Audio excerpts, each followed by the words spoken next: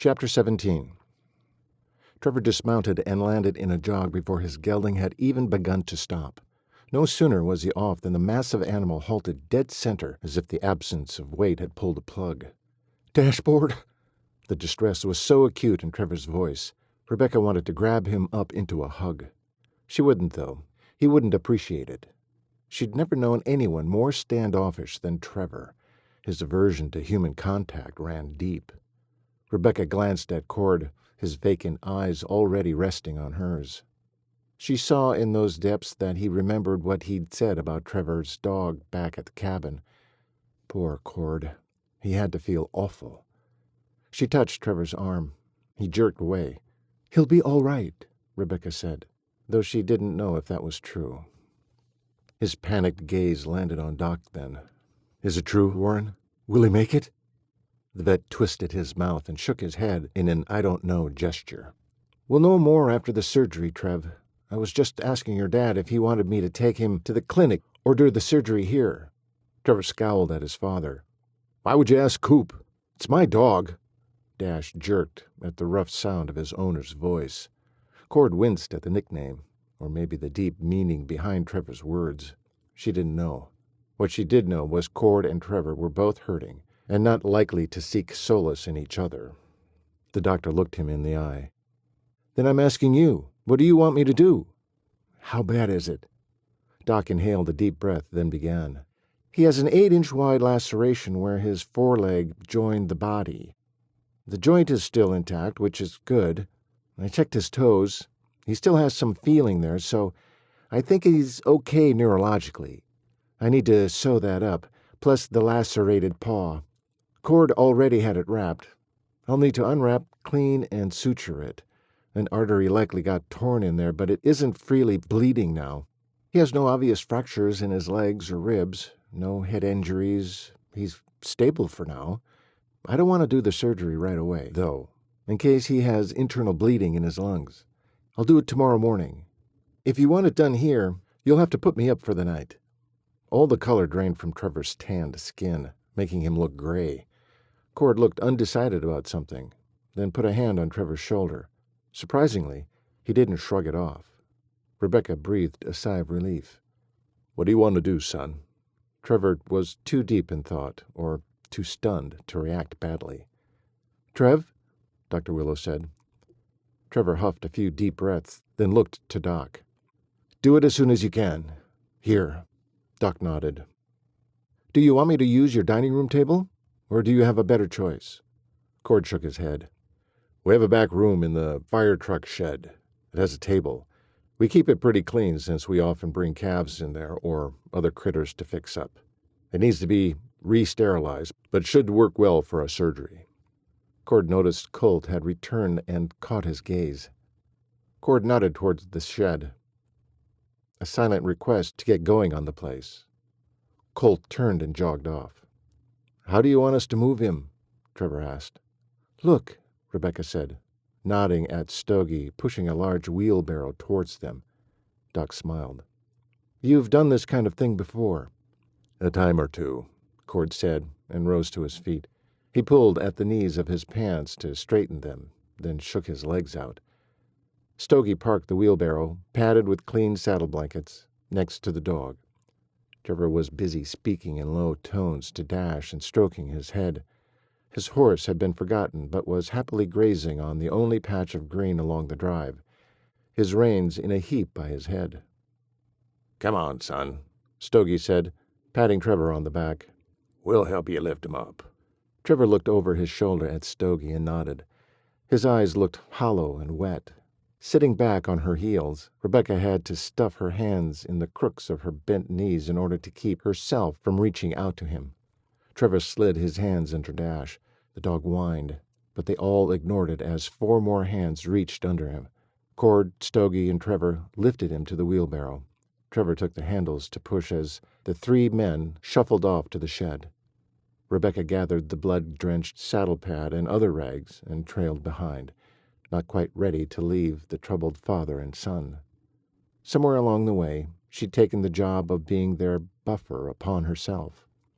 Once they had Dash where the doc wanted him, and the place had been sterilized as best they could. The day was gone. Rebecca wandered back outside to breathe in the crisp evening air. The winds and scattered rains had eased up.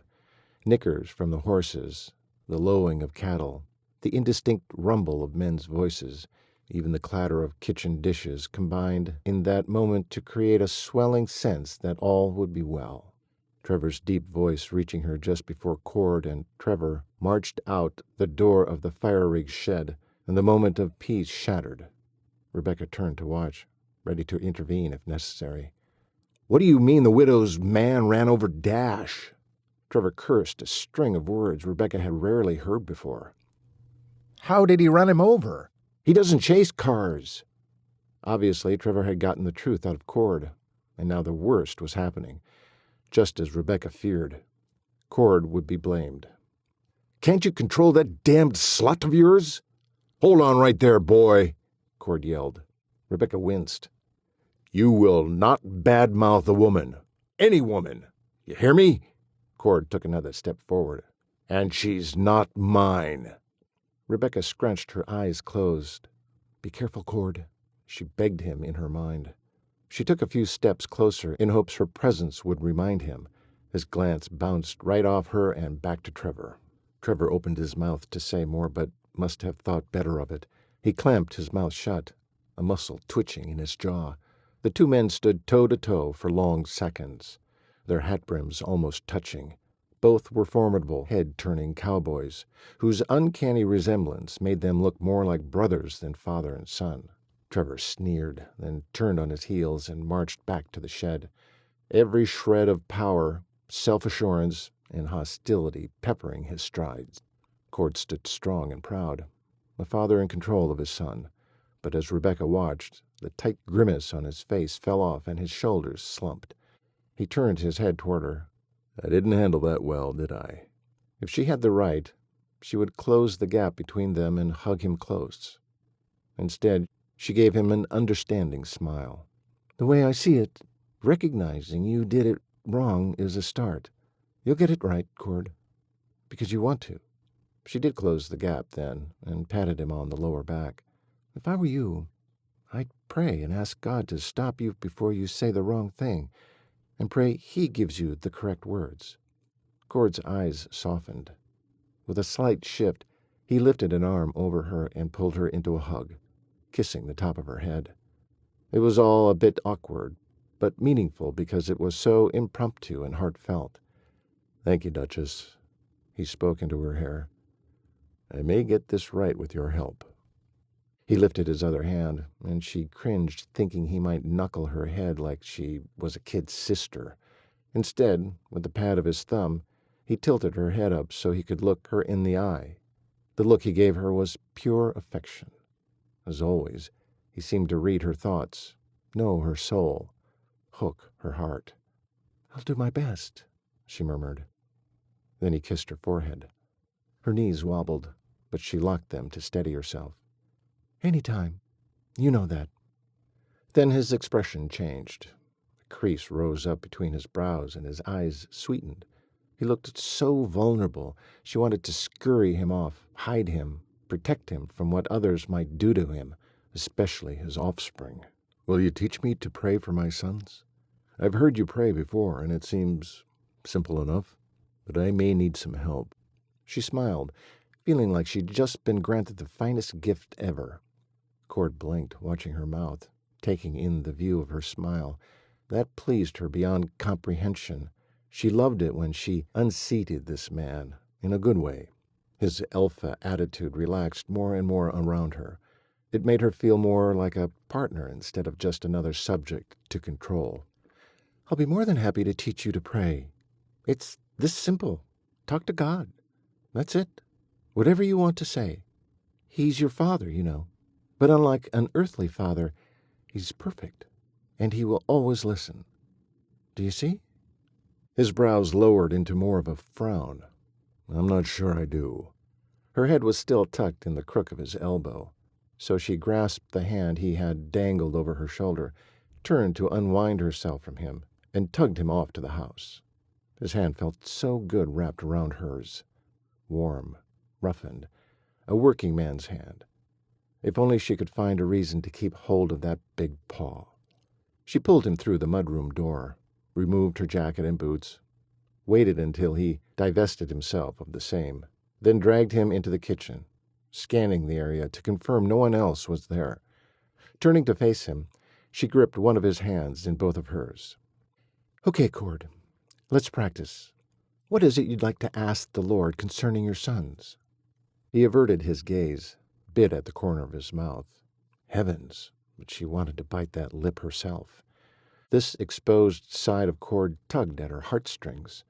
She would do anything to help Cord begin to trust the Lord again. Finally, he brought his gaze back to hers. I... He squeezed her hand. "Well, I don't want Dash to die. He has to live, Rebecca. He has to, or... well, I don't know. I fear Trevor will lose himself for good if that happens." The imposing, self-assured Cord had been replaced by a hesitant, worried father. It broke her heart for him.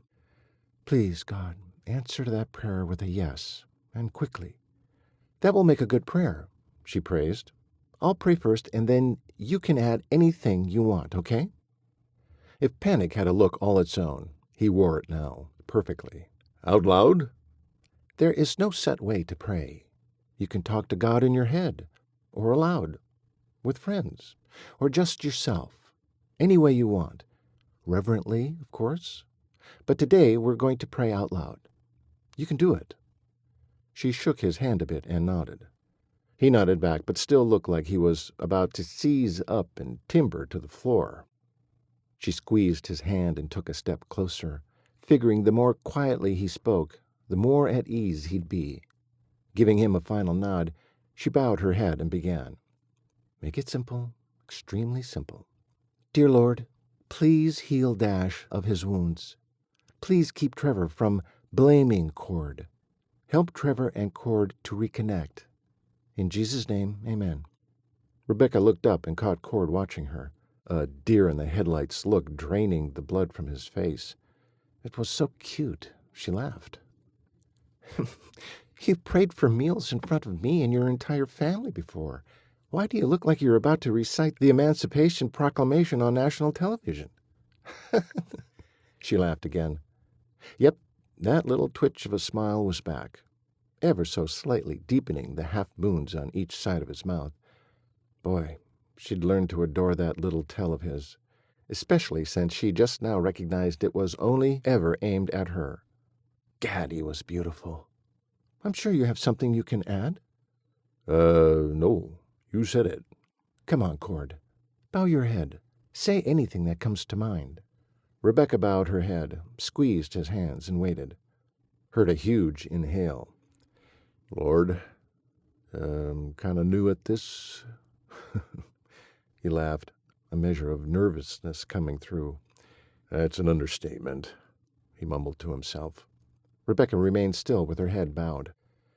"Lord, please help me with my boys. Sorry, sons. I want to spend more time with them. I want to help them. They're breathing, but not really living." He swallowed hard. "And, help Trevor and Bronk to not hate me. Amen." They both looked up then. His Cord's smile had grown into something glorious, something she'd never seen before, full of relief, illumination, hope, and more she couldn't even begin to identify. She tried to match it, but tears of joy clogged her throat, and the smile ended up a watery one. That face of his, that smile, she found she couldn't help herself. She lifted a hand and delicately cupped her palm around his jaw and cheek.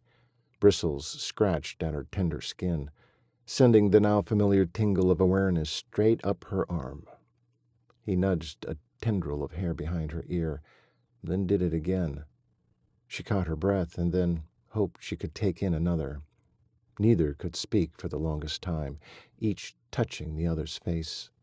Finally, Rebecca gave voice to what he'd done. "Cord, that was beautiful. Truly."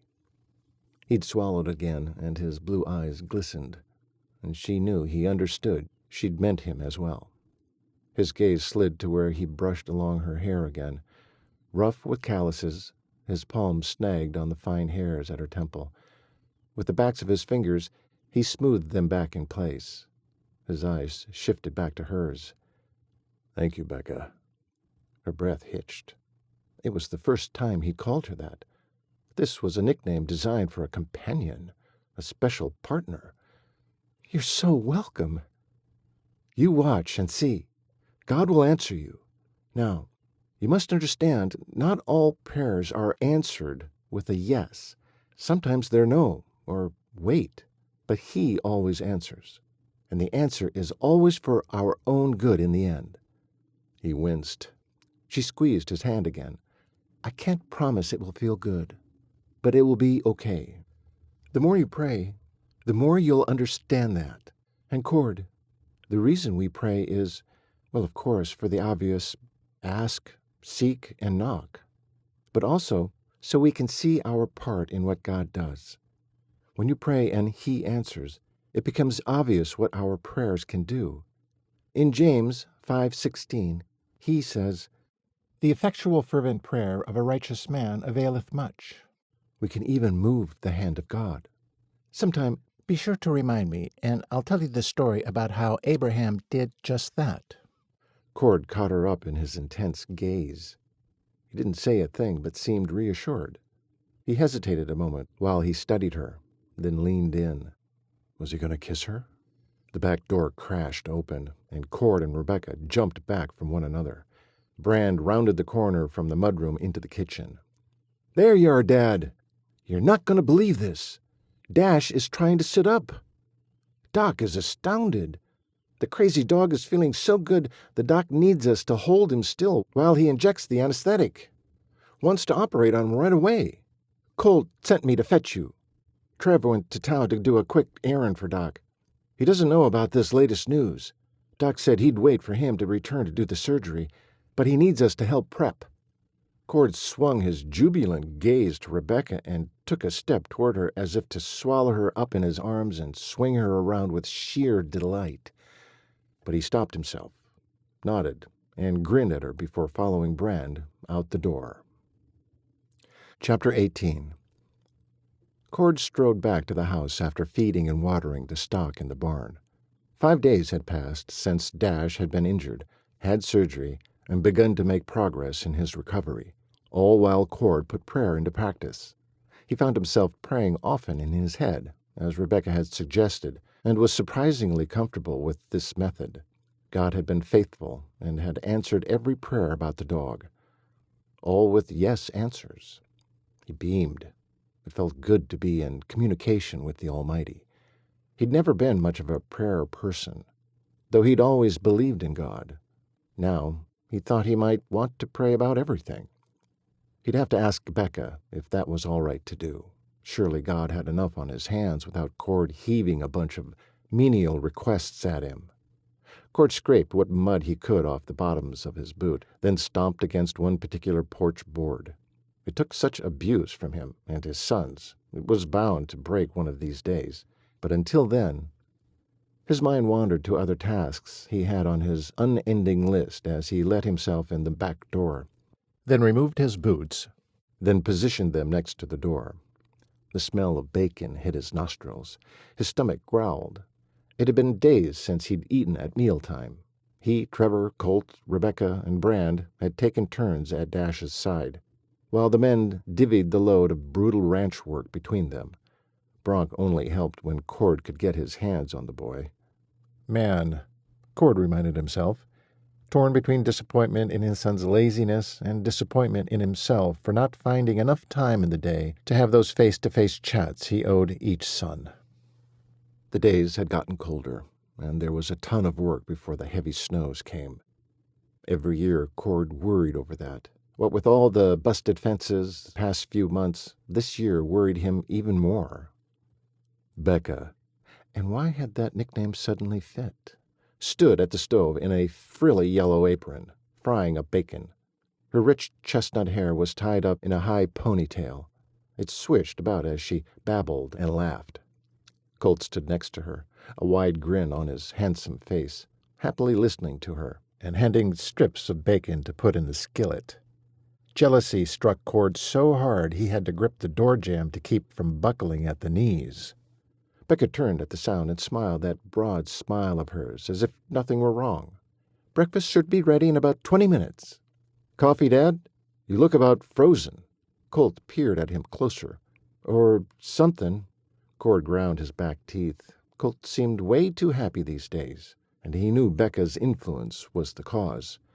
That thought sank in and jolted Cord. He wanted Colt happy, but if Becca was what it took for that, well, he thought he might be sick. "I'll get my own coffee," Cord said, hearing the acidity in his own voice. He could not pinpoint, let alone understand, the scores of emotions roiling through him. "Sure," Colt returned, still watching him as if he didn't quite recognize him. "When's the widow coming back?" Rebecca asked when she caught his eye over her shoulder. "Remember, I'm not very good at this cooking stuff." She laughed, then snorted. Cord smiled to himself over Rebecca's snort. The thought that he'd much rather see Rebecca in the kitchen than Clara taking his mind there, until he froze mid-sip. Instant panic seized him, and every ounce of strength fell through his boots. He dropped the cup to the counter and coffee splattered everywhere. Colt was by his side in a split second. "What is it? What's wrong?" Colt's voice was filled with terror. "Sit down, Dad." Cord let Colt push him into the chair, felt the blood drain from his face with a sickening whoosh. How could he have forgotten? He leapt back to his feet, a stream of curses trailing behind him all the way to the white living room. How could he have forgotten that dratted contract? Cord heard footsteps following behind him and figured it was Colt. He was wrong. Becca stood in the doorway, her fingers knit together at her waist, a frown of concern on her lovely face.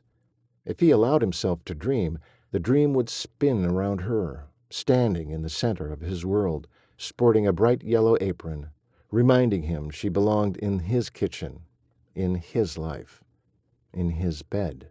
He swept in a breath with too much saliva and choked himself into a coughing fit. Right now he had other problems. He knew in his gut the contract was a problem. He'd been so preoccupied with Trevor's precious dog, he'd forgotten all about it. The contract, minus the signature page, still occupied the glass coffee table, right where Clara had left the darned thing. Now the 3 days had passed. There would be no chance to rescind. Ignoring Becca's worry, he sat in the chair in front of the contract and stared at the thick pages like it was a neat little venomous package he had to exterminate. "What is that?" Becca said while inching towards him. In a sudden irrational rage, he shoved the stack of papers at her. They slid across the glass where they would have flipped to the carpet but for Becca slapping a hand on them. She lowered herself to the couch, turning the pages around to read the title page. Becca slowly lifted her chin. Her gaze clung to his, and she looked at him in such a way he knew he had an advocate, no matter what the pages revealed. Relief flooded him. "Tell me you know something about contracts." A frown of confusion knit her brows. "This is a contract?" He nodded. She looked down at the pages and tilted her head. "It has you worried." It wasn't a question, more a statement showing her insight.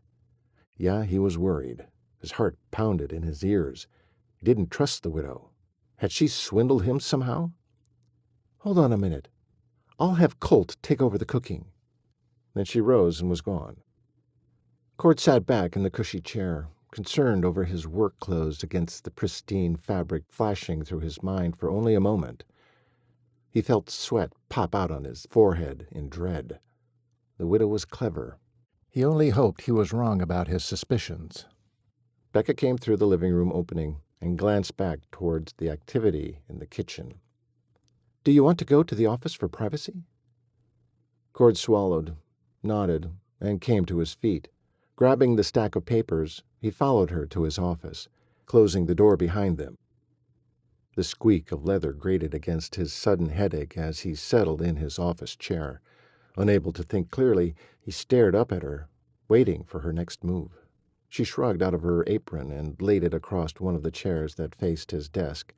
Her work-worn jeans and loose flannel shirt with sleeves rolled up reminded him of one of his cowhands, yet she was miles away from resembling them. Tomboy? Yes. Masculine? Not in the least. She sat facing him. "So, what can I do to help with this contract you're so worried about?" Cord swallowed a lump of apprehension. Should he involve Becca in this when it could amount to nothing? Then again, he wasn't the best when it came to contracts. Do you know anything about contracts? I've helped my dad to understand them in the past, mostly concerning the sale of one of the row crops, or the sheep, acreage here and there. Why? Do you see this? He stabbed at the thick stack of papers on his desk. Yes, I see it. A contract. Are you finally selling one of your sons? She laughed then, a wonderful, light-hearted sound that lifted his mood a tad, until she snorted, and he couldn't quite hold back. The smile was on his face and the chuckle out his mouth in the next 2 breaths. Oh, was she like a shovel, digging out the rot in his soul. If only that one bit of decay weren't unreachable. "Sorry," she said as she covered her mouth with her fingers until she sobered. She sat on the edge of the chair facing Cord. "I know this is serious, or you wouldn't be so worried. What is it?" He huffed a deep breath, staring at the documents. "It's from Clara. It's supposed to be a contract for the sale of 500 steers and 100 cows, with their yearlings. It sure as heck shouldn't be this thick for something so simple." He looked up at her. She shook her head. "No, something doesn't smell right here." "That's what I thought, too. Thing is, when I told her I wanted to read it first, or at least go over it with her lawyer to understand it, she rushed me into signing it by reminding me I could rescind it within 3 days if I wanted to." Becca jumped to her feet with a crazed look on her face. "You did what?" He sat forward, ran a hand through his hair, and bit the corner of his lip. Yeah, he wondered about himself, too. "I'd been watching for you and Colt to return from finding the dapple." Blast of anger shot through him.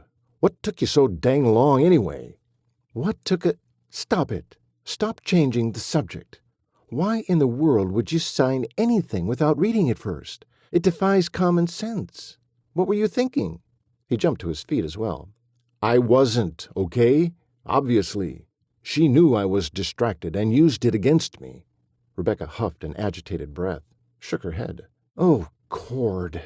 And when Dash was run over, I forgot all about it. It's been 5 days now. I don't even have a copy of the signed page." "She didn't have you sign 2 of them?" "No. She said her lawyer would Xerox it for me, whatever that means." "That means make a copy for you. There's a machine that can do that now. Okay, there's nothing you can do about the signed contract. So let's go over it. Find out what you've gotten yourself into." He looked up at her with what he hoped were pleading eyes. "The thing is, Becca, I was hoping you'd be willing to read it and tell me the nuts and bolts when you're done. I've already got 30 hours of work to fit into each 24-hour day. Getting ready for winter snows. You know." She arched a severe eyebrow. "You're the boss." "Don't do that. As a friend, Becca." He focused his gaze on the papers, hoping Becca wouldn't see the truth in his eyes. Those words had been like sandpaper grating up and out his throat. He thought of her as more than a friend. Much more. But a friend was all he'd ever have. Cord glanced up. Becca was staring at her lap, looking deathly pale. He rounded the desk, hunkered down, and grasped one of her hands. "You okay, Duchess?" Her gaze came to his. "Friends?" she whispered. He nodded, wondering about the sudden change in her. Was the thought of just friends as painful for her as it was for him? "Friends," he said. She continued to stare into his eyes, so he began his own search into hers. He sought what she was thinking. It was usually there, as clear to him as a picture television. But before he got a good start, she blinked and looked away. When she turned back, the forlorn expression had been replaced by her usual good attitude. She smiled at him, a beautiful but utterly fake smile. "Give me the contract. Right after breakfast, which I should go help Colt with, I'll begin reading it." Don't worry. She patted his hand with her free one, then tugged the captured one away from his grasp. I'll get to the bottom of what she's doing here. I promise. She jumped to her feet, skirted around him to collect the contract, and disappeared through the office door. Exhaustion, disbelief, and blurry vision made Rebecca read the second to the last page of the contract for the 4th time. Sure shootin', she'd read it right. Her empty stomach chewed against itself, making her nauseous. She started reading this needlessly convoluted contract right after breakfast this morning. A glance at the clock told her she'd been at it for well over a dozen hours in between her other duties. She needed a stiff drink. Rest, too. But the need to calm her nerves won out. She got up on tired legs and cinched into her robe. Tomorrow she promised herself a knockdown drag-out with Cord. How could he allow this to happen? Would he go through with it? As she drew closer to the kitchen, she noticed a slash of light under the swinging door that was rarely closed. She worried it was Cord, presciently awaiting his turn for the executioner's blade. She nudged the swinging door open and peeked around it. There sat Cord, slumped in a chair at the kitchen table, coffee mug in hand, and motionless as a terrified deer. He was still in his work clothes, worn jeans with mud spattered at each hem, red plaid flannel shirt, sleeves rolled as always. His face showed streaks of mud and grime, his hair clumps of mud and straw. He was stocking-footed and had a weary-to-the-bone, far-away expression on his face. "Everything okay?" Rebecca swung the door open enough to shimmy through and carefully fingered it to a stop back in place. Cord jerked upright and tried to give her a smile that didn't quite form on his mouth. He looked uneasy at seeing her. Now that she'd read the contract, she understood why. "I don't have to ask why you're up so late, do I?" he said. "Been readin' that devil contract?" She brushed loose curls away from her face and behind each ear. That stiff drink sounded even better now. But she wasn't really a drinker, and it was too late for that anyhow. Once she started this conversation, well, Cord's world was about to get turned upside down. Sympathy calmed her anger. "Yep, that's quite a masterpiece." Cord slammed the mug to the table, then scrubbed both hands up his face and through his hair. "Give it to me straight." "Well, first off, most of the contract is made up of 2 large informational packets, one on the beef herd, the other on the calves. Maybe it was part of the show. I mean, it made the contract look that much thicker, something you wouldn't want to tackle reading right then." Cord nodded, clearly waiting for the other shoe to drop. "And the rest?" Rebecca went to the sink and filled a glass with water, then pulled a kitchen chair slowly out, giving herself time to formulate her words. "There's a clause in the back that says, well, it stipulates that while you are a rancher of some repute, the fact is, you are a bachelor. So it is believed that while you might be trustworthy in business, and of course, I'm sure you've proven that many times over, especially with the locals—" "Rebecca, bottom line." "You must be married." She watched his face for a reaction. It was like his brain was in neutral. He was processing. Finally, his eyes widened and he lurched toward her, grabbing her upper arm in a vice grip. "What did you say?" Chapter 19. Rebecca sucked in a quick breath and held it. A plan. What could she tell him that would help this? Nothing. "There's more." "There's more? More than the demand I be married?" She nodded, feeling the pads of his fingers bite into her muscle. It would bruise, but that was so much less than what he'd have to endure. "Yes, if you aren't a married man within 4 weeks of signing the contract—" He slammed to his feet and paced to the sink, staring through the window at the blackest of nights. "She expected I'd marry her, didn't she?" Running a hand around the back of his neck, he squeezed until his knuckles shone white. "I'll load up the cattle and yearlings tomorrow and dump them off at her place." Cord?" He turned to face her, his eyes wild with fear. "How is it legal to put something like that in a contract? For cattle? She pursed her lips to shush him, patted the air. "Keep your voice down. People sleeping. I've seen all kinds of odd things in contracts. Heard of worse ones. As long as the two parties agree, anything goes. My own dad got trapped in a contract, just like you. He's still trapped. Didn't read the fine print. He didn't realize part of getting access to the river running next to the ranch meant he also was forbidden to poison the hyacinth that choked out that access. He has to pay the monthly fees for irrigation water he's not getting." The look of horror on his face felt good. Her dad had lost so much. What did the state have to gain from that agreement? My dad's undivided attention to rid the slough of hyacinth naturally, no poisons. It's an ongoing problem that the state knows my dad is now motivated to keep after. Have you ever dealt with hyacinth? It grows and multiplies faster than bunnies can breed. The twitch at Cord's mouth told her she'd calmed him a little, but not for long. His smile twisted into a sneer. "But I didn't agree. I'll just have to confront her. She can't get away with this." He paused, looking off into the distance as if reading a news bulletin. Shoot. She's not there right now. That's why she's gone off for 2 weeks. Cord stomped back to the table, jamming both sets of knuckles against the tabletop and leaning into her space. "I'll go see Stanley in the morning." She shook her head. "I called his office earlier today. He's gone too." Cord cursed as if he filled the air like this every day. When the blue words finally ceased, he turned to her. "They planned this. Right down to skedaddling out of town." "Cord." A look of loathing came over him as he spouted yet another curse word. She had Joe run over Dash. On purpose. As part of her plan? Rebecca jumped to her feet and grasped both his biceps. He was out of control and gaining steam. "Cord, stop. Now. No one would run over a helpless dog on purpose. I'm sure it was an accident. Her rush to get out of here before you stopped her was probably her only sin in that."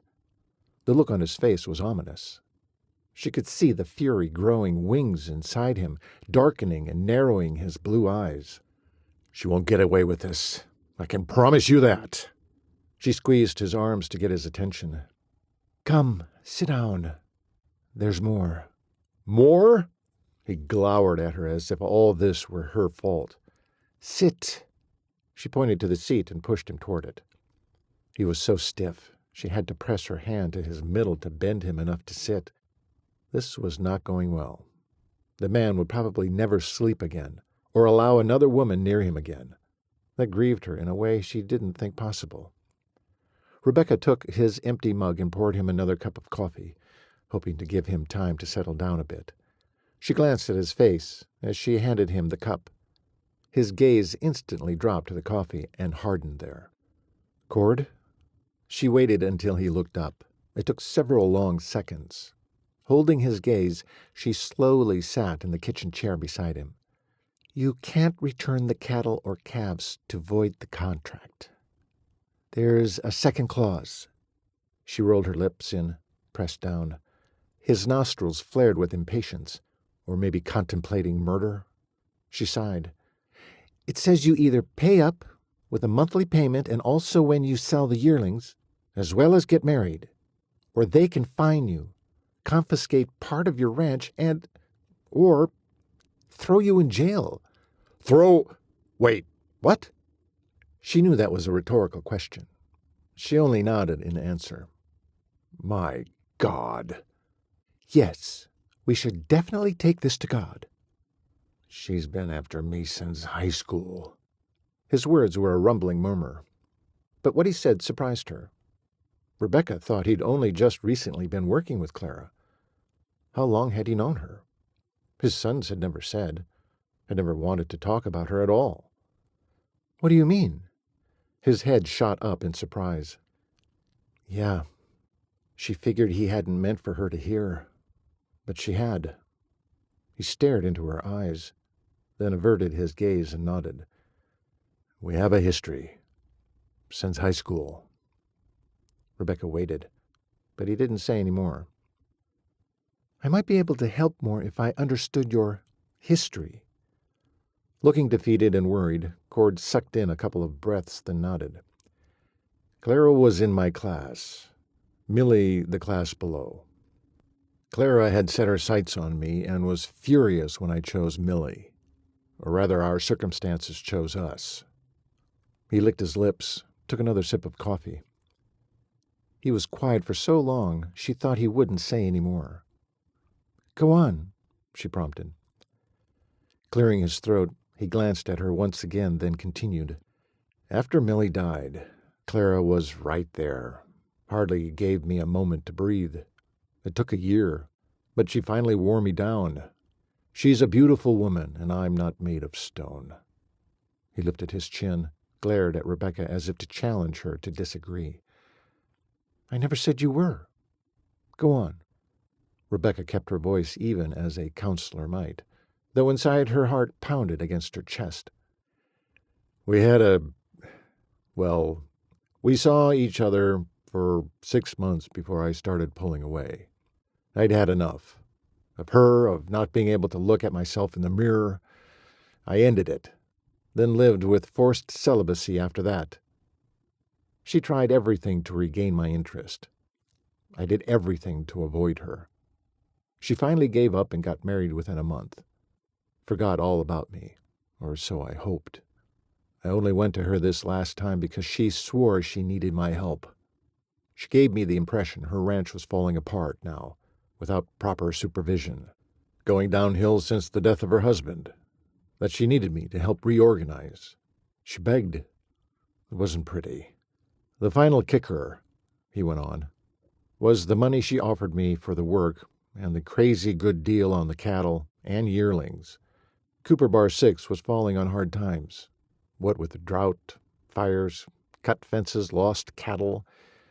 Gad, even when Dad was alive we had rustling problems.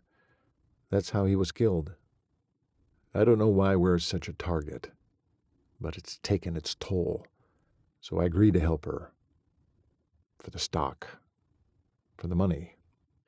He winced, clearly disgusted with himself. "For the dang money," he repeated, then dropped his head in his hands. "Blast. I've lived too long to be so stupid. It was just another setup." She could barely hear him as he spoke to the table through his hands. "To get me to finally marry her." He slapped his hands down on the table. Rebecca jumped. "And now she's finally done it. She's trapped me good and tight. I'll have to do it now." The back door squeaked open, sending ice through Rebecca's nerves. It was past 1 a.m. No one who belongs here should be up at this hour.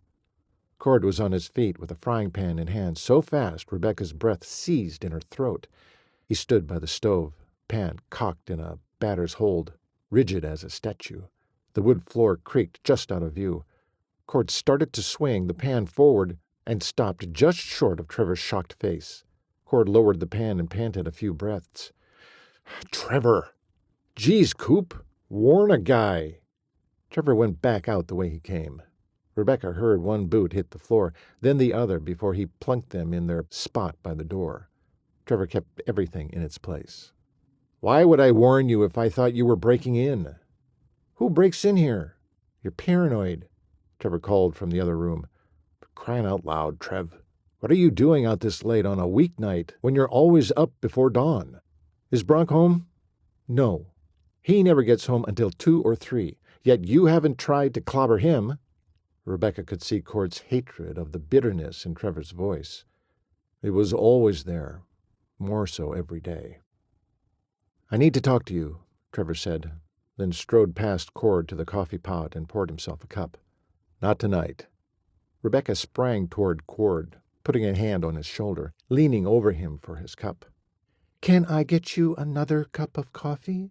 She glared into Cord's face without Trevor seeing, eyes wide with the urgent message she hoped he'd figure out. Yeah. Cord jumbled his words. He glanced up at Rebecca, who was still conveying her message through her eyes, and asked, "Are we done here, Duchess? If so, Bacon here needs my time." "That's the way," her twinkling eyes and big smile said. She smiled back in understanding and appreciation. She refilled his cup and set it down before him. "I'm off to bed." He wrapped his hands around it, drawing strength from her. She patted his shoulder, and he felt her praise clear through him. "Have a nice talk, you two." She stepped through the swinging kitchen door. Cord watched her hair bounce at her back and her hips sway in that fluffy white robe until the door swung slowly to a standstill. When he looked back, Trevor was just sitting down across from him, a scowl plastered on his face. He was not about to talk about Becca with his son. Jumping in first, he said, "What do you want?" That might be brusque, but Trev's obvious disapproval of Becca, or at least Cord's affection for her, had already run his thoughts into the manure pile. He was surprised that when it came to Becca, his hackles were always up, even with his sons, especially with his sons. Trevor stared him down for a moment, but something in Cord's expression must have stopped him from saying anything more about the little filly. Trevor remained silent, sipping at his coffee every few seconds. Cord needed to tread carefully. "How's Dash doing?" Trevor blinked in surprise. "Really well. I'm amazed. Thought that latest infection was going to make him lose the leg after all, but then everything started to look better." Cord thought of his and Rebecca's prayer. Could it be? Pray without ceasing? Rebecca had said that was in the Bible, because that kind of prayer reminded us to live in the awareness that God is with us and actively involved in our lives. Give it a try, Cord. It worked for Dash. "Please, Lord, help me with Trevor. Help me find a solution for whatever he's going to talk to me about. Help me communicate that I love him and will be here for him." He'd have to learn more effective prayers from Becca, but for now, he hoped that would do. "Listen, Coop." Cord consciously stopped his wince. "We've had some odd things happen on the ranch for the months you were gone." Trev curled his lip in anger, but then it was gone. They had a long way to go, he and Trevor. "I need your help to figure them out." "Thank you, Lord." This was exactly what Cord wanted, for his sons to need him again. "You got it. What's been going on?" "The fire in the hay truck you saw. Before that, cut fences, cattle wandering onto the highway. You know of the dead possum in our well, but probably don't know we've had distributor cabs and rotors missing from not one but 2 vehicles. Never found those. Let's see. Oh, yeah. Colt had 2 of the Mustangs he just acquired end up with colic. Both slight cases, thankfully. 1 we figured happens, but 2? Trevor inhaled slowly as he rotated his coffee cup handle from one hand to the next. "None of these things are related, other than that they're on the bar 6. At first, we figured a string of bad luck. But not now. Someone's doing these things, and I'm about fed up with trying to keep up." And then Dash. Trevor stared straight through him. "I think your slut is involved." Don't react. He heard Rebecca's voice in his head. "Trevor, let's get one thing straight right now," he said in a surprisingly calm voice. "She's not mine." He wouldn't come to her defense about the slut part of the comment. Truth was, neither he nor Clara had behaved properly. They both deserved the label. "Well, she sure as Hades wants you all fired badly. Can we be done with her cooking for us, do you think?" Cord saw the fury in Trevor's eyes, the tension in his body. If only Trevor knew what an ally he had in his father. "Abso-flippin-lutely." Trevor blinked, his face softening, clearly not believing his ears. "You mean it? She's no longer welcome here. For many reasons. I'll take care of it." When Trevor shook his head in relief, guilt and pain sliced through Cord. Had he always been so hard-nosed, so oblivious and uncaring? Yes, he had. Before wise counselor Rebecca Louise Harper, he may as well have been on another planet. Becca cast off her robe and climbed into bed. Exhaustion was marrow-deep, yet she was exhilarated at having witnessed Cord's first attempt at really being there for Trevor. Of all the Cooper sons that she'd met, Trevor seemed the most together on the outside, and yet it might be he was the most wounded. It would be a long time coming, but with God's help, Trevor would heal. They would all heal. She fluffed her pillow, then slid under the comfort of the blankets and let her mind spin. Tomorrow she would be sure to pin Cord down for the conclusion of their conversation. He told her a lot tonight. So the widow had been in his life for a long time, had chased him for years. That made Rebecca wonder about the man who had been willing to marry Clara on the rebound. And then she wondered how he died. Now Clara was after Cord once again. Was trapping him the desperate act of a woman in love, or a conniving manipulator? If the latter, what was she after? The reality of that shot right up Rebecca's spine, making her head throb. Cord was going to marry Clara. She couldn't let him do it, not when she'd fallen in love with him herself. Grasping the blankets, she yanked them up to her chin. My word, am I truly in love with a man 17 years older? The answer was clear. Age didn't matter. Not one iota. She loved Cord. She wanted to be the one to make a life with him, to cherish him, and guard him as he rebuilt his relationships with his sons. The widow would destroy him, heart and soul, unless... She bolted upright, bored stiff. Yes! The contract only stated he had to be married. It didn't say to whom. Instead of trying to find a loophole in the contract itself, she would offer up herself. Then it would be done. Handled just like that. The widow would be duped. Tit for tat. It could work. Cord would be free, and Rebecca would be married to the man she loved. Wasn't that all that mattered? She scrunched up her face. Well, technically he wouldn't be free, but being married to her would be as good as, wouldn't it? Tomorrow she would get him alone and tell him he only needed to marry someone. That, though Clara had thought to trap him into marrying her, he could choose whomever he wanted. Who else did he know besides the widow and Rebecca? Well, probably plenty of women, but not ones he would consider marrying, right? He would pick her over Clara. Of course he would. Once she settled that in her mind, her body finally relaxed enough to drift off. Tomorrow couldn't come soon enough. Chapter 20. Rebecca heard a chorus of male voices from the kitchen as she descended the stairs. She was happy the widow was away, though secretly annoyed she was once again put in a position of ridicule for her cooking. She cocked her head to hear better, wondering who was causing such a ruckus. When she heard a Scottish burr and a raspy laugh, she squealed with joy. Jake had brought Susanna. She tried to tamp down her excitement, to not look the youthful fool in front of Cord, and swung the kitchen door slowly open. Her gaze flitted past a coffee-swigging Cord to an absolutely glowing Susanna. Seeing her sister slanting into Jake's body as he slung his arm around her, each holding their own cup of coffee, Rebecca couldn't hold back. She shrieked and ran towards Susanna. Jake immediately released Susanna and deftly nabbed the cup out of her hand, before Rebecca clasped her into a deep sisterly hug.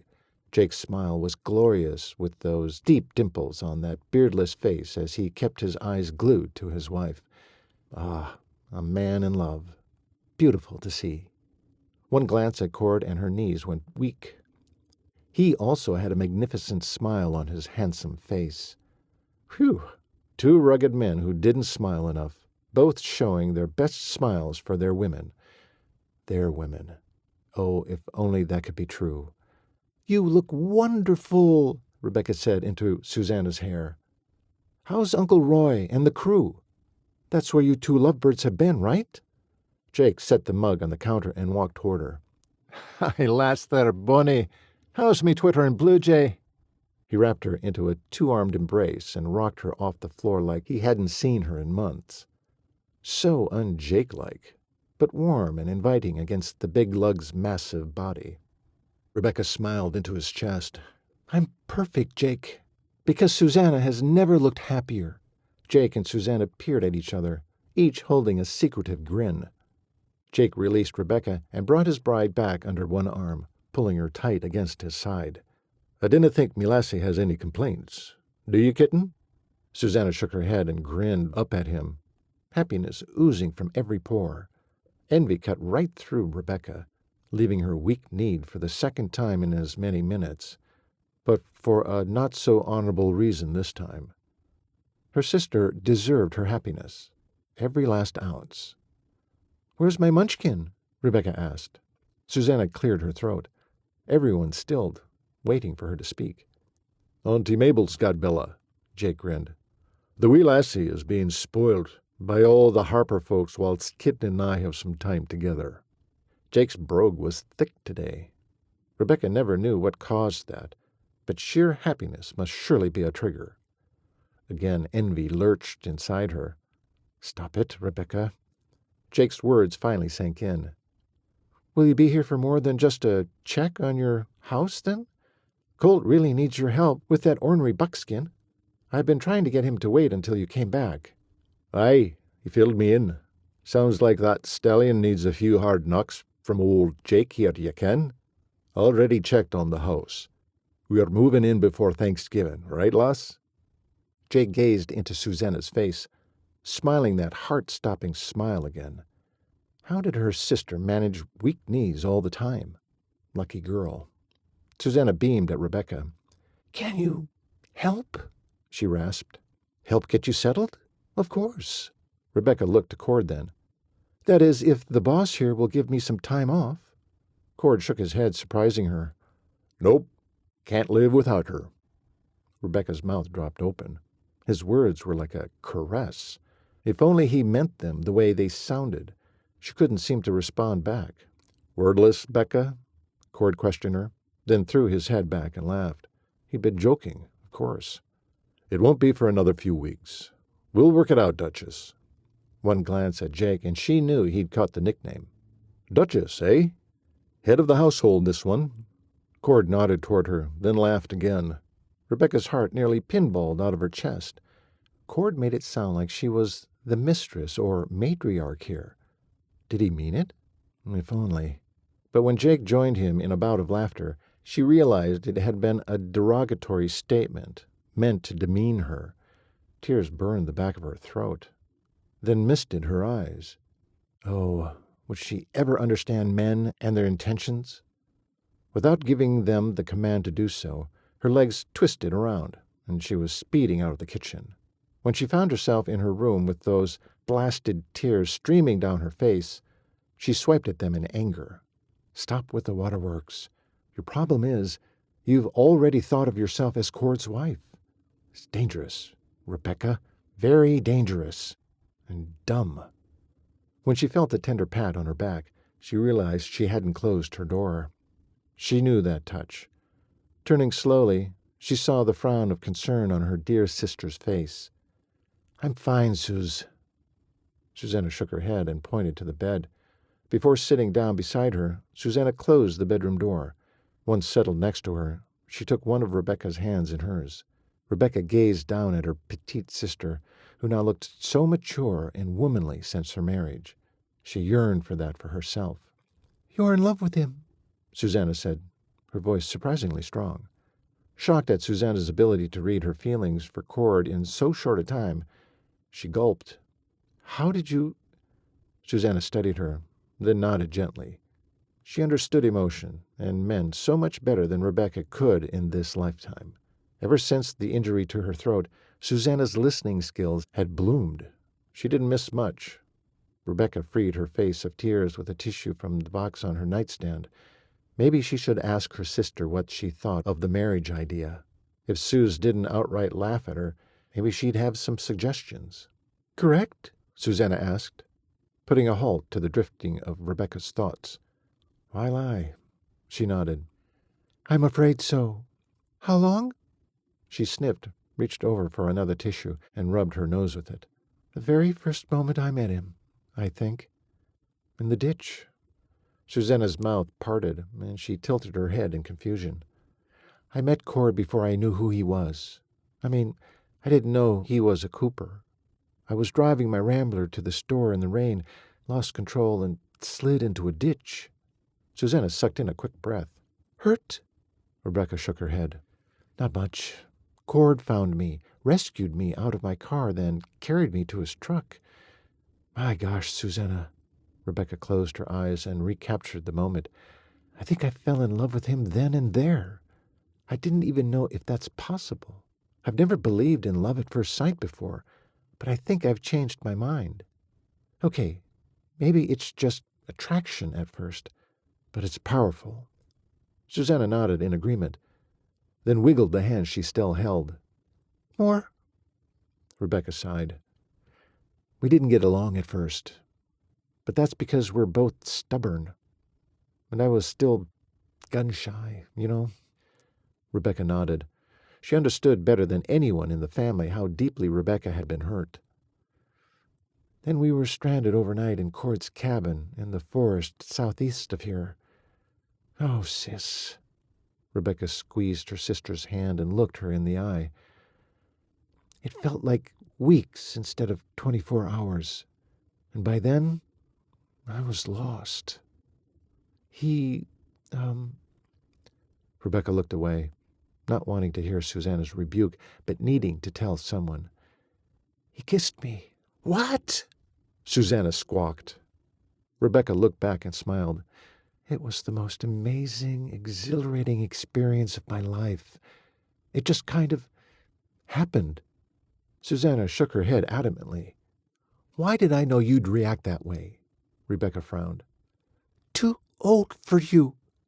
Too much man. Instant fury made her leap off the bed, nearly unseating her sister as she rounded on her. What do you mean, too much man? You think I can't handle him? You're wrong about that. Don't you get it? I don't care about age. Love doesn't come in digits. It's from the heart. And my heart wants him.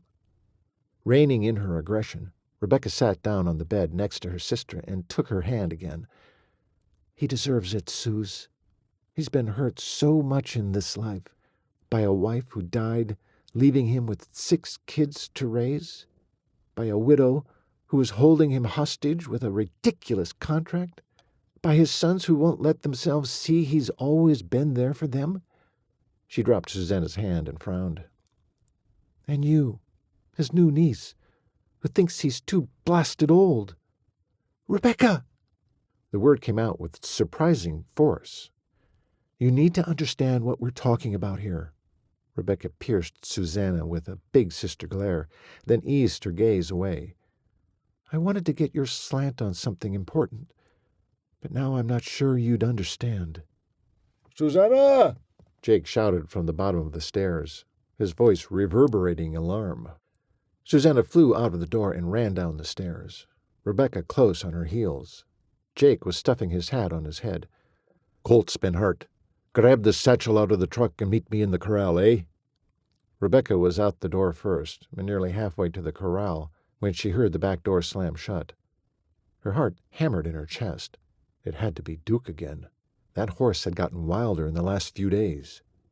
They should have had Jake look at that stallion when he was here for the piebald. What kind of shape would Colt be in? Would he look like Dash had? Battered and bloodied? When Rebecca reached the corral, what she saw nearly stopped her heart. Cord was on his hands and knees hanging over Colt. The mad-as-hatter buckskin stallion was snorting and running the perimeter of the corral. Just as she stepped up the rungs of the fence for a better view, Duke made a sharp turn and ran straight at Cord and Colt in a show of aggression. Cord didn't move a muscle other than to flatten out on top of his son, a father protecting his cub. No! Rebecca screamed. Cord turned his head and saw her on the top of the fence. Don't you move from there, he shouted at her. Oh, God, please help Cord, Rebecca shouted over the chaos of sprinting cowhands. Jake cut a path through the crowd, rope and crop in hand. Stay out, he shouted, hat on a swivel. Under Jake's commanding gaze, the cowhands shrank back from the corral fence. He vaulted the top rail at a run and landed lightly, his feet already in a forward motion again. Like Rebecca had witnessed at Harper Ranch, he began swinging the rope round and round, taking gouges out of the dirt near his feet. He was shouting nonsensical words at the stallion and lumbering toward the furious animal. The horse looked uncertain, all bulked up, Jake strode toward the crazed animal, one large step after the other. Now he was close enough to point his crop in the direction he wanted the stallion to go, and gave a shout. When the animal didn't move, Jake snapped the rope against his hip. The stallion jerked, his nostrils flared. Dropping his massive head, Duke bucked and trotted in the direction Jake had forced him to go. "Open the gate to the outside stall," Jake shouted, not once taking his eyes off the horse. The cowboys jumped to his bidding. Rebecca saw 2 men head to the gate in question, while another 3 jumped into the corral and ran to Cord and Colt. With eyes filled with a mix of fear and fury, the stallion turned one more time toward Jake and got a snap of the crop to his muzzle. One last shout and a snap to his rear from Jake, and the troublemaker was back in his stall. Snorts and squeals and the thwack of a hoof striking the wood door could be heard, but he was good and caged. Rebecca had only seen Jake strike a horse but once during her stay at Harper Ranch, but she guessed when people were in danger, he changed his tactics. Rebecca clambered the rest of the way over the fence, with Susanna beside her. They both ran toward Colt and the others surrounding him. "Cord, are you hurt?" Rebecca asked, breathless, uncertain what to make of the panic inside her. "I'm fine. Colt's unconscious." "How?" She noticed Jake listening to the conversation while he pulled out various paraphernalia from the satchel Susanna had delivered. With a small flashlight, Jake checked Colt's eyes, then searched his scalp for blood, glancing at Cord every few seconds. "Jake's waiting for your answer, Cord. Did you see it happen?" Rebecca asked. "No. All I saw was Colt flat on his back right here, and when I reached him, I couldn't wake him. That damn stallion must have trampled him or something. What's it look like to you, Jake?" "Pupils are responding. I didn't find any injuries. The horse may have head-butted him and knocked him out." One of the cowpokes wedged himself in between Cord and Jake. "I saw it happen, boss. Just like Jake here says. Crazy stallion charged him and flat-out knocked him in the head. Didn't look over bad from where I stood. He didn't trample him anyway." "And where were you, Eddie?" "Over yonder, by Willie and Stogie. They're still there. See 'em? By the fire truck shed." Rebecca often saw the old codgers sitting there. They had a bench along the front of the shed where the 2 would jaw and smoke. They once told her it was the safest place to smoke since the access to water was right inside. She knew both were beginning to lose their eyesight, or they would be right here worrying and pacing. Colt groaned. "Son, can you hear me?" Cord asked. "Yeah." Colt didn't open his eyes, but the word had come out strong enough. "Can you open your eyes?" Cord made sure his hat shaded Colt's eyes from the slice of intermittent sunshine between the clouds overhead. Colt's eyelids fluttered before they rose slightly, and then finally came open all the way. He looked up at all the eyes on him. "Don't you men have anything better to do than stare at me?" he spouted, then grimaced. "Easy, son. Let's sit you up. You up to it?" "Sure." Cord and Jake both took an arm and hauled him up slowly. Once he was sitting for a dozen or so seconds, Jake asked, "Dizzy?" "Not really. Whopper of a headache, though." Wasn't anyone going to ask him? Rebecca couldn't stand it anymore. "How did you manage to get head-butted, Colt?" Colt rested his forearm on his raised knees and rubbed the back of his head. "Dang loco animal. Like I told you when you were here for the piebald, Jake. He's wild, but today he's 10 times worse, like a trapped animal trying to get out of a burning barn, all crazed like. Kept charging me. Before he clobbered me, I was turning away from him. Almost got out of his way, too, but he cut me beside the head." A crevice deepened between Jake's dark brows. That was more than a look of concern about Colt's well-being. Cord must have thought so as well. "What is it, Jake?" "That stallion reminded me of one I nearly lost my hide over, back a decade ago when I was a young buck and ignorant. Thought I was immortal, you ken? How wrong I was. The owner had put the beastie down, found out he'd been poisoned." He glanced at Cord. "You get Colt to the house. Take it slow. I want to check something." Jake stood and searched the immediate area until he spied Susanna. "Come here, lass." He held out an arm, and she slipped in as smooth as you please. They strode off arm in arm. Rebecca watched until they were out of sight behind barn doors. Once again, Rebecca felt that pang of envy. She wondered if it struck Cord that same way. A group of half a dozen cowboys, Rebecca and Cord, stood around Colt while he relaxed in a cushy chair in the family room, leaning his head against the bag of frozen peas. Rebecca could read Cord's anxiety, not only for his sons, but also for what foul play Jake might be uncovering. The back door to the mudroom squeaked open. Rebecca hurried to the kitchen. Susanna entered first, followed by a solemn-faced Jake. "Mind getting me a glass of water, kitten?" Susanna nodded, gave him a weary smile as he did her, and went about the task. "Where are they?" Jake asked Rebecca. "Family room." Rebecca followed Jake, who squared himself in front of Colt, with his hands splayed on his hips. "It's local weed, Colt. Nae enough for death, unless it wasn't just placed in today's feed, but plenty for symptoms. Was he lethargic, uncoordinated recently? Salivating to excess?" Colt nodded, then grimaced. "Yep, yesterday. Some the day before." "How long have you had the bruised oats?" "Been going on 4, maybe 5 weeks now." "Just the stallion?" Colt began to nod, then winced and peered at Jake through squinted eyes. Jake hunkered down before Colt. "I ken you have been planning on that stallion to cover your mares. I'm sorry to tell you, Colt, local weed can cause infertility. Unless someone has a burr in their saddle over that stallion in particular, I'm guessing they are trying to sabotage your venture." Chapter 21. Cord helped Colt wobble up the stairs and into bed. When Rebecca insisted on propping pillows for his head to lessen his headache, Cord slipped out of the bedroom door. Colt could be in no better hands, especially when Cord only had murder on his mind. For the culprit, not the horse. Though he was tempted to kill the horse too. Brain damage made locoized horses reactive, dangerous, and headed for the rendering plant on their own. No sense letting anyone else get hurt in the meantime. But he wouldn't do it without Colt's permission. And Jake seemed willing to give this one time to see which way he'd turn. Cord wanted to see that happen since Colt had so carefully checked this stud's pedigree for his brood.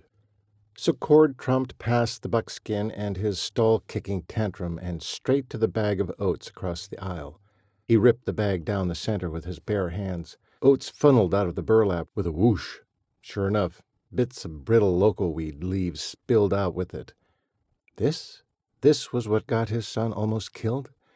Burbling, gnawing frustration welled into Cord's chest. He hollered, and the sound echoed off the rafters. The stallion smashed from one side of the stall to the other. Cord barely heard it.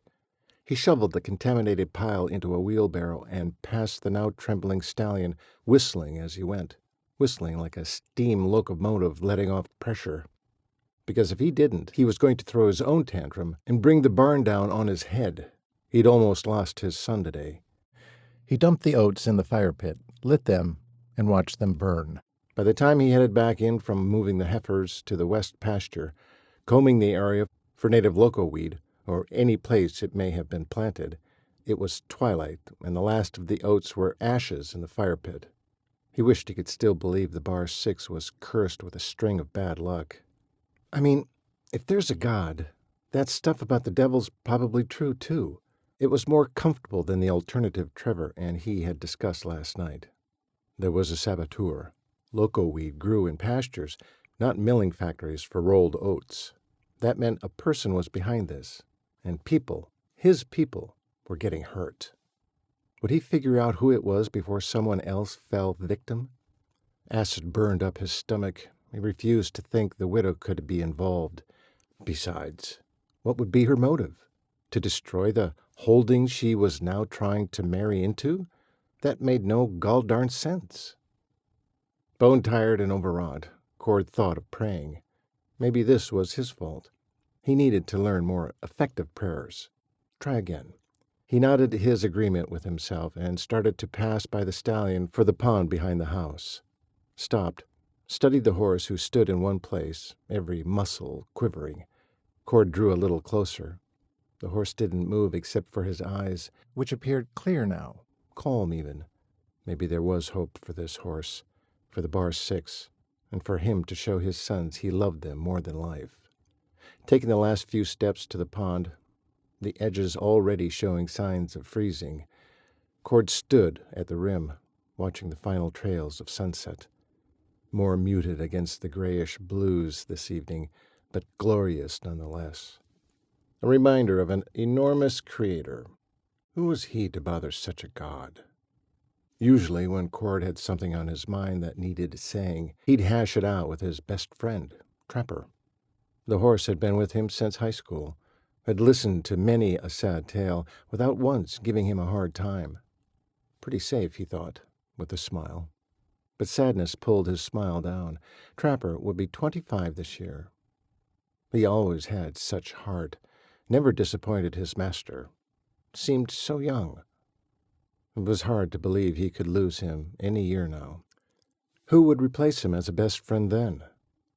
When Rebecca's face swam before him, his pulse sped.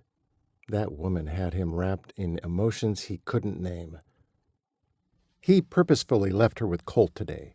They were suited enough for one another, and both would come to understand that with time. A pang made him rub his chest.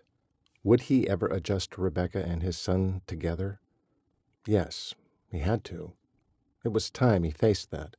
He himself was officially out of the running, thanks to the widow and her trap. He lifted his hat off, felt the cool night air nip at the sweat on his scalp. Okay, Lord, I'm going to try this again. Please heal Colt of the head injury. Help us to figure out who's sabotaging the ranch and why. Help Trevor and Brock to forgive me. Help me to figure out Brand. Bring Clayton and Hunter home soon. And about Colt and Rebecca. If you want, if they're supposed to... Ah, rats. He scrubbed his hand through his damp hair, then crushed his hat back on. I can't do it. God, forgive me. I can't pray for them. He twisted around to head home. The peace he'd felt at the start of the prayer seemed to have shattered into shards that cut into him as he walked away. Cord threw open the door to the mudroom. He tried to catch it, but it got away from him. It crashed into the back wall, rattling the dang windows so that he thought it might crack. Get a hold of yourself. He needed a hot shower and a solid night's rest. But how could he rest when he was buzzing with anxiety, and he hadn't been able to find a darned thing out of the ordinary where he'd roamed today? He discarded his hat, jacket, and boots, then reached up with both hands and massaged his neck and head. His headache was worsening, and it didn't help that he hadn't eaten since early morning. Why was it that just as he'd woken up to how precious his family was to him, havoc and destruction threatened to tear them apart? As soon as he rounded the corner to the kitchen, the smell of burnt meat assailed him, followed by another waft of something he couldn't distinguish. Something spicy? Like scorched mustard? The kitchen was quiet, yet a lingering cloud of smoke floated near the ceiling. All the lights were on. Cord stomped over to the stove, his exaggerated footfall silent in his socks. He opened the oven door. A wave of heat and smoke hit him in the face, making his eyes scrunch closed. He blinked them open against the acrid bite. Some kind of ground meat on French bread, looked like, with the exposed corners of the bread burned black. He hadn't quite figured out what supper was supposed to be when he heard someone coming through the door from the family room. Cord let go of the oven door, knowing it would slam shut. When it did, it gave him a slight thrill, taking a small notch out of his anger. "Are you all right?" Rebecca said as he swung around to face her. Concern etched her perfect skin, compassion pooling in her eyes. Oh, he was fine. His son had almost died today, the ranch was being sabotaged, and the only food available was burning in the oven. But he was just fine. He opened the oven door again, nodded toward the burnt remnants, then let it slam shut again. What happened to supper? That bad, huh? Rebecca, I'm in no mood. I'm fine as frog's hair, Cord. So's Colt. Thank you for asking." He stiffened, planted his hands on his hips. "Oh, for cripe's sake, Becca. You know what kind of day it's been." Big fat cherry to round off this last vile month. Disappointment marked her lovely face. He felt a twinge of guilt, but pushed it aside. She would be Colt's bride one day, and he had to marry Clara. So it was just too bad she was disappointed. Life was disappointing. "I see."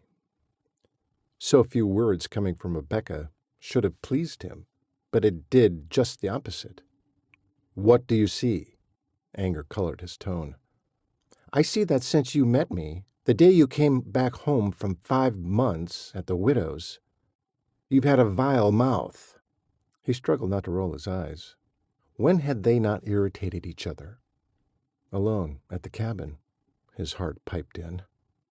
"And here I am, coming to tell you that I've figured out a solution for your contract, and I find you already annoyed me, and you're complaining about my burning just a teeny bit of the meal while I was making sure Colt, you know, your son Colt, your injured son Colt, you remember him, was all right instead of making sure your meal—" Cord marched forward and stopped inches from her toes. "Enough said." Rebecca tossed her head back, throwing her hair over her shoulders, huffing out a breath. "And that," she shouted up at him, "that statement will not work on me. I am not one of your children. You will not—" Without thought, Cord crushed his mouth on hers. Wrapping one arm around her waist, he used the other to cup her head, tilt it, and sank in further. He possessed her mouth wholly, backed off, nipped, licked, then went back for more. As he sensed would happen, she softened into him, mouth parted, hand light on his shoulder, then his cheek. The kiss was deep and wondrous and more than physical. It was as if her soul knew its home was with him. How can this feel so right when she can't belong to me? He pulled back, their lips still slightly connected. He wanted the right to plow back in, take this further, but instead he pushed her out of their embrace.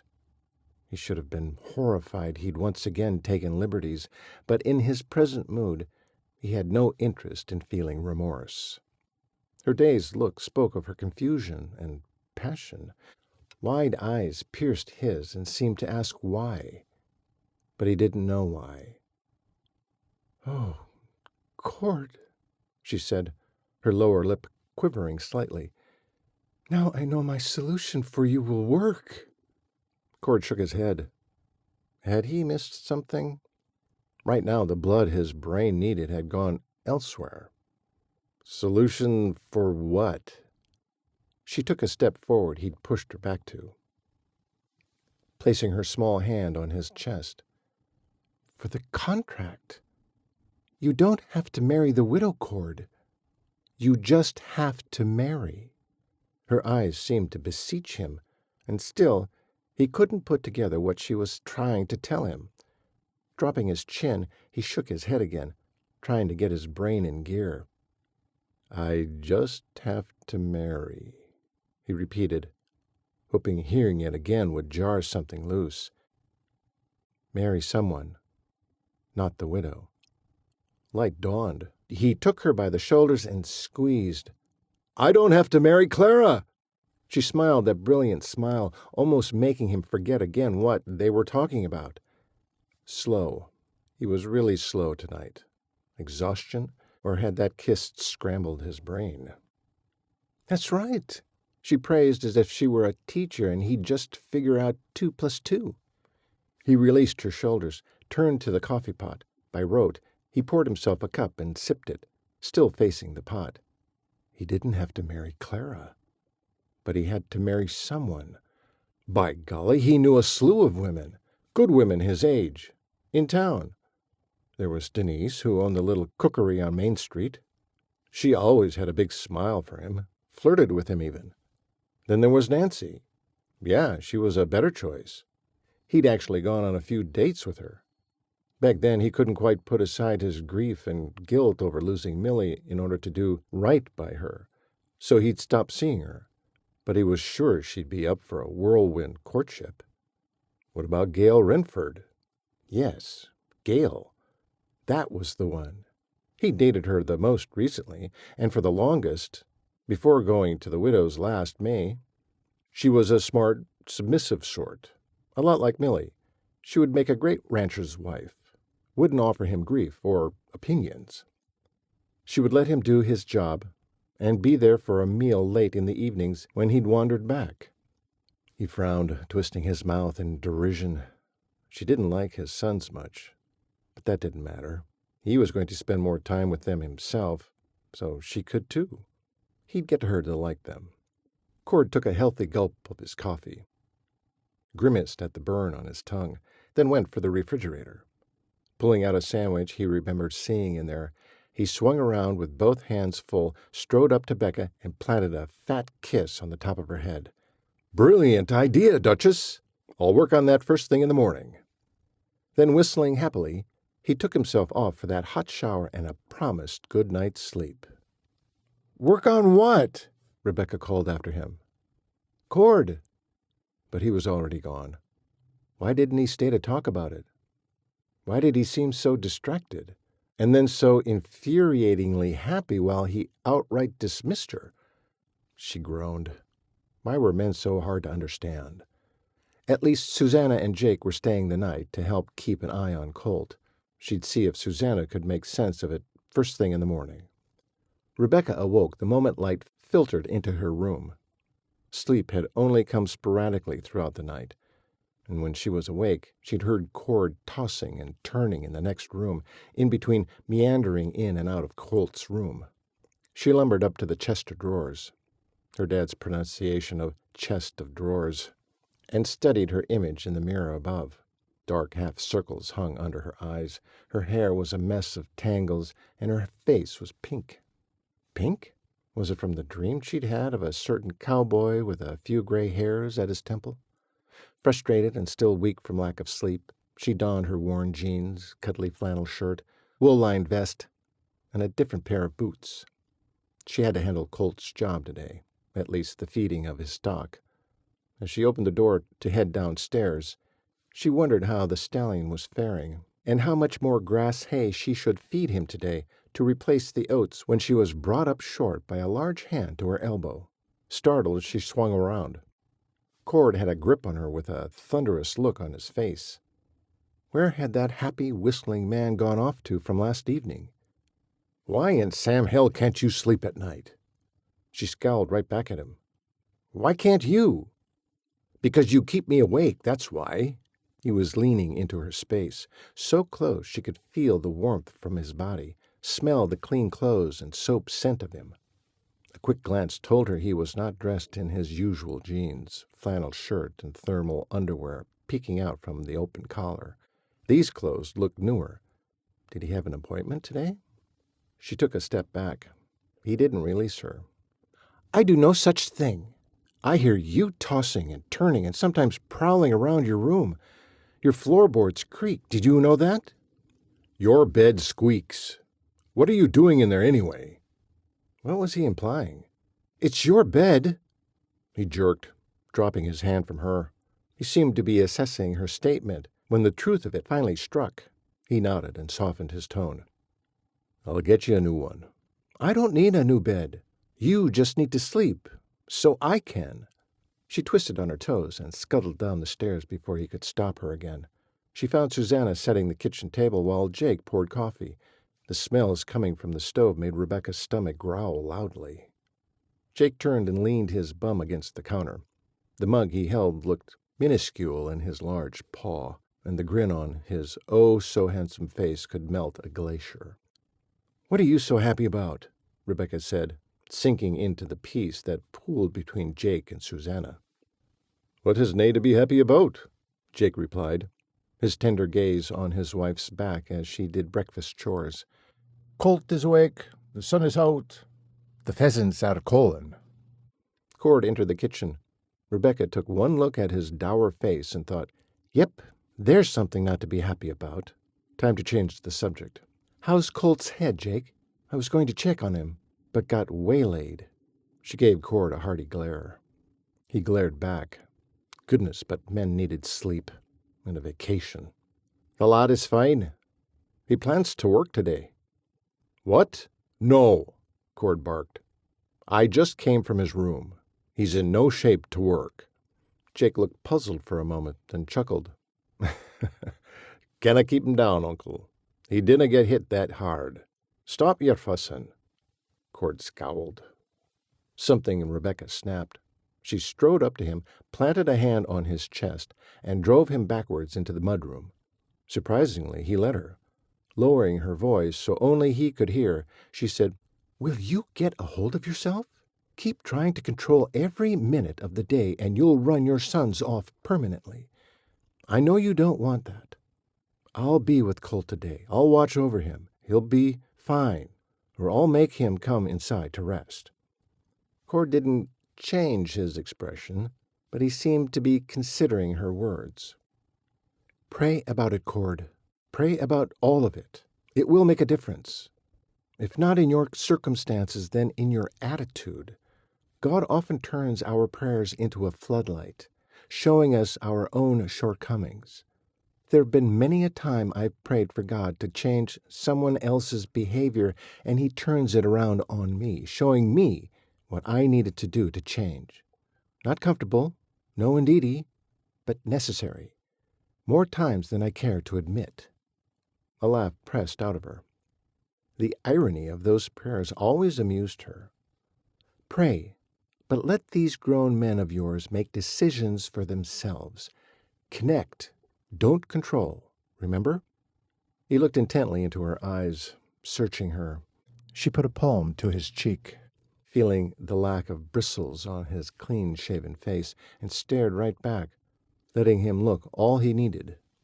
You're going to worry yourself into an early grave. It's all going to work out, Cord. Let God take what's his. A line formed between his brows. What's his? What's his is the worry. What's yours is the trust. In him. His breath hung suspended for a split second. Then he inhaled deeply, and his shoulders relaxed, as did the grimace. In an instant, he looked years younger, freed from the weight of the world. She was more than happy to be yoked with him, to help with his burden. Would he understand that? He dropped his gaze to her mouth. Her lips parted instinctively in answer. He stepped out of their intimate circle instead. You're right. Always right, Duchess. He scrubbed a palm down his face, almost nervously. I've got to go to town. Can you take care of things here until I return? Before breakfast? He nodded. I have breakfast plans. Her next breath caught in her throat. Plans? She barely got out. Got to sort out wife candidates, remember? He chuckled. She nearly choked. Wife candidates? But Cord... He leaned down and gave a lingering kiss to her forehead. Gotta go. He backed a step and, if she read him right, a great sadness shone in those blue eyes. Before turning, he said, Take care of Colt. Without looking back, he walked out the door. It banged shut behind him. A dreadful pain seized her chest, so crushing she was sure every one of her heartstrings had been severed. Chapter 22. Frantic. The only word to describe how she felt in that moment was frantic. Rebecca raced to the small window in the mudroom and watched Cord stride in that long-legged, loose-hipped walk of his, straight to his red pickup and straight out of her life. At least that's how it felt. Tears threatened. Her throat closed. Why did Cord think he had to find another woman to marry when the perfect choice for him was standing right here, trying to put her heart back together? She struggled to settle her thoughts, but that was impossible while her breaths came in short, painful huffs. Taking one last deep breath and a hearty swallow, she quit the mudroom and turned the corner for the kitchen. Susanna's head came up from what she was doing, took one look at Rebecca, and an I warned you but I'm so sorry expression came over her. Rebecca sucked in a sob, glanced at a clueless Jake, and dashed off for the privacy of her bedroom. The final words, as she raced away from Jake to Susanna, Leave the lass be for now." That was good. She didn't want Susanna probing her with questions she couldn't answer. Her emotions were too raw. But once she was behind closed doors, the tears came. She tried to staunch them, knowing if they built any momentum, she'd never stop. Panting breath after breath to gain control, she could only hear the pounding of her heart in her head. The knob turned, and Rebecca sucked in a hard breath and held it, forcing tears back. Who dare come in without a knock? Colt peeked his head in, looking hale and hearty for someone who could have died yesterday. "I knocked. Guess you didn't hear me." His expression was apologetic. "Can I come in?" She shook her head, but the dejected look on Colt's face stopped her. She nodded, not risking speech for fear of what might burst out. He came in and closed the door behind him. "Heard you come up." Heard tears. Rebecca turned to her window and looked out onto the beauty of the Bar 6, forcing her twitching lungs to relax. "You should be in bed, Colt." "Nah, had enough of that." Taking one last cleansing breath, she turned to face him. He was always so good to her. The thought of being rude to him didn't sit well. "How exactly does one hear tears?" "I have a talent, I guess." Then he grinned, and if her heart didn't belong wholly to Cord, she would have swooned on the spot. She gave him a watery grin and plunked herself down with a huff at the edge of her bed, determined not to act the heart-sick teenager. She asked, "What can I do for you, Colt?" He drew closer, hunkered down to look up into her face. "What's wrong, darling?" She blinked, working on damming up the pesky waterworks all over again. He scooted a little closer, put one knee on the floor for balance. He'd gotten dressed in his work clothes, a ratty chambray shirt pushed haphazardly at the sleeves to his elbows, his knee peeking through a hole in his jeans. Taking her hands in his callous ones, he simply met her gaze. She stared back, studying the lines of his rugged face and those deep blue eyes, so like his father's. He was so attractive it was no wonder girls came on the property to track him down. So sweet, she knew why they'd wanted to spend time with him. Though he never said much to them, he was never rude, always a gentleman cowboy. But even if her heart were available, Colt didn't want her either. His vision for his own life was to support Trevor. "It's Dad, isn't it?" Her drooping eyes widened, flashed at his. "How could you know?" "Just gifted." Yeah, his old soul seemed to grow in wisdom daily. "Come on, Colt. Am I that obvious? If so, others are going to know, and I—" No flood of words." Colt interrupted, giving her hands a gentle squeeze.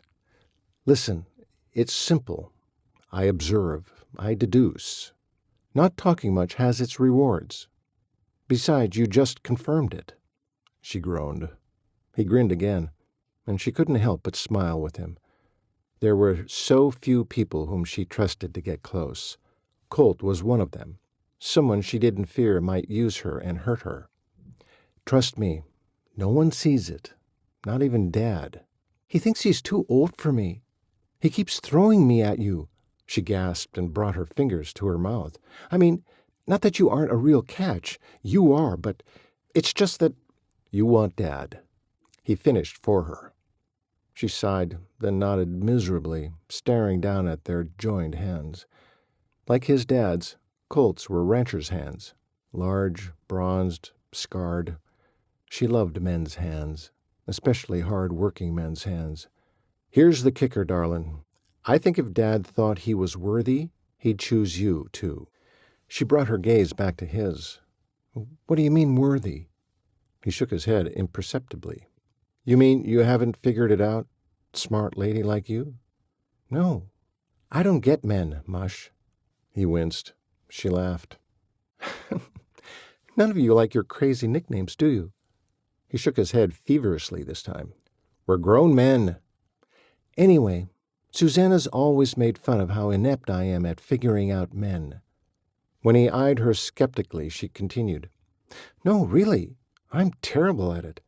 I can counsel you on other relationships, but when it comes to my own—" She laughed, then snorted. Colt chuckled, then gave her a sweet smile.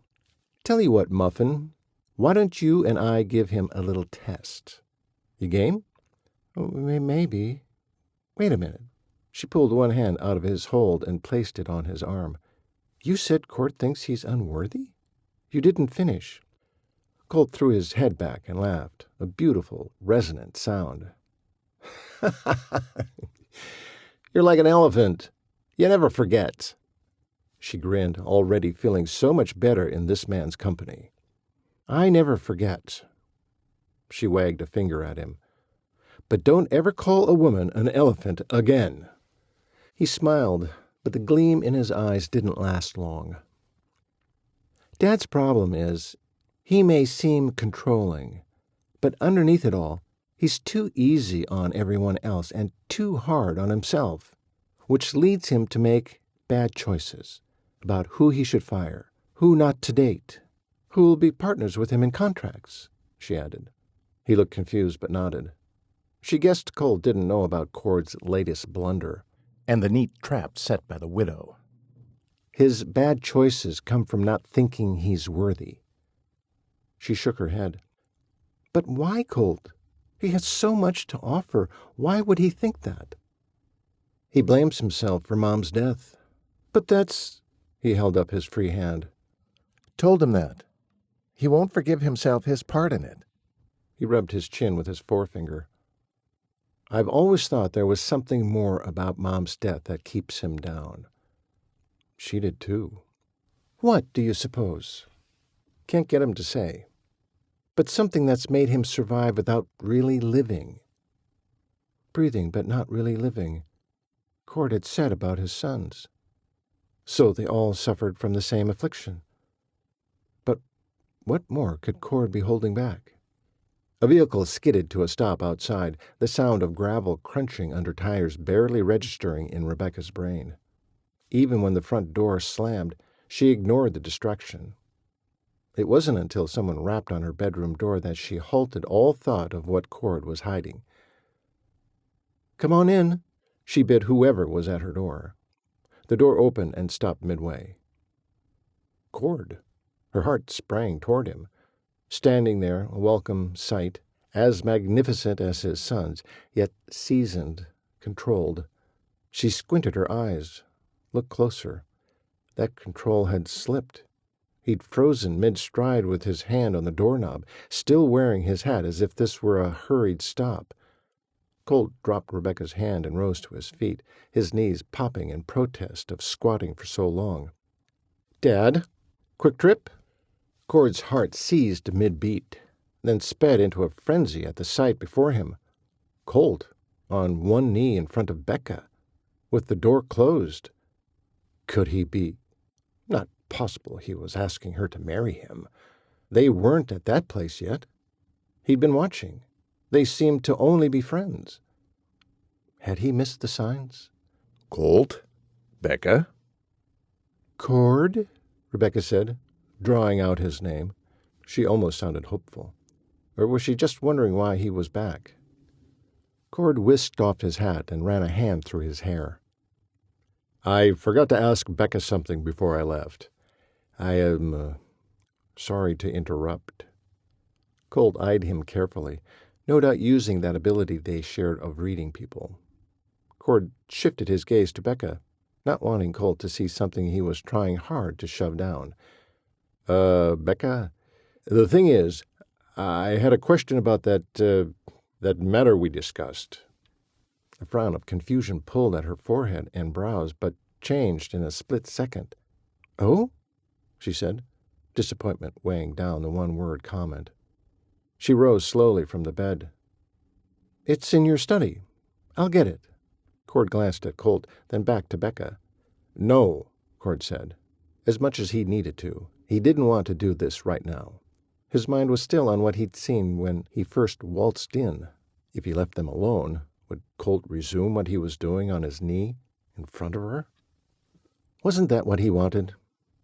Hell no, it wasn't. He huffed a breath, fully honest with himself about this. It would be better if she went back to California. He couldn't stand by and watch Colt, or any of his sons. Marry Becca and make a life with her here. He'd never survive it. What is it you want her to do, Dad? Huh? He swung his gaze back to Colt. Oh, I just have a question I'm sure she can answer. Can you, give us a moment, will you, son? Sure. Then Colt did the unspeakable. He leaned down and gave Becca a brief kiss on the mouth. Quick. But did it have to be on the lips? That mouth belonged to him. She started, but quickly recovered and gave Colt a small smile. Come on out when Dad's done with you, okay, sweetheart? Sweetheart? That rankled. Colt strolled out of the room, glancing once at Cord with a silly grin on his face. Cord felt his own face twitch into a sneer at Colt's back. His jaw clenched. So, you needed the contract? Rebecca's sweet voice broke his daggers. He rotated back to her, looking for signs of the love she must have felt for his son. Was her face all innocent and mischievous? He recognized it as a look he'd often seen from one or another of his sons throughout the years when they were up to no good. Yes, Gad. Why couldn't he formulate the words? He wanted to stomp the 4 steps to her, take her by the shoulders, and shake her, right before he kissed the mischief right out of her. Are you mad about something? He dipped his head, contemplated the floor and the worn-off tips of his boots. He should have worn his dress ones today. Am I mad? Raising his head, he met her gaze.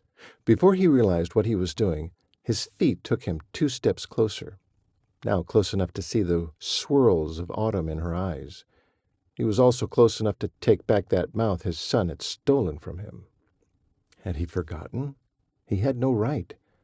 Tortured anger now fueled his words. I need to know how soon I have to be married. She jerked in surprise.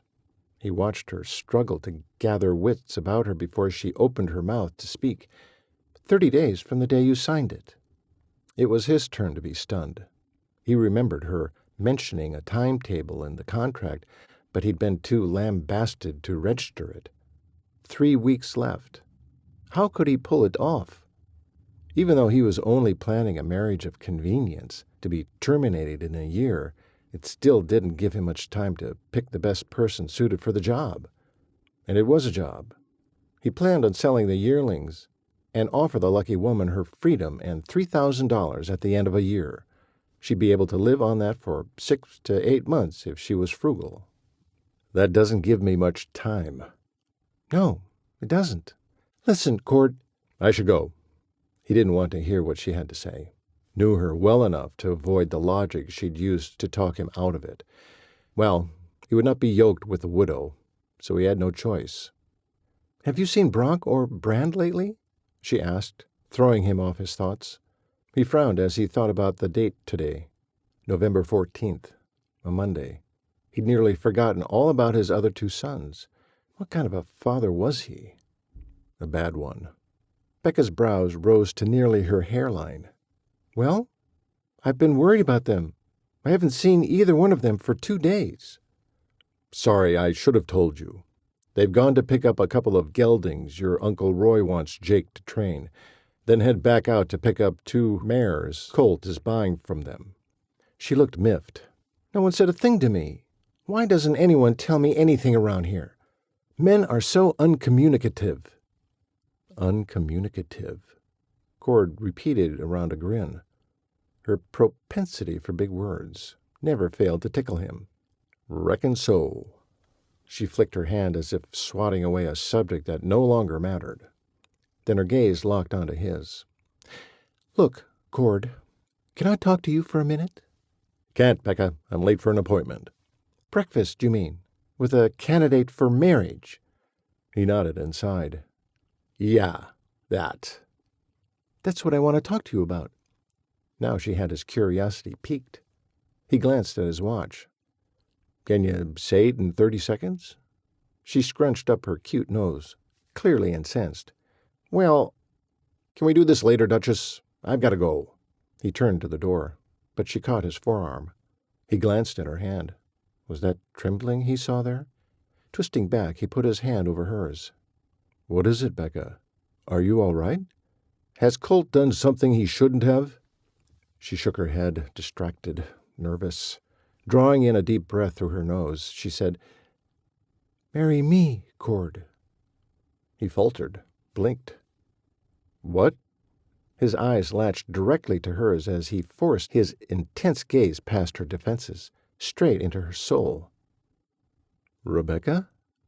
Her eyes widened little by little as if she hadn't planned to say those words aloud, but now that she had, they were rattling around in her brain. She'd gone absolutely silent, and Rebecca without words was, well, frankly, it was unnerving. She choked, swallowed. Finally, he thought her words would come. He hoped anyway. He needed to hear what in the world she had in mind. "That came out poorly. What I wanted to say was—" She coughed. It sounded dry. Cord glanced around, saw a glass of water on her nightstand, and handed it to her. "Here, this should help." She gulped it down. On the last swallow, her eyes welled with tears, like it hadn't gone down quite right. She coughed again, and then set the glass down and began again. "This is what I've been thinking." She looked everywhere but at him. "You have to be married. I'm single. Accessible." She rolled her eyes at that last word. She stomped a foot in frustration. It must have helped, since the flood of words that were Rebecca poured out. "Here's the thing, Cord. I already live with you." Again the eye roll. Not the words she'd wanted, he guessed. "I love your sons and plan to help with them anyway. I don't cook well, but Susanna can teach me. You don't want to marry the widow, but have to marry right away. Courting other women right now isn't convenient or time efficient. I love ranch life. I can help with the outside work. I get along with your cowhands. I know how to ride. I know a little bit about cattle, and Colt is teaching me about horses. I'm willing. I'm able. I'm available." She halted the accounting of attributes and chanced to peek up at him. He was about to state his case when she put a hand to his chest. "Stop right there. Don't you dare say you're not worthy, because you are. And don't say I'm too young for you, because I'm not. I'm old beyond my years. You said yourself." She was getting mad, and cuter by the minute. "And you know I'll be a good helpmate," Rebecca said with clenched hands. "I won't try to dominate you like the widow does. I'll wash for you. I'll clean the house, like I'm already doing." She poked him in the chest for emphasis. "And I can help you with the books. Yes, that. And with any more contracts you need. And I can—" Her gaze shifted to nowhere in particular, searching for more arguments. Cord sat back on his heels, wondering if she'd just run herself aground, hoping he could keep from grinning a little longer. Her hand balled into a fist and dropped to her side. Yep, she was stumped. And he was having the time of his life. But he couldn't let her do this. So he'd give her enough rope to— He stepped closer and tenderly took hold of her upper arms. She was flushed from her tirade. He pulled her in and slid his lips down her smooth neck, feeling the heat of her skin. His arms slipped around her until he held her completely captive. It again surprised him how small she was when every conversation with her seemed to occur at exactly eye level. He tucked her in closer until he felt every one of her sweet curves against his hard body. His lips skimmed back up her neck until he reached her ear. He snaked out his tongue and licked the sensitive spot behind her ear before he pulled her earlobe into his mouth and sucked. She moaned and jerked, surprised his body had covered so much ground with his brain in neutral. That hadn't been his plan. "Get on with this before you get yourself in trouble." "And you can warm my bed at night," he whispered, letting his hot breath stir over the shell of her ear. Her breath hitched deep in her throat. He'd done it. Made her take that lingering look at what it meant to be a wife. Moving his head back enough to see her face, he watched crimson rise from that sweet neck he'd been nibbling right up until the flush filled her face. Sink the last nail. He did grin then, with a sly, wolfish grin. Blinking in bewilderment, her gaze roamed over every inch of his face. She was too young to handle being seduced by an older, more experienced man. The kisses they'd shared before were nothing compared to this planned mock seduction. Cord waited for her to push him away, or slap him halfway to China. Boy, howdy, was he ever wrong. Her soft little hands came up and captured his face. She stared into his eyes, then smiled that smile that lit a room and turned his bones to mush. Right before she planted on him one of the most potent, passionate kisses he'd ever experienced. Chapter 23. Cord broke away from the kiss and stepped back, holding her shoulders in his trembling hands. Still reeling, he studied her eyes to see, was she experiencing the same reaction? Yes, she was. His plan had failed miserably. He couldn't break the gaze they shared until he saw her pink tongue dart out to lick her lips. He groaned and pulled her back into his embrace. With a fervor fueled by sheer passion, he took her mouth again. This time it wasn't to make her see reason or to scare her off. It was for joy, pure joy. He justified it in his head. When would he ever get a chance to do this again? She'd offered him marriage, to get him off the hook. While he plowed forward, tilting his head to gain deeper access to the sweetness of her mouth, his mind combed over her arguments. Why she'd make him a good wife. God bless her. But she'd only be doing it to bail him out. Her compassion had been betrayed in college. He'd as soon die as take advantage of that goodness now. No, he would never let her marry someone so warped by a sick, twisted secret as himself. He released his hold and backed several steps so he couldn't touch her again. No, I can't allow this. Yes, you can. Maybe I should tell her my secret, scare her off for good. But he couldn't do that. Couldn't watch her face crumple when she learned how vile he was. What about Colt? Gad. He nearly forgotten what he'd seen earlier. That was real. Colt's kiss was real. Cord, Colt and I... Stop. He thrust up a hand. I won't get in the way of what my son wants. What any of my sons want. Not anymore, Rebecca. You, of all people, should know that. But Colt... Enough said, Cord barked, giving Rebecca a piercing glare that really should have been aimed at himself. I have to go. Cord? He'd nearly made it to the door when the plea in her voice stopped him, cold. He turned, waited. Pray about it? The lilt at the end of her sentence made it sound like a question, though it was a rock-hard statement. The words ran right through him to where his soul lived, curious now how God would answer such a prayer. He vowed to do just that on his way to town. He left Rebecca's room and didn't stop until he was on the porch step of Miss Nancy Blake. Cord swallowed, feeling his neck and underarms grow damp. On the ride here, he'd taken only a minute to ask God what he should do concerning a wife, and that he'd promised to look for his answers and implement them. Funny, he felt the relief Rebecca seemed to have each time she prayed. He guessed the problem was in God's hands now. Now to concentrate on Nancy. He strode up to her door, but couldn't quite lift his hand to knock. How in the world was he going to broach this subject?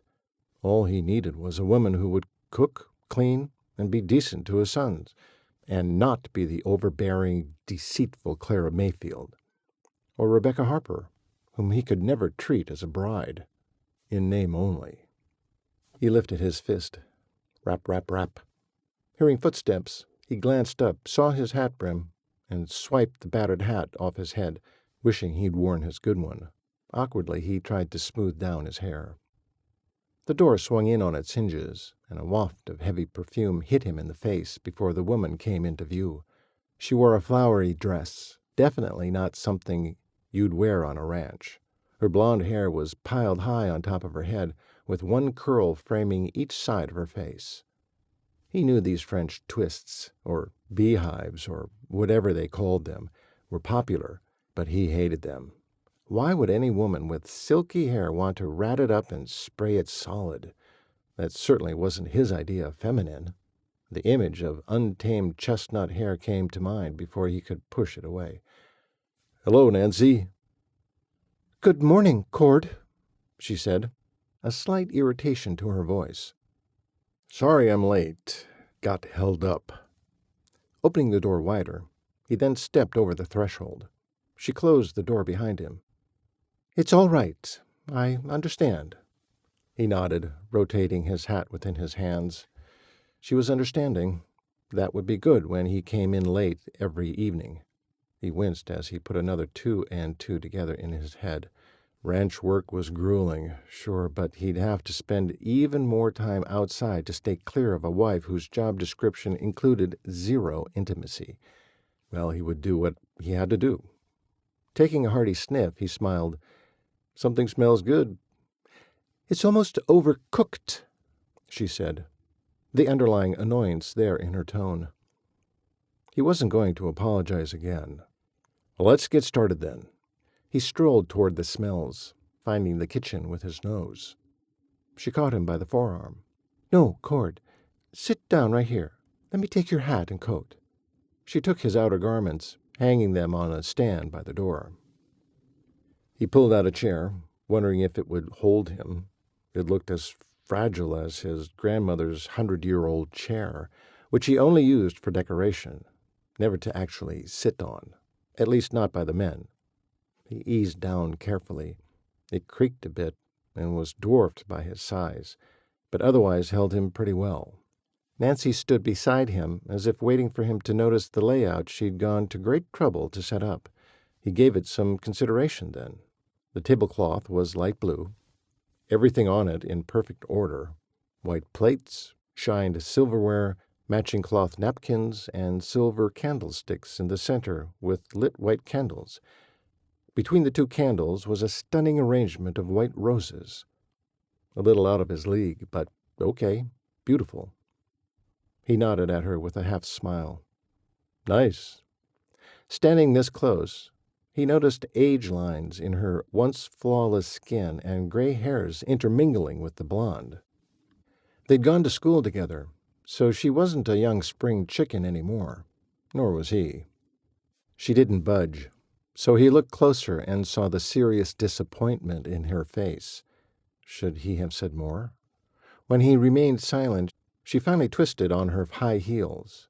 When was the last time he'd seen a woman in his vicinity wear high heels? And ventured towards the kitchen. At first he watched her move, hoping to catch a glimpse of swaying hips. She was so thin, there was 0 sway to her backside. Not even any curves to keep him interested enough to watch until she disappeared into the other room. Well now, that really didn't matter, did it? Marriage in name only, a year, he reminded himself. Soon she returned with plates all up and down her arms. He did remember her telling him she was once a waitress. That was some serious talent. Rebecca would have bumbled the plates off if she tried a stunt like that. He grinned to himself. But then, she knew her limits, most of the time, so she wouldn't attempt such a thing. Was that good or bad? He shrugged. It was hardly important. Nancy settled the plates in front of him. Bacon. Too well done for Trevor. Scrambled eggs. Colt only liked his fried over hard. Biscuits and gravy. Rebecca never touched those because they were too fattening. And peaches, which looked home-canned. Everyone at Cooper Ranch liked peaches, but usually only fresh. Oh, and there was no mustard for Bronk. He couldn't quite pin down the reason he was sifting through what his family and Rebecca liked. After she poured coffee for them both, he rose, pulled out her chair for her, then sat after she did. "You're such a gentleman, Cord. You always have been." He nodded once, then waited for her to ask him to say the blessing. She just dug in. That was a crucial point against her. Of course, before Rebecca came along, he hadn't done it either. Not in a very long time. He let it slide. She took a petite bite of eggs, chewed, then wiped her mouth delicately, like she was dabbing at a fragile bubble. So, what's new at the ranch? He was busy studying his coffee cup, wondering how he'd get his big fingers through the handle. Giving up on how and grasping the whole cup in his hand, he took one swallow and practically drained the dainty cup. "Well, we have some concerns." Her look of distress had him encouraged. Oh? I'm sorry to hear that. How are your sons? No discussion about the concerns. My sons are pretty good. Trevor had some trouble with his dog. He was run over, and so... She choked, cutting off his explanation. "You all right?" He reached over, patted her on the back. She held the baby blue napkin to her mouth, spoke around it. You weren't actually going to explain the dog's, circumstances, were you? At the breakfast table? Yeah, he'd been about to. Heck, that was the kind of thing they talked over at every meal. Okay, well, now he'd have to give some thought to what was appropriate meal conversation. He could tell her about the new calf. "We've had some fun a few nights ago." Her light blue eyes lit up at that statement, and he noticed she'd perfectly matched the tablecloth and napkins to them.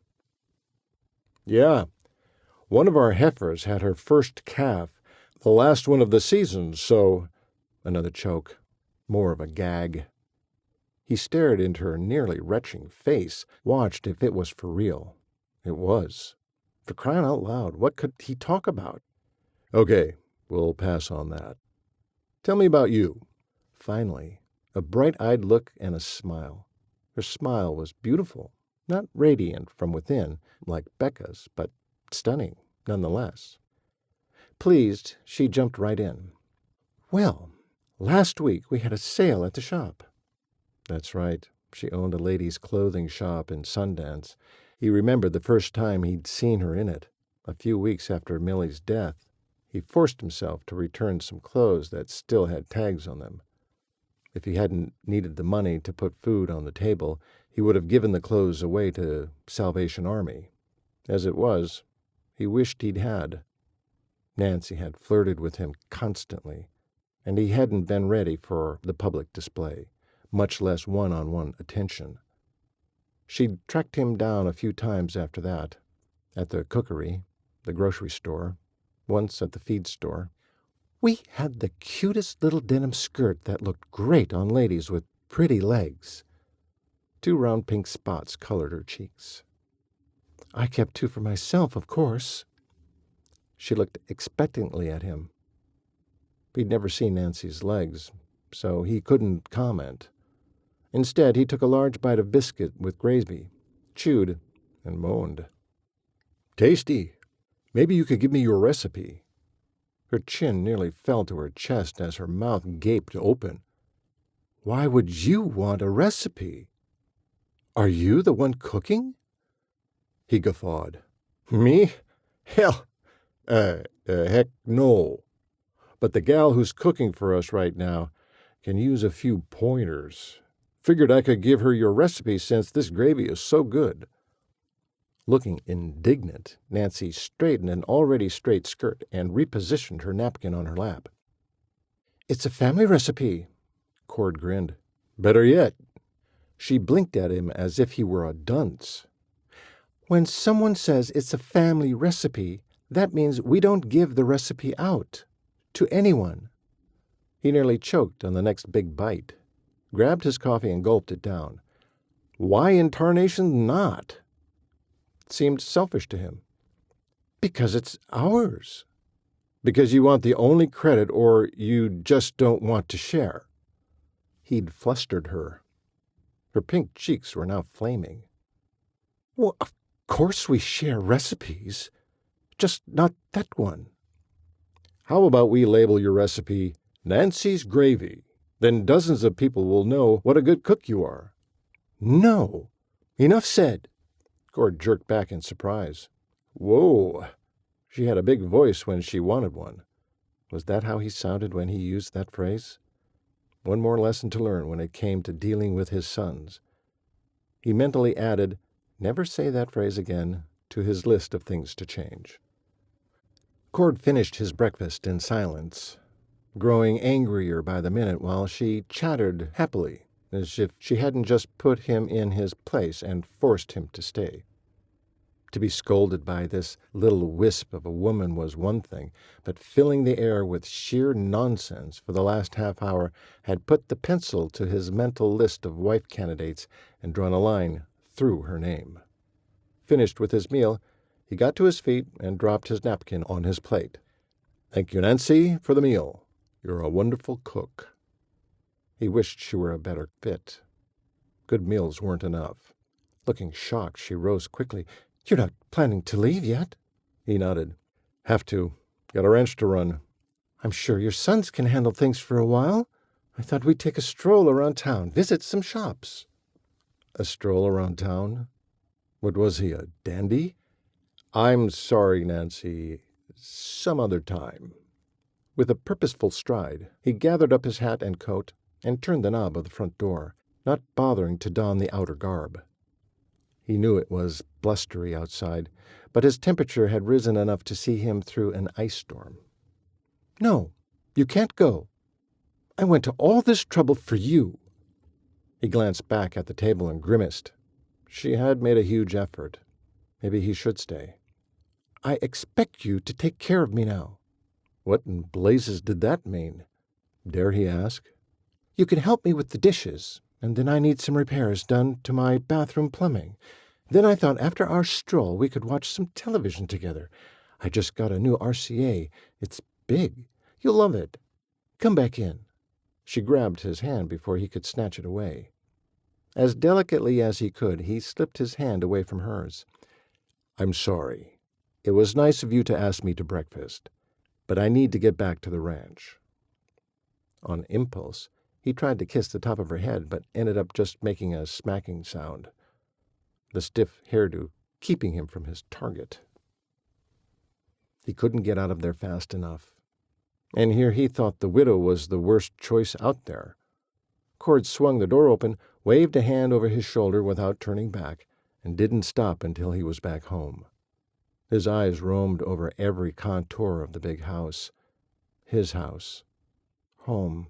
A place made tolerable, even cozy, since the arrival of the filly who'd offered to rescue him from his latest misery. Why would she do such a thing? To waste even a day strapped to his side. But a year? She was too valuable, and he didn't deserve her. What was he going to do about Becca? Grabbing his hat off the passenger seat, he stuffed it back on his head and let himself out of the shiny red truck that daily reminded him of the woman he needed to outwit. Glancing up at the black clouds overhead, he sighed. He had mountains of work to do. Yet here he was, wasting time trying to bail himself out of trouble while Trevor shouldered the ranch responsibilities. The fact curdled Nancy's meal in his stomach. When would he ever become the father they all deserved? He strode toward the house, revising his marriage strategy as he went. First thing, move on to Gail, the woman he dated earlier this year. Why hadn't he started with Gail? He knew why. He was even more careless with his choices in women than he was time for his sons. He'd run into Nancy, literally, at the grocery store, after he'd helped her with the groceries she had in her arms a few weeks ago. She'd asked him over for breakfast. Just that simple, and just that wrong. He hoped the rest of his dates didn't end the same way. He crashed through the mudroom door just as the skies opened and drenched his backside. Once he removed his wet hat and boots, he unbuttoned his shirt.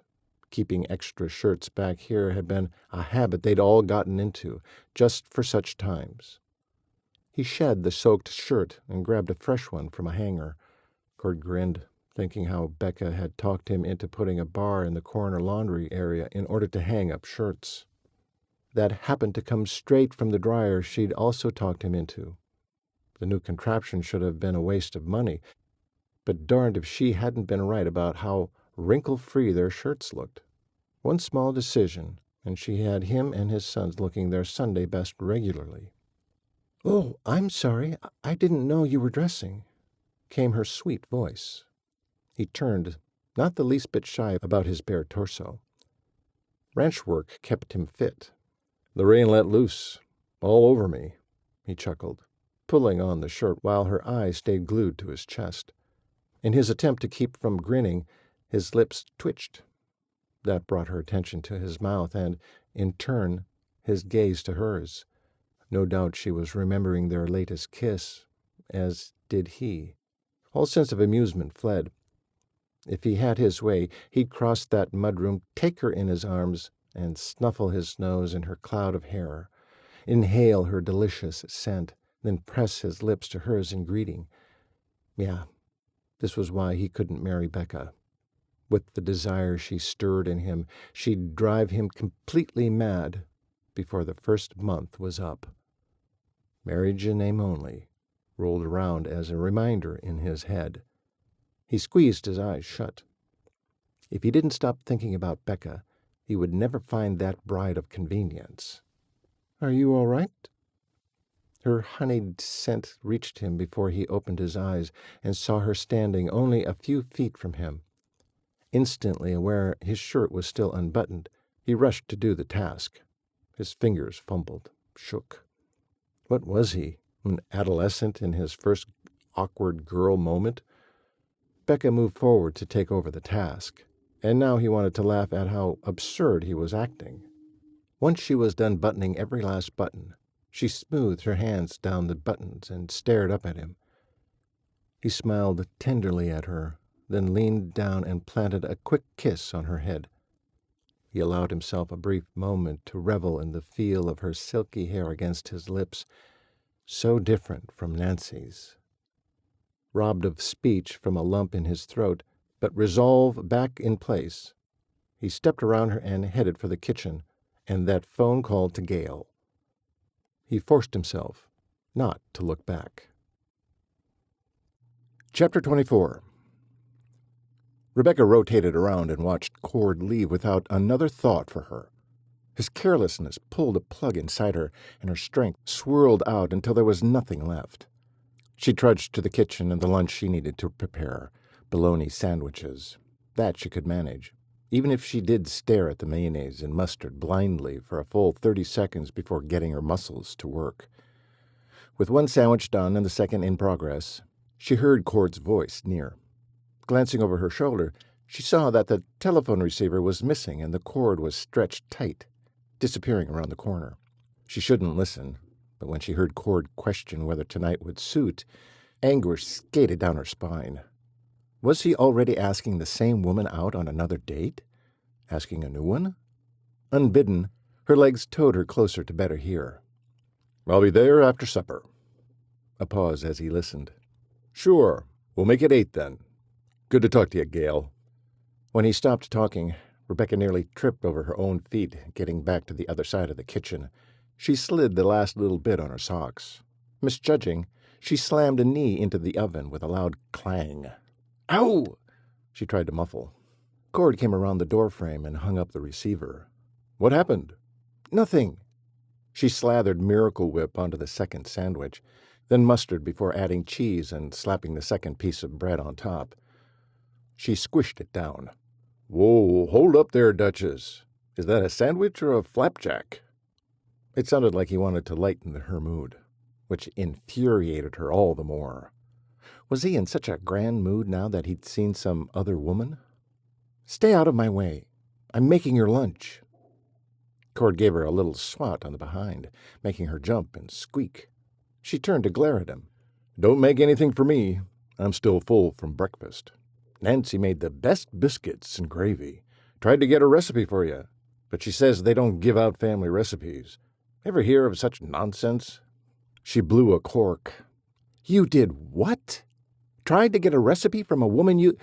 I don't even know what... For the inept cook at home? How could you be so tactless? I couldn't be more humiliated." Rebecca picked up the mangled sandwich and flattened it against Cord's chest with an extra push, then skirted around him for the door. "Wait a minute," Cord implored. "Hold up there, Duchess." She twisted around, nearly losing her balance again as her socks slipped against the freshly cleaned linoleum floor. Her clean floor. Had he even noticed? Cord threw off the sandwich and dashed for her. She turned back just as Cord slid into her, catching her around the waist to steady them both. "What in the Sam hell did you do to this floor?" he said with a grunt. After righting himself to full height, his eyes narrowed and nostrils flared. He was so close she could see his tiny nose hairs. The span of his hand on her waist warmed her skin even through her blouse. She tried to ignore the sensation. "Wax! Ever hear of it?" "How much wax did you put on this thing?" "Let me go." That took him aback. The stunned look on his face thrilled her. Served him right. She'd embarrassed herself quite enough by asking him to marry her. She wouldn't do it again, nor get this close again. She pushed against his chest this time. That only made him grip her tighter. There was no hope Colt or Trevor would show up. Trevor worked 16-hour days, and Colt was in the barn, absorbed in his horsework, or one of the many ladies who chased him. She was alone in this. Overpowering Cord wasn't possible. Giving him a piece of her mind might work. Just then his hold loosened, giving her space to step back. "Careful, don't slip," he said, grasping her elbow. So, he'd only been trying to keep her from slipping on her darned floor. She'd misinterpreted again. Daring a glance up into his eyes, what she saw in the deep blue surprised her. A sort of tender confusion? No. She would not allow her compassion out of its cage. With one hand still holding her steady, he said, "Listen, Becca, I need to—" "No, Cord." She couldn't let him tell her more about his other women. Tears were sure to come if he did that. "There's nothing you need to say." His brows furrowed, and he bit the side of his lip. That was a bad sign. Her heart couldn't take another battering. She already knew he intended to let her down easy. But he was a man, and men didn't get it. Letting her down would be equivalent to falling through a sinkhole with no end. No love, no life. Not for her. It would be best if they just drifted apart. "There is something I need to say. I need to explain something to you." "Please, God, no. Don't let him obliterate my heart completely." Stall. "A cup of coffee, then? We can sit—" As if she'd never said a thing, Cord added a hand to her other elbow, pulling her a bit closer. "What are you doing?" She barely got the words out. Her breath was so shallow. "I need you to hear me. Really hear me. I want to explain what I'm doing with the marriage part of the contract." "Why?" she squeaked. "Because—" His gaze left hers and rose to the ceiling. Her legs were turning to a liquid. He seemed to notice her discomfort before he dropped his hands to his side. His deep swallow and ragged breath tripped up her heart. Being this close when his Adam's apple dipped and nostrils flared was doing crazy things to her heart. Squeezing her eyes shut, she waited it out. "Get it over with, please." "Look at me, Becca." That nickname. She couldn't help but obey. "Because it matters how you see me. That you understand." Had she done anything harder in her life? She didn't think so. Lord help me. With all the courage she could muster, she kept her eyes trained on his. The skin around his eyes crinkled, part smile, part wince. "It took guts to offer to marry an old man like me." The fury shoved away the hurt and fueled her outrage so fast that she took a step closer and slammed her heel into his bootless toes. Dead-on shot. "Yow!" he hollered, taking hold of her arm again. "What was that for?" "If you call yourself an old man again, I can't promise I won't hurt you more." He choked, then chuckled, then tilted his head back and let out a belly laugh, torturing her raw emotions more. Once he got his laughter under control, He pulled her into a hug, tucking her head under his chin. God love ya. You are one of a kind, Duchess. Do you know that? She groaned. Can I go now? No, I'm not done. Look at me. With one arm still around her, he lifted her chin with a fingertip. I've thought this thing through. Had he? Truly? I plan to marry for convenience, then offer the woman $3,000 and her walking papers after a year. Her eyes widened in shock. She pulled away from his hold, shuffling backwards until the counter hit her in the back. He'd do that? Waste a year of his life? And hers? Not have a marriage where he could learn to love his wife? Other countries did it all the time. Arranged marriages where the couples said their vows, then fell in love along the way. That's what she'd hoped when she offered. Not some cold, unfeeling business arrangement. Bribery? No, an arrangement. $3,000 is a lot of money, Cord.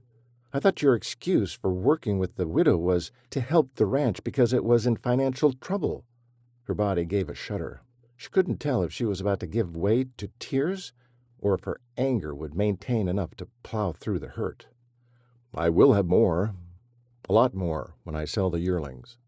That's where the money will come from. You don't have to do this. No. She promised herself she wouldn't offer again, and she wouldn't. She waved away what she was about to say. Fine. Do what you have to do. Her eyes filled. She called on her anger to keep the tears in check. I have work. She started past him, but he stopped her. Not with a touch this time, only an arm held out to keep her from passing. Don't be mad, Duchess. It's the best choice. It will all be over in a year. How cold that seemed. And what did he think she'd do during that year? Wait for him? Work for the woman he married? Clearly he didn't want her. Why did he care that she understood his reasons? The back door thwacked open, hard enough to rattle the darn glass and judder Cord and Rebecca out of their bleak exchange.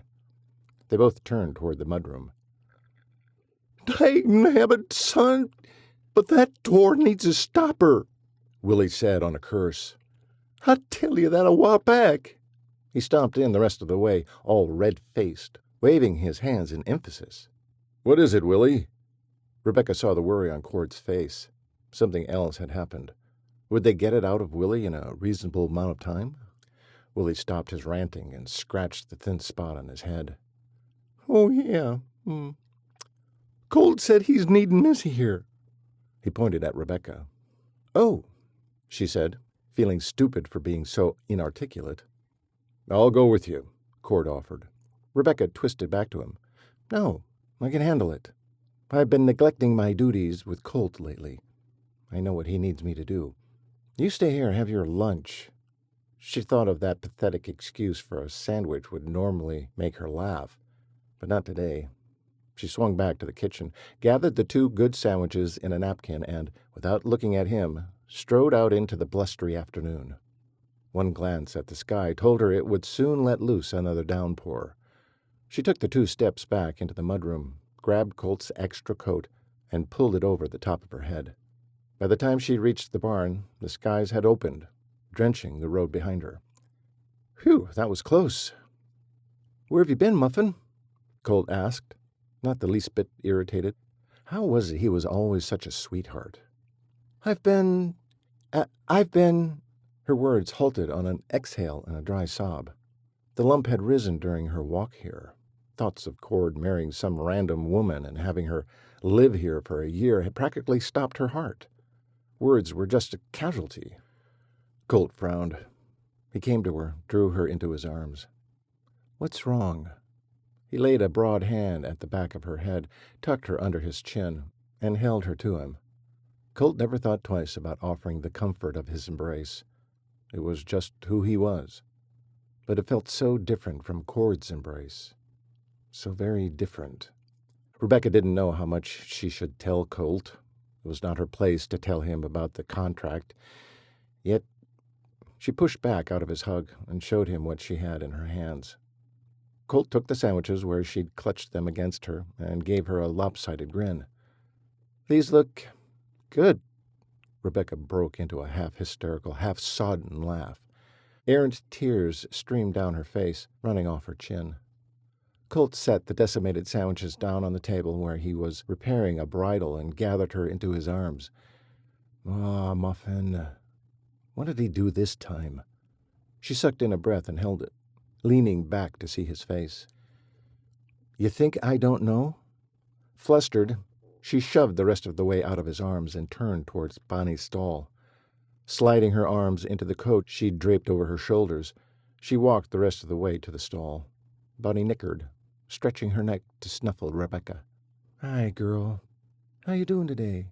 Rebecca rubbed a palm up and down the mare's soft muzzle. "You don't know," she said to Colt at last. At least she didn't think Cord had told anyone else about the contract. "We talked about this. You're in love with my dad." Rebecca whipped around, sneaking a peek out the barn door to see if anyone had heard.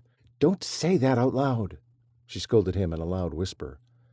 Colt joined her at Bonnie's stall, rubbing a hand down the mare's thick neck. "When Dad comes in, I'm going to hug you again," he chuckled. "It'll drive him crazy." Rebecca shook her head. "He's not coming out here. I told him to stay and to have his sandwich. Besides, it's not going to drive him crazy." "Yes, it will. What makes you think so?" "Already told you. Don't know if he's in love, but do know he'd choose you if he could." She scrunched up her mouth in a sour face. "If he felt worthy." "Yes, so you say. So I know. What is your dad's secret, Colt? There's something there, something deep that he won't share, something that's keeping him from living the way he'd choose." A vehicle sloshed to a stop in the puddle in front of the barn. Colt peered around Rebecca to see who it was and groaned. "Who is it?" "Jenny. Listen, you got to help me out here." "How?" Colt was head-turning handsome, so she was never surprised when admirers followed him around town. It did amaze her, though. How many showed up here? All the Cooper men had that kind of draw, even Cord. Now that he was stirring interest on purpose, he would likely be swamped with feminine attention. The thought made her want to run back home to California. "Face the facts, Rebecca. You will have to do just that as soon as Cord picks a wife." Her heart would never survive the daily beating. Besides, his wife would not want another woman underfoot, marriage of convenience or not. Footsteps on gravel and Colt's hand at her lower back returned Rebecca's thoughts to the situation at hand. She slid her own arm around his waist, rested her head against his chest. Little did Jenny know this was a brotherly hug. "Hello, Colt," came the saccharine voice from the barn door. Rebecca released Colt as they turned toward the sound. "Jenny?" Colt said.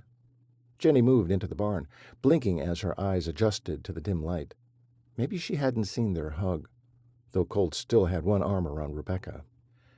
Confirming what Rebecca had guessed, Jenny halted her steps mid-stride. She was a petite little thing, with blonde curls that bounced with every step under a smart, wide-brimmed hat and a trench coat sashed at her tiny waist. She had a covered pot in her hands. "Oh, I'm sorry. Did I interrupt something?" Guilt was starting to slide in. "No," Rebecca said. "Yes," Colt said at the same time. "Oh, I won't be long. I just came to see how you're feeling and bring you some of my homemade chicken noodle soup." She set the pot on the table where Colt had laid the bridle. "I heard you got clobbered by your stallion. Are you all right?" Rebecca thought that was the sweetest thing. Why didn't Colt like this girl? "I'm fine. Nice to see you, Jenny. Gotta get back to work." Rebecca stepped out of Colt's hold. She stuck her hand out. "Hi, I'm Rebecca." Jenny's smile was beautiful. "My name's Jenny. I'm Gail Renford's daughter. My mother's dating Colt's father. In fact, he's coming over tonight." She smiled again with sweet innocence, while Rebecca's heart fell like a lead ball between her toes. Daughter. All of a sudden, Cord's actions became clear. Was that why he insisted on picking a woman his own age for this marriage of convenience? Was this age difference truly too important to him? Sick to her stomach because she was sick at heart, Rebecca wanted desperately to excuse herself but knew she couldn't. She promised to help Colt. Silence swarmed around them but for a nicker here and there, a stomp, or a swish of horses' tails. When one of the horses let loose his bowels with loud plopping sounds against the dirt, Jenny sprang into action. Okay. I'm glad you're fine, Colt. I'll be seeing you." She waited only a few seconds after Colt's nod of dismissal before she swung around and exited the barn. Rebecca waited until the engine started and Jenny's light green Plymouth headed out to turn and glare at Colt. "You were downright rude, cowboy." "She's sweet." Colt ran a hand down his face, then blew out a heavy breath. "Yeah, I don't like it, but it's necessary. We have a history together that's long since been over." She has to get the picture. Rebecca planted her hands on her hips. "She seems to want friendship." "Friends," Colt sounded. She didn't know. Skeptical? Guilty? It's too late for friendship. Just leave it be. Rebecca glanced out the barn doors as if Jenny were still standing there. "Well, she's adorable. She must have other suitors." "Suppose so. Hope she chooses one of them soon." "Why is she so interested in you, Colt?" He shook away the grimace and grinned, tugged at his hat brim. "Well, ma'am, hard to resist, I guess." "Ha ha. No, really." His grin dropped off for a scrunch of his nose. "She's after money, the prestige of being with a well-established rancher." He smiled in her direction. "Maybe good looks." My, we are certainly full of ourselves." Colt's countenance instantly shifted. A serious look came over him. "We Cooper men are sensitive souls, Rebecca. Don't want to get chased for all the wrong reasons." Oh, what could she say to that? And here Cord was, setting himself up for the fall. Chapter 25. Cord shifted gears and let his truck gain highway speed, or just short of it since the weather was still stormy. He wasn't looking forward to this date with Gail tonight. At least it only entailed coffee and dessert at her house, but he was having a hard time getting the chestnut-haired filly out of his mind and out from under his skin. When Rebecca had left the house with sandwiches for Colt and hadn't come back until supper time, while Cord had tried poring over the books, it had been all he could do not to head out to the barn. Cord wondered not for the first time. Had Colt fallen in love with her? Was he planning on asking her to marry him? Had he already? It wasn't that he didn't want Colt happy. He did. But was Rebecca the right choice for him? Cord shook his head. No, he thought she wasn't for a while now. The tiny white house with the matching fence came into view. Cord pulled up in front, switched off the ignition, and grabbed his flat-topped cowboy hat from the seat. He had worn dress clothes, good jeans, and a white dress shirt, good boots and hat, mostly to remind himself of his agenda for the evening. This was important business, and that's all it was, business. He strode through the archway and on up the 3 porch steps to the door. With a knuckle, he rapped on the door and waited. When it swung open, a pleasant cooked apple smell reached his nostrils just as a pretty petite blonde greeted him with a smile. He remembered his hat and snatched it off his head, smoothed his hair back into place. "Hello, Mr. Cooper. My mom is taking the apple pie out of the oven, so she asked me to get the door. Come on in." "Hi, Jenny. Doing okay?" Her brilliant smile slid straight into a frown. "I'm fine, I guess." "Why the long face?" It's nothing," she said as she led him into the living room and up to a comfy-looking sofa. Cord had always liked Jenny for Colt. She'd spent quite a bit of time near the Cooper household last year before they seemed to have had a falling out. "Saw your car on the property today." In fact, she'd been out at the place way too often lately. It was no wonder Colt wasn't interested. He had to do the pursuing. She flattened a hand to her forehead, puffed out of breath. Looking forlorn, she plopped down next to him on the couch. Okay, yes. I was out at your house today to check on him. Since his accident with the stallion. Word always spread fast when anything happened at the Bar 6. This was record time. And? She pressed her lips together. A deep blush clung to her neck. Cord patted her lightly on the shoulder. What did Colt do? Or not do, was more likely. Maybe you should tell me. She shifted on the couch to face him. Distress had painted a deep frown on her young face. He was with that woman who lives with you. I think she's too old for him, but he had his arm around her all possessive-like and didn't want to talk to me. That news hit Cord like a kick to his sternum. So, Colt was serious about Becca. Why in the world had he pushed those two together in the first place? It was not lost on him Janith thought Rebecca too old for Colt. Their 2-year age difference was nothing, but what he'd said about Rebecca was true. She was old before her time. He scrubbed a hand down his face, then rubbed it over his mouth. Nearly jumped up to start pacing until he remembered where he was and why he was here. He began rotating his hat in his hand when Gail came through the door from the kitchen. Jenny excused herself. Cord flinched, having forgotten she was even in the room. She rose and took herself off down the hallway. Had he missed something else she'd said? Don't mind her. She's having an attitude, Gail said, coming toward him. He glanced at Jenny as she was closing her bedroom door behind her, then came to his feet to greet Gail. She looked good in her lime-colored slacks with matching sweater, and her thick blonde hair wrapped in a tidy knot at her nape. Elegant. Stunning. Cord met her halfway, then leaned down to give her a peck on the cheek. She stretched up at the same time, giving him easy access.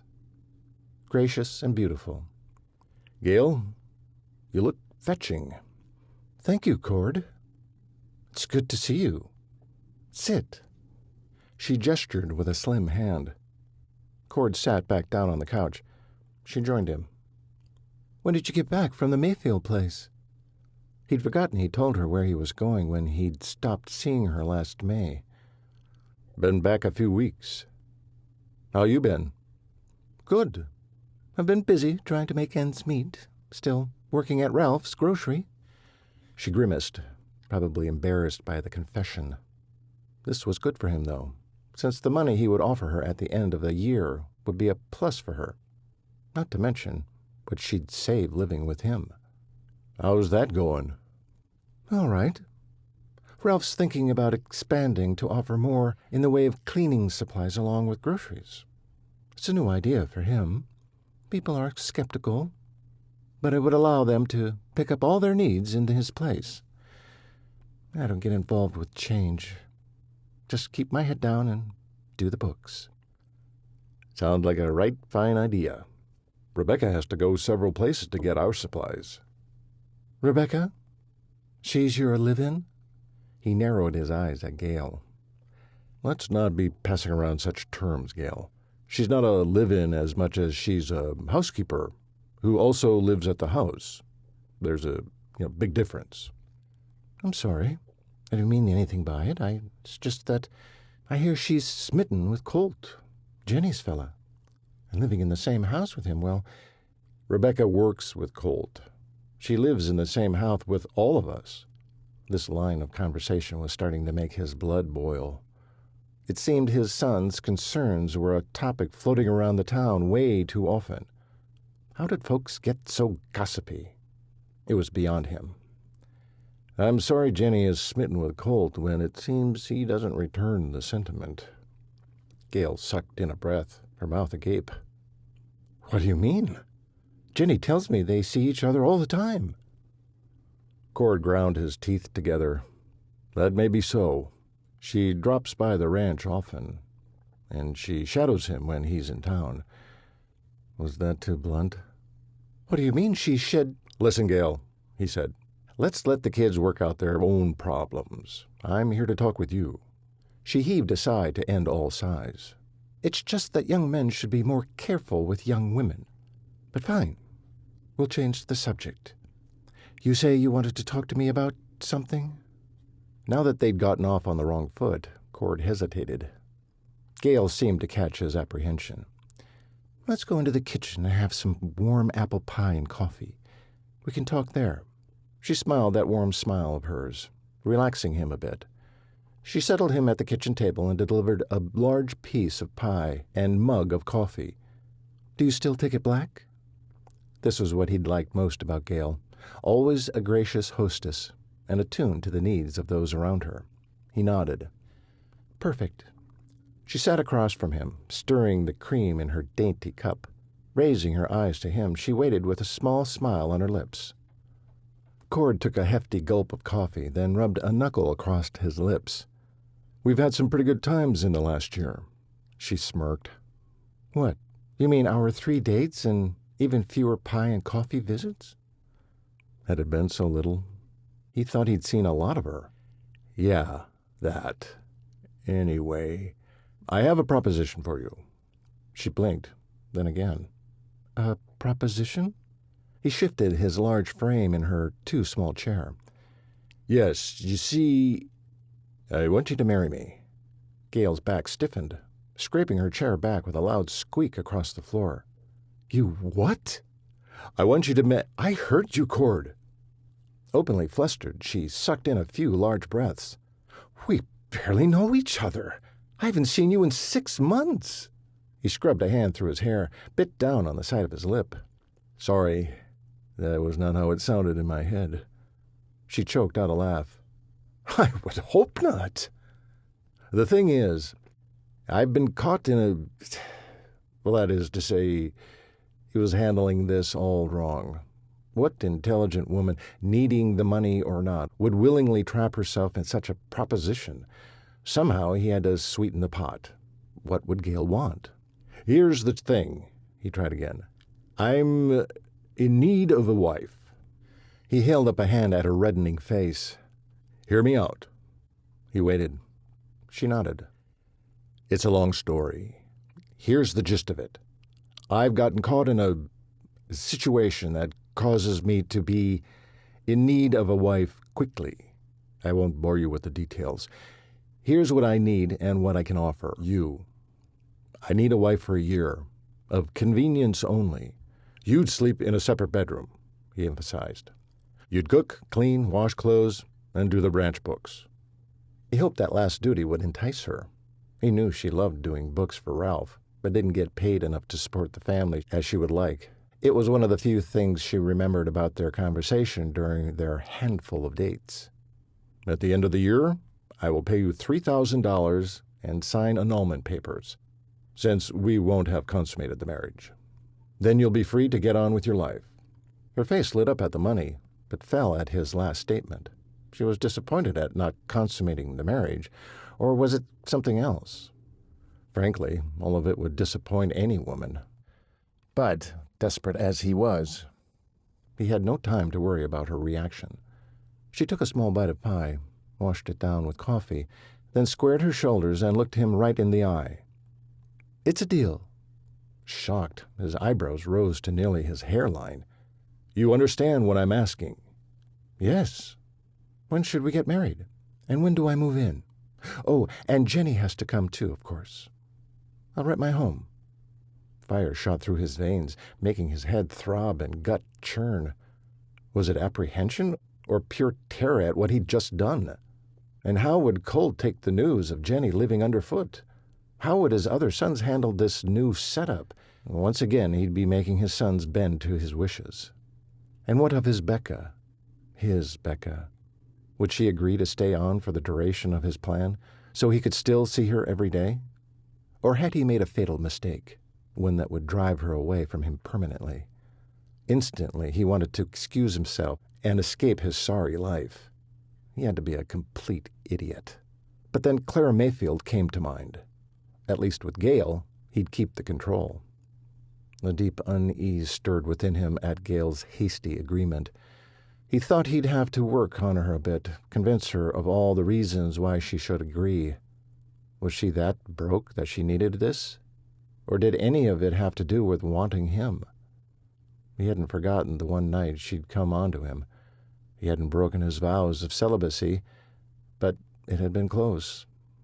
It had been the last time he'd seen her before going to Clara's. But now that he had set it up this way, he'd never know her true motives. On the other hand, if Gail had called him a fool and sent him packing, he would have to consider Becca's proposal. Was that what he'd been hoping for all along? The next morning, after Trevor left the house, Cord found himself banging around a kitchen that seemed to have shrunk during the night. He should be happy. He'd been successful. The widow would not be getting her way. So why did he feel like his body was about to wring itself inside out? Could be it was because he was getting married. In 4 days. What did the toaster do to you? Stupid contraption. Cord glared over his shoulder at Colt, then jammed the toaster lever down again, trying to get it to catch. It didn't. He growled. Cord reached around him and pressed the handle down slowly. It caught, and the heating element turned orange. Gentle touch, Dad. Like a skittish filly. Cord turned to address Colt, feeling every bit his age today. I need to talk to you, son. That sounds ominous. Colt chuckled. Sit down.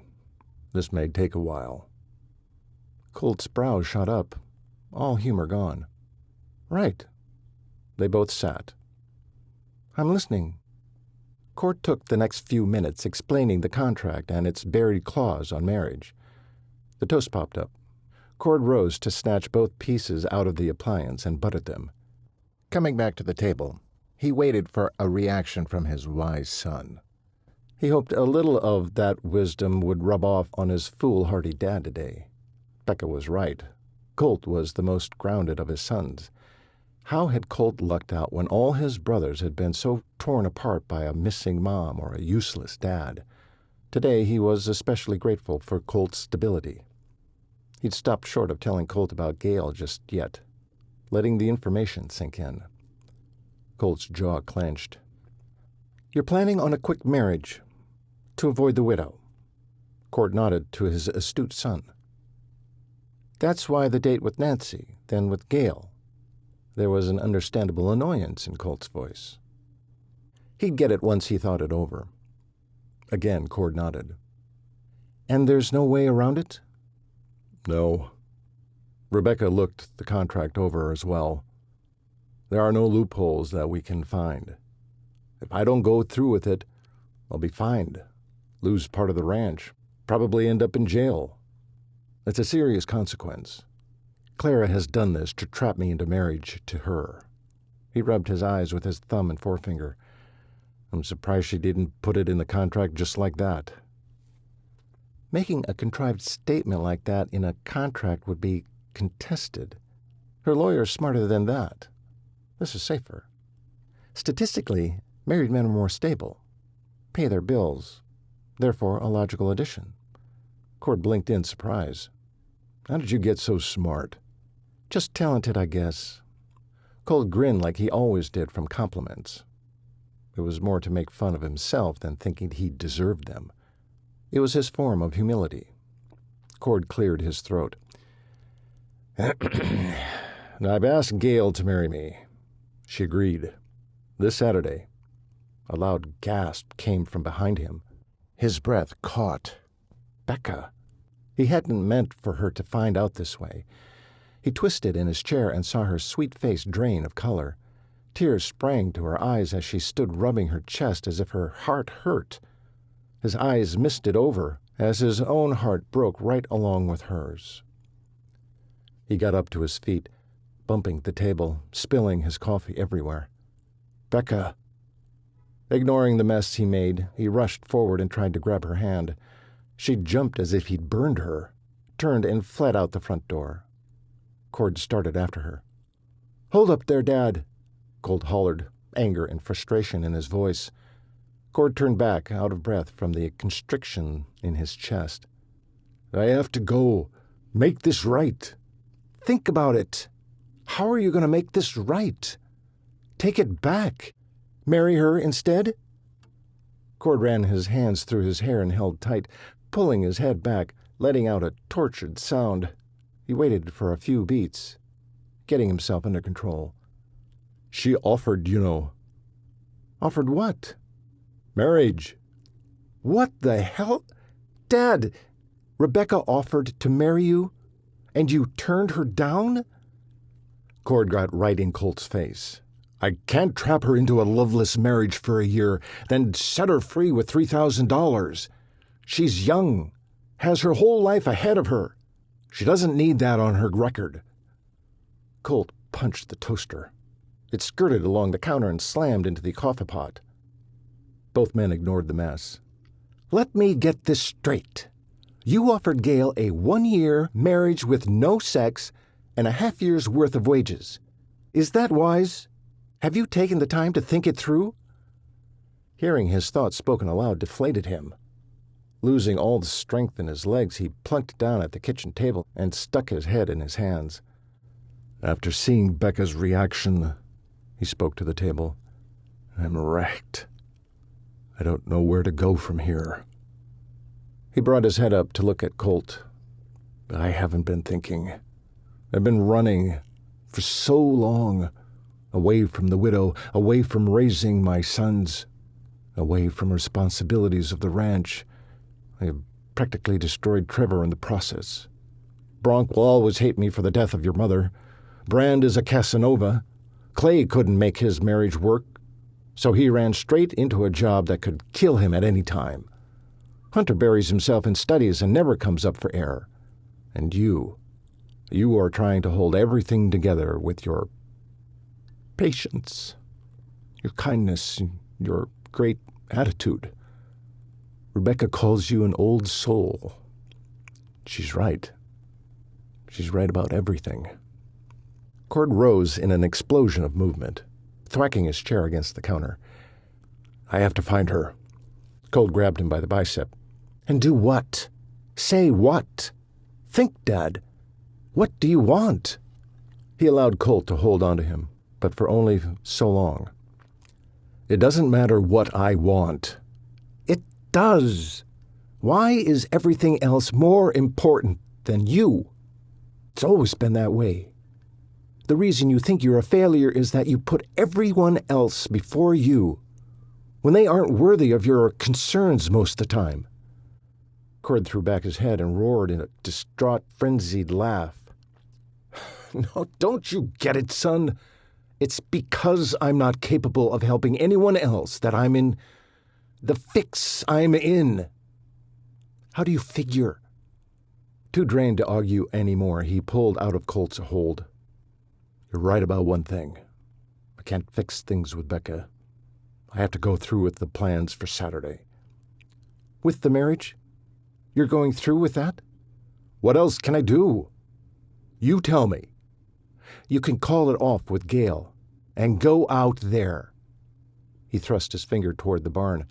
And tell that girl you want to marry her. That's what you can do. I can't do that. She's innocent in all of this. She wants you. Dad? Cord wiped off sweat, and was that a tear, from his face and looked Colt in the eye, giving him the respect he deserved. He nodded. Are you listening? Real good? Cord inhaled deeply, then blew out a breath. Yep. She wants you. Chapter 26. Clara looked forward to wrapping up the contract with her attorney and planning her wedding. She dressed exceptionally well today in her red knee-length sheath, accented at her slender waist by a gold chain belt. She felt even better. Enough time had passed that Clara figured Cord would have read the whole contract by now and would know about the marriage clause. She knew him well. He would have been livid at first, and then would have thought through the bright side of a marriage to her. By now he would be smiling and ready to take the next step. Her train of thought shifted to that dang mutt Joe had run over the last time she saw Cord. Joe hadn't purposefully run over the animal, but once he explained that dealing with an injured dog would keep Cord from reading the contract on time, she saw how that could work in their favor. Wondered if it had. She did hope the dog lived, though. Cord might blame her somehow. Be too upset to marry her if the mangy thing died. Clara's high heels clicked against the tile as she strolled up to Stan's inept assistant. "Well, hello, Charlie. Is Stan in?" Charlie's mouth had dropped open the second she'd strolled through the front door. She'd reached over the desk now and flipped his chin back up. "Gonna catch flies." "Oh, Miss Mayfield, ma'am? How are you today? Where have you been?" She winced at his paltry attempt at conversation. "None of your business, young man. Now, if you can tell Stanley I'm here." "Sure thing." He jumped up, tongue practically lolling out as he eyed her again. She grinned and wagged her fingers at him. Backing up, tripping over the oriental rug in front of Stan's door, then turning to knock, Charlie finally managed a peek through the open door, then a nod in the affirmative that she could enter. She winked at poor Charlie and swished past him. He closed the door awkwardly behind her. "My word, Stan, you must get rid of that boy. He's not an asset for you." She sashayed forward, loving the way Stan took in her appearance. "How was your vacation?" "Mine was glorious. But I did so miss Cord. It's good to be back." The minute she mentioned Cord's name, Stanley's face blanched the color of oatmeal. "We have a hiccup, I'm afraid, Clara. Sit down." Stunned that everything wasn't in place, she obeyed, only to keep the conversation rolling. "What is it?" "It's Cord. He—" "Did he rescind the contract before the 3 days?" "No. The 3 days passed uneventfully. He's bound." She relaxed into the chair. "Good. What's the hiccup?" "He's asked someone else to marry him." "What?" She flew out of the chair, slapped both palms on his mahogany desk, and stared him in the eye. "Why in the world would he do such a thing when he has me?"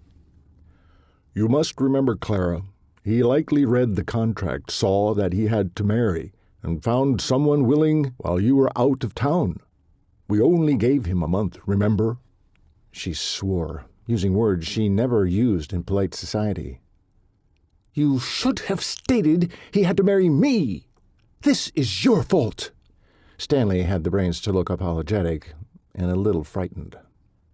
"You do remember what I know about you. You'd better come up with a good plan, or your wife may get a visit from me." His jaw tightened. "Like I told you, Clara, if we had put that in the contract, it would give cause for a clever attorney to refute it. Then it would be held up in court." She was ready to explode. Stanley quickly continued. "I do have a suggestion." Clara huffed a breath, then sat back down. She didn't like losing her temper. It was so unladylike after all. "Is it that teeny bopper of a girl he calls a housekeeper?" Stanley sighed. "No. I found out who his intended is, though. She is a widow herself, poor, raising her daughter on an underpaid bookkeeper's wage. You could buy her off. I'm sure she thinks Cord's a bit insane already. He must have offered money. You'll have to top it. She'll probably jump at the chance." She pinned the paper Stan set on the desk with her glossy red fingernail and scraped the address toward her with a devious smile. After an hour of negotiations, Clara departed Gail Renford's residence with another glorious grin on her face and great respect for the shrewd woman she'd heard of but never actually met. Cord had certainly offered her a large sum. Of course, with the contract in place, he'd only sabotaged himself.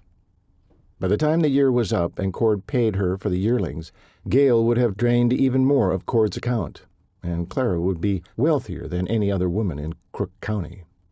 It had been a terrible plan for Cord. He should be grateful to be marrying her instead.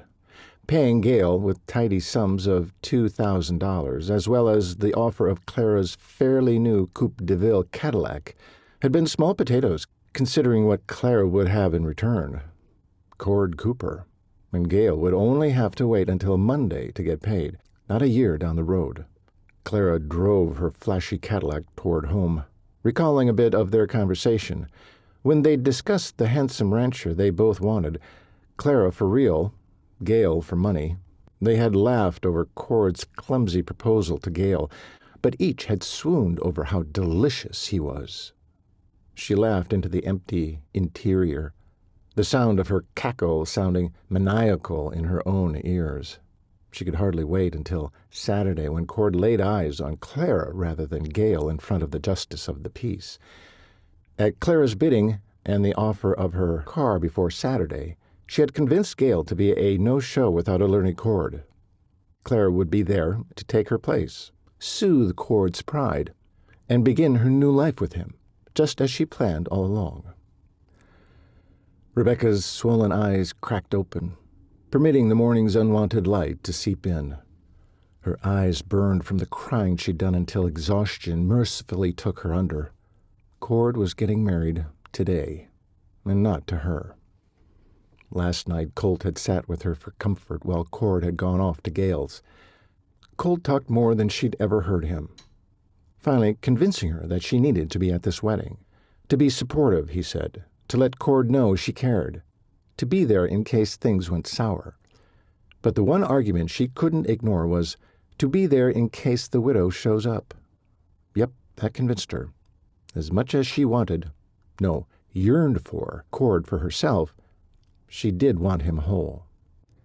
He'd been holding this family together by threads and sacrifices for so long. All she wanted for him now was a little peace. If that meant following through with this sham of a wedding, so be it. She would endure. She would be there, rising with a body that felt decrepit. She donned her robe and took herself off to the shower. She had already laid out cinnamon rolls and fruit the night before, and had the coffee pot ready to plug in so she could avoid Cord's guilt and Colt's sympathy. Bronk and Brand were back at Harper Ranch, and Trevor most likely wouldn't want to be there for his dad, so only she and Colt would attend this dreadful affair. She took a long time getting ready. The wedding was at 11 a.m., and so far she'd taken up the majority of the morning preparing herself, repeating positive statements, cold packing her eyes, brushing her hair until it shone with a chestnut glow, and finally dressing in a knee-length emerald green dress that made her eyes stand out in her pale face. Before walking out the door, she pinched her cheeks to bring color back, even though she'd applied a light coating of makeup. Taking one last glimpse of herself in the mirror, if she looked too long, the sadness in her eyes would make her sob again. She slipped into black pumps and stole out of her room. There was no sign of Cord, thank goodness. Only Colt waited at the bottom of the stairs with her coat draped over one arm. He was handsome in his dark brown suit, matching Stetson hat, and string tie against a stark white shirt. The epitome of a cowboy gentleman. He was a magnificent sight, and she wondered for about the 100th time, why hadn't her heart fastened onto him? Colt's sapphire eyes were busy trailing her hair down to her heels and back up again. When she stood affixed to the last step, Colt took her elbow, gently tugged her to him, and kissed her on the side of the mouth. A brotherly peck. "You look beautiful, Muffin. It'll be fine. No worrying." The truck ride to the justice of the peace in town was a solemn one. Rebecca was barely keeping a lid on her emotions. She had to get through this. It was the right thing to do.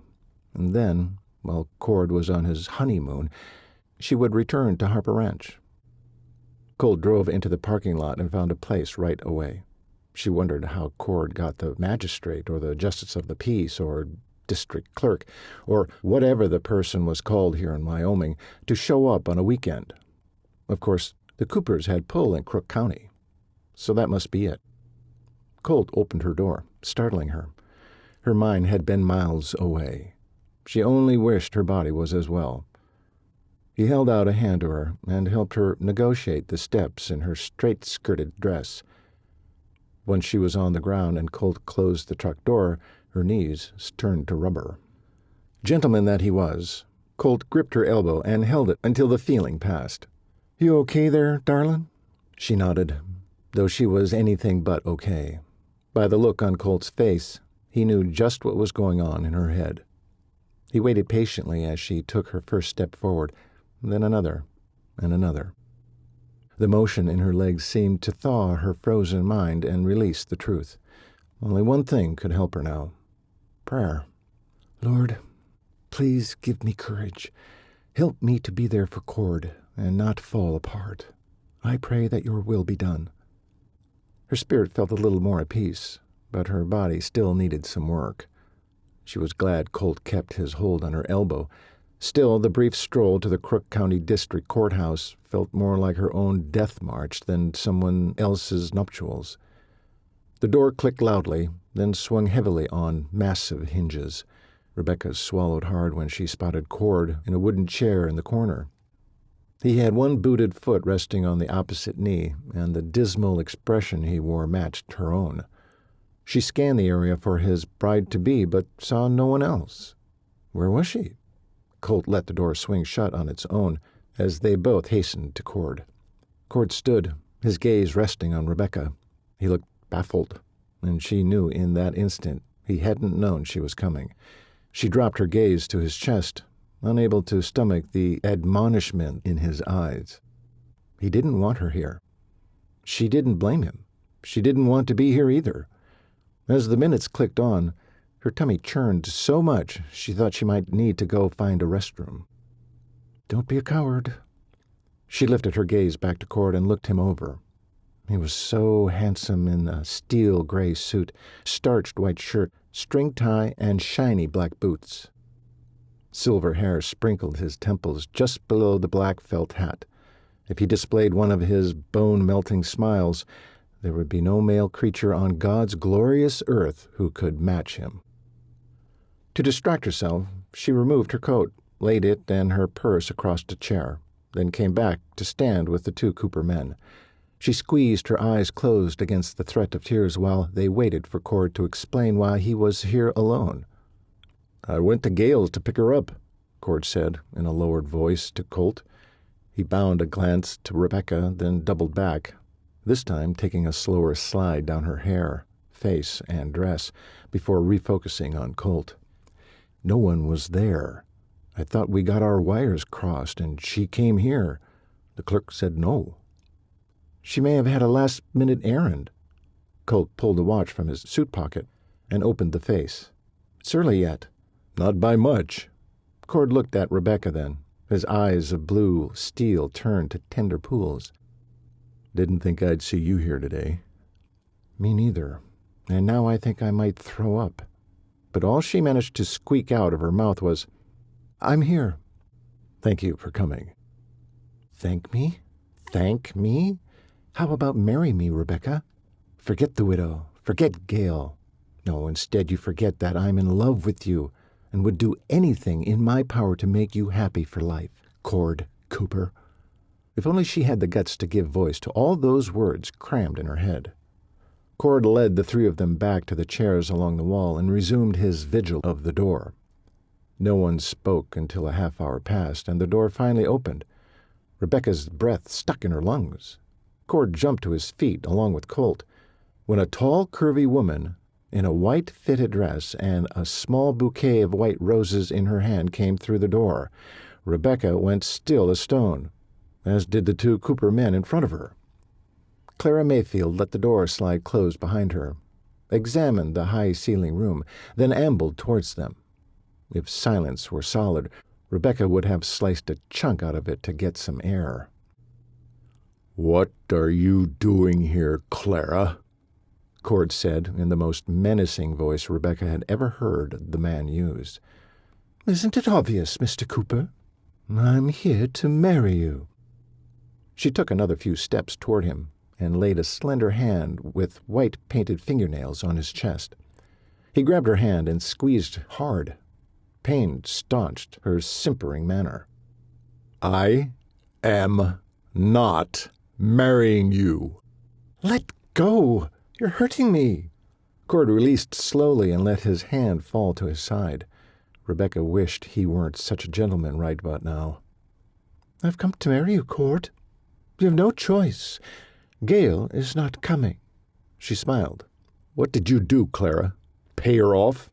A fake gasp and a hand to her throat reminded Rebecca of Hollywood films. "Me? Would I do such a thing?" Cord inched forward and leaned down too close for Rebecca's comfort. Getting that close to a shark could have consequences. I repeat, I will not marry you. Go home. This time, her sigh was a real one. Listen, Cord. I'm sorry I had to be a little devious with you, but I only did it to bring about what you and I both want. To combine our assets without needing a contract. To be the way we were those 5 months. To have a future together.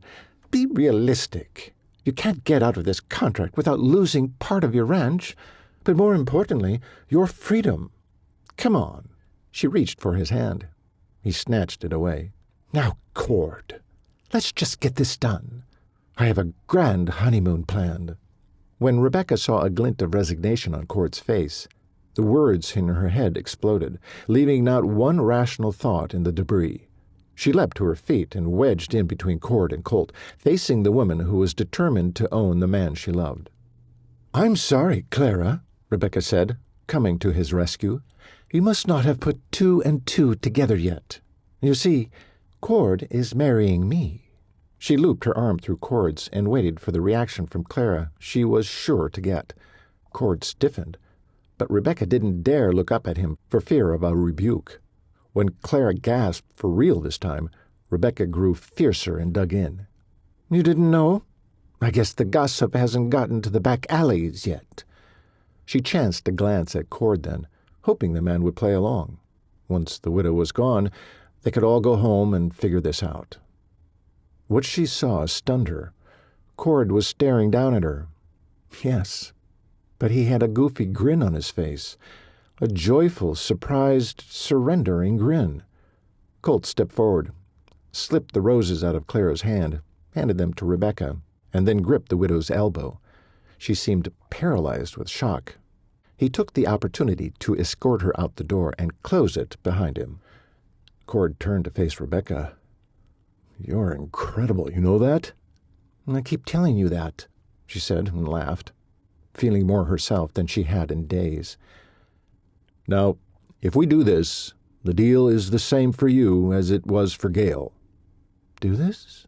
She murmured. His smile froze and his brows creased. Isn't that what you just told the Black Widow there? He nodded towards the closed door. Did he want to go through with this? Marry her? My gosh, she was going to faint for sure this time. Don't lose this chance. Oh, yes, of course. I just meant... never mind. Colt strode back through the door. He had a smile on his face that could rival the sun. Within 2 heartbeats, she knew why. Behind him came Trevor, dressed to the hilt in an expensive black suit that actually had a shine to it. She'd never seen anything quite like it. He was all in black, except for a white shirt and gray cravat. A cravat? She seemed to recall seeing Jake in a similar accessory at Roy and Mary's wedding back in June. Goodness, but he looked magnificent.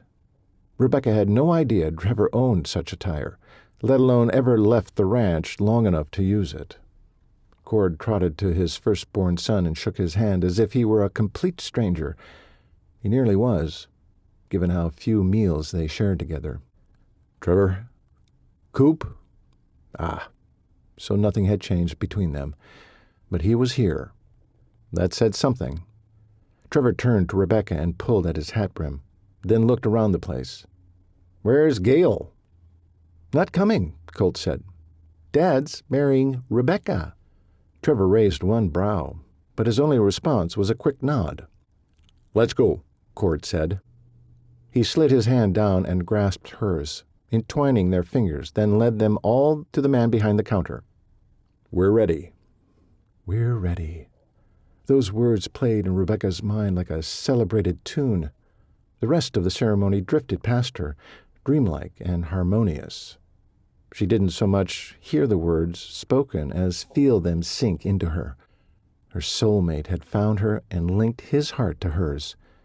So this was how Euphoria felt. You may now kiss the bride.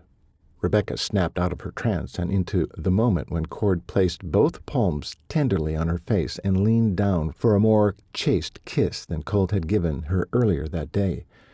Disappointment warred with happiness, but the latter won out. It was a public place, so she passed it off as that, determined to not let anyone ruin this moment. Inside, she was blooming with the vibrant, blissful joy of overwhelming proportions. Outside, she probably looked ashen, stunned, but she didn't care as long as Cord kept her near when they walked out into the world hand in hand, heart to heart, as husband and wife. Cord did just that. He even placed Rebecca right next to him in his Ford F-100. She floated on air, at no time feeling a bump or pothole on the long drive back to the Cooper home.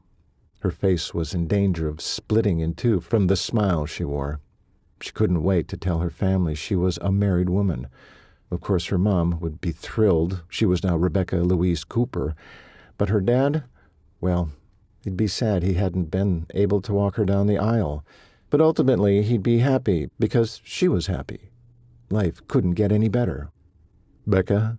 She turned her happy face to Cord, watched his profile as he drove. "Yes, husband?" Rebecca would never forget how the storm clouds took over Cord Cooper's face in that moment.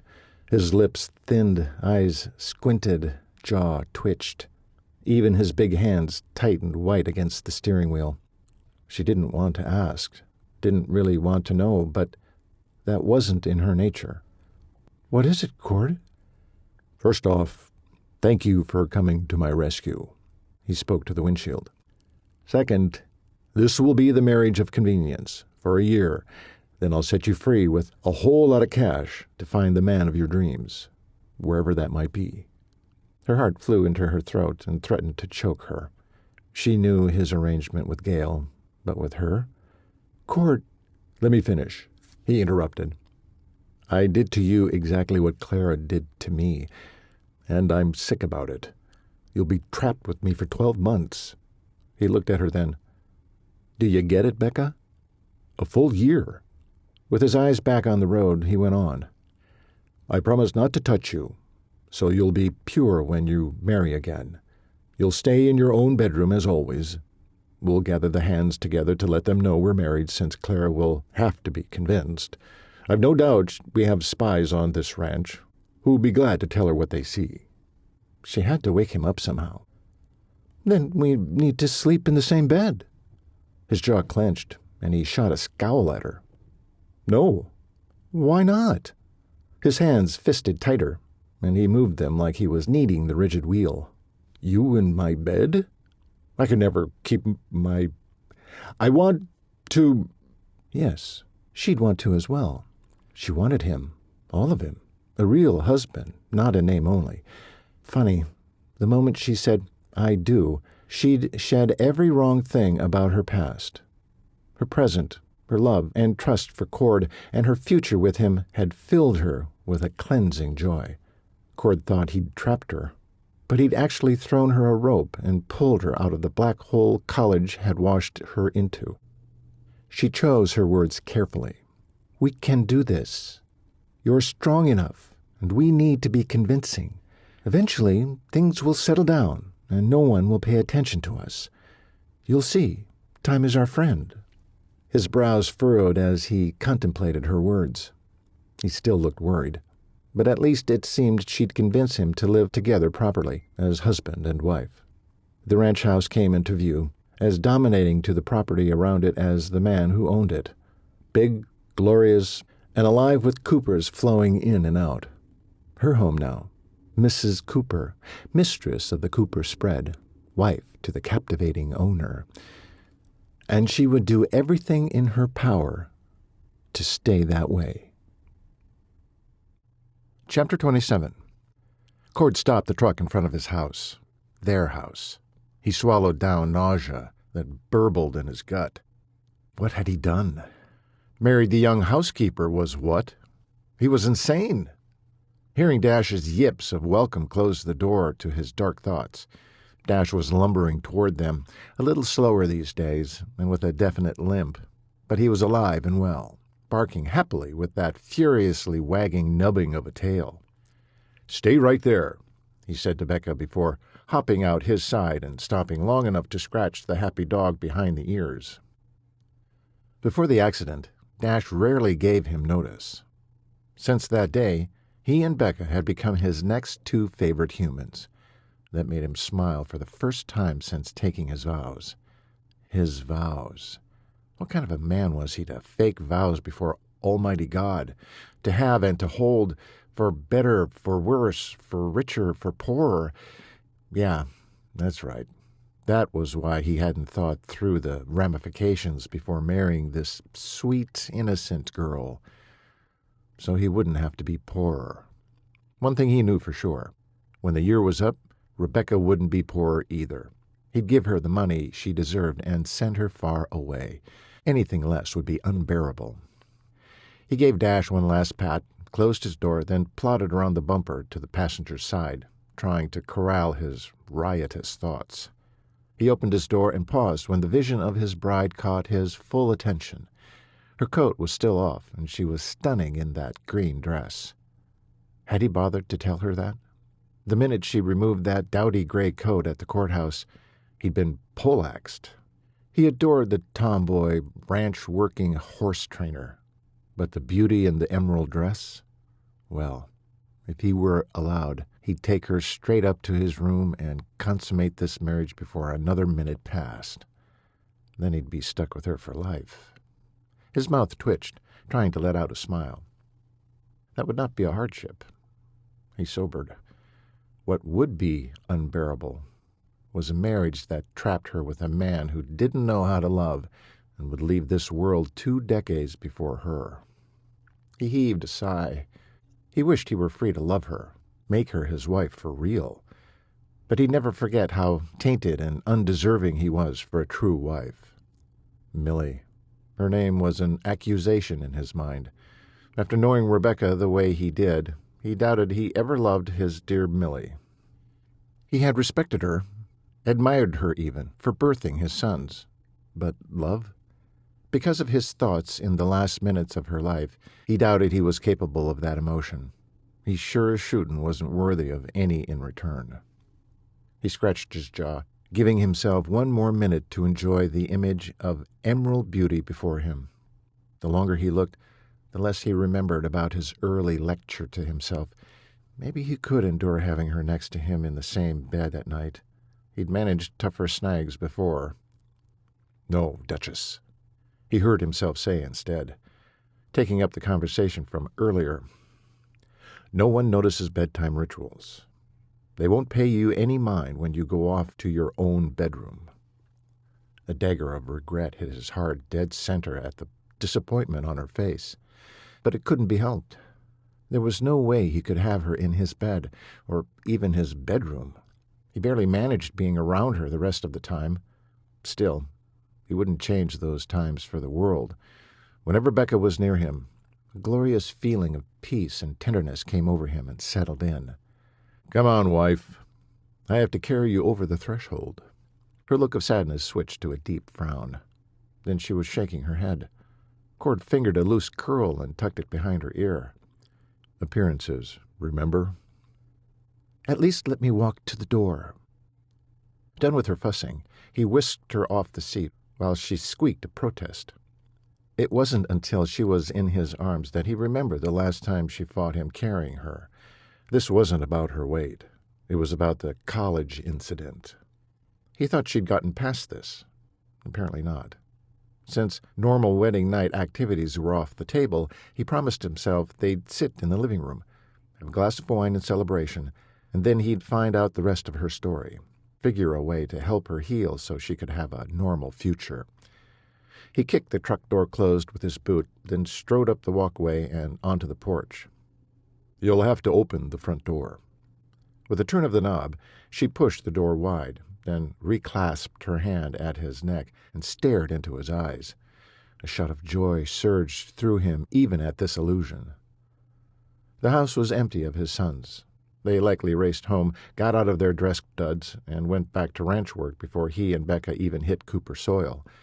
He didn't blame them. Suits made him claustrophobic. He couldn't wait to shed his, so he took a risk and carried Becca up the stairs and into his room. I've always liked your room. She inhaled a breath through her nose. It smells so good. Her gaze met his. Like you. He chuckled. Well, that can't be good. Ah, but it is. You smell of Wyoming air and sunshine all the time, like it's been rubbed into your skin. His hands lost their grip, and she slipped down a notch. Had his marrying her made her bolder? She squeaked and clung with both arms cinched tight. It brought her nose to nose with him. Talk about scents. He breathed her in again and again. She smelled of some special perfume, fresh air and woman. Becca. If only he could keep her. He bent down and set her on his bed. Planting his fists on either side of her, he leaned in and gave her a chaste kiss on the mouth. Before he could back away, she grasped his head in surprisingly strong hands and pressed her lips harder to his, angling her head as he'd done with their last 2 kisses. She parted her lips and took the kiss deeper. If he'd thought he'd been poleaxed at the courthouse, that was child's play compared to this. He commanded his body to stop. It didn't. Leaning in further, he rooted his knee on the edge of the bed and pushed her to her back. She let loose of his head and wrapped her arms around him, pulling him closer until he rested on his forearms and pressed his body to hers, never once breaking the kiss. She moaned. Heat flooded him, closing the door to his good senses. Her kisses were sweet, her body supple and yielding. He leaned to one side, releasing a hand so he could explore her properly. A door slammed downstairs, and the sound flipped his switch from body to brain. He shot off the bed, breaking the hold she had on him. He stared down at her rumpled dress and kiss-swollen lips and almost ignored his sensible side. "I'll be downstairs. Stogie promised sandwiches for us," he said, his voice husky. He stripped off his jacket and string tie, threw them over one bulky chair, then rolled up his sleeves, filling his mind with the sight of her all the while. At long last he tore his gaze from her and strode to the open door, guilt forcing a final look back. "I'm sorry, Rebecca. That shouldn't have happened. I'll make sure it never does again." How he would do that, he didn't know, but he'd crossed a line and he couldn't do it again. It was his duty to keep her untouched. It was going to be a long year. Once the door separated them, Cord halted a moment in the hallway to quiet his body before he padded his way down to the kitchen. Colt was leaning against the kitchen counter in full work gear, including mud-caked boots, sipping coffee. "How are the newlyweds?" he teased. Cord retrieved a cup and joined Colt for coffee. "Before you get too carried away, remember this is a platonic relationship. A year, then I set her free." Colt thunked his cup down on the counter. "You still going through with that? Why?" "What do you mean, why? We talked about this. You knew what I'd set up with Gail. This is no different." Colt's brows were in a tight V. "It's entirely different. Rebecca's in love with you." Cord choked on the coffee he'd just gulped. He coughed and sputtered, trying to get a handle on what he knew to be true, which made what he did to her that much worse. Colt slapped him on the back. "It doesn't change a thing," Cord spouted. "It does. Do you think she offered to marry you 'cause she had nothing better to do for the next year? Do you think she wants this marriage in name only?" "She's compassionate, trying to rescue me. She'll get over it." As soon as he said those words, the thought crushed him. He'd seen the love in her eyes, not just her compassion, every time she looked at him. He didn't want to be another Brent in her life, devastate her and leave her bloodied and decimated the way he had. But his mind drove back to the last minute of Millie's life, how he'd failed her miserably. He didn't want that for Rebecca. Wouldn't allow it. "Well," Colt said, waking him to the problem at hand. "Well, what?" "She kissed you." Colt groaned. "Acting." "What?" An adolescent prank to make you jealous. Did it work? Did it ever? But he kept that to himself. Colt's gaze went deep. Drat the boy for trying to read him. Colt's face lit up. It did! Cord poured his coffee out in the sink. He watched it drain down, wondering why he'd thrown away perfectly good coffee. What do I do now? Make her your bride. For real. He turned, looked Colt in the eye. No. What do you mean, no? I mean, I'd rather be dragged by the heels behind that stallion of yours than tethering her to me. Wouldn't be right. She'd regret it. Colt studied him for a long minute, while Cord had to bite the side of his lip in order to stare right back. Are you afraid she might die like Mom did? Is that it? Cord jerked bored stiff. Did it boil down to that? He scraped all 10 fingers through his hair as he'd considered the truth of it. If that happened, if she died in childbirth, he'd never survive it. The thought tied his brain into knots. Except she's not Mom. She's tougher. That seemed to loosen his tongue. How do you know that? Stogie and Willie. They say Mom was a fragile sort. It's not your fault she died in childbirth, Dad. Oh, but it was. You have no idea what you're talking about. You weren't there. He shifted his gaze to the window, watching the wind whip about and dark clouds roll in. They were in for another big storm. How would he explain to his son what he'd done to save Bronk, with no regard to his mother? And then there was that unforgivable thought. At one time, I thought you and Becca would hang your reins on the side hitching post, Cord said, needing to come clean. At one time? Cord looked back at his son. Couldn't stomach it now. Because you love her. Cord dropped his gaze to the mud-smeared floor. Becca was going to shoot them over the mess. Do I love her? He'd kept his heart on a tight leash for so long, he often wondered if he knew the meaning of love. He was pretty sure he'd never had, that he didn't now. He shook his head. You're fooling yourself, Dad. At the sound of crunching gravel, Colt glanced outside. Ah, blast, not again. Cord followed Colt's gaze and saw a black Chevy Impala drive up. Another one? Can't these fawning women find someone else to stalk? Colt swung an agitated look at Cord, then tromped out the back door to intercept the woman. Cord tugged a chair out with his boot toe and sat in it backwards. He rested his forearms one over the other and contemplated his next move. The more he pondered it, the deeper he drove his agony. Colt was right. He'd not only trapped Rebecca into marriage, he'd let her marry him knowing full well that she loved him. What kind of a monster did that? The only right thing left to do for her now was something she didn't know she needed. He'd go through with his plan to let her go in a year so she could find and marry a younger man, someone who could give her a load of kids and a long, happy life. Soft footsteps came in from the other room. Becca. His belly fluttered. Just anticipating her fresh face and sweet body had him on edge. Before he could turn to greet her, she strode up behind him. He flinched when her hands came to rest on his shoulders. Her thumbs found knots there and pressed. Cord expelled a long breath and began to relax. It's been a tough day, she said, kneading his neck. You're all muscle on muscle, tied together with knots. Relax. He loved having her near him, having her hands on him. Breathe. She worked on him for several silent minutes until she said, Hey, where are the sandwiches Stogie promised? Cord raised his head, just now realizing he was so relaxed he dropped his forehead to his arms on the back of the chair. Don't know. Should have been here by now. Do you want me to fix you something? Or I can go track the renegger down.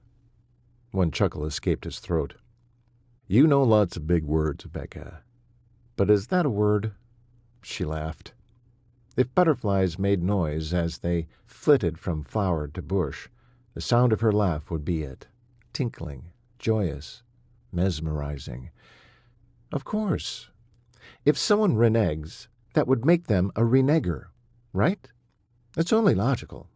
She shifted to the right a bit, so he could see her playful grin. His stomach clenched. He'd promised himself he'd let her go in a year, and just like that, he was ready to turn his back on that promise. She belonged to him now. Mrs. Cord Cooper. How am I going to make it through 12 long months? The answer came to him on a whisper. Pray. As Becca pressed, rubbed, and jabbed at knots in his back and shoulders, he chewed over the right words in his head. Dear Lord, it's me again. Please help me do the right thing by Rebecca. Amen. There, that should do it. The back door slammed open, and heavy footfalls came through the mudroom and around the corner to the kitchen. Someone had stomped to a halt in the doorway. Cord could barely lift his head off his arms. He was so relaxed. He twisted his head to see Trevor standing there, looking confused. "What are you two doing down here?" Trevor said, then finally got his feet in motion toward the coffee pot. "What do you mean, down here?" Cord said, then wished he had put his brain back in gear before answering. As he opened his mouth to tell Trevor to forget he'd asked that, Trevor beat him to it. "Don't you have stuff to do?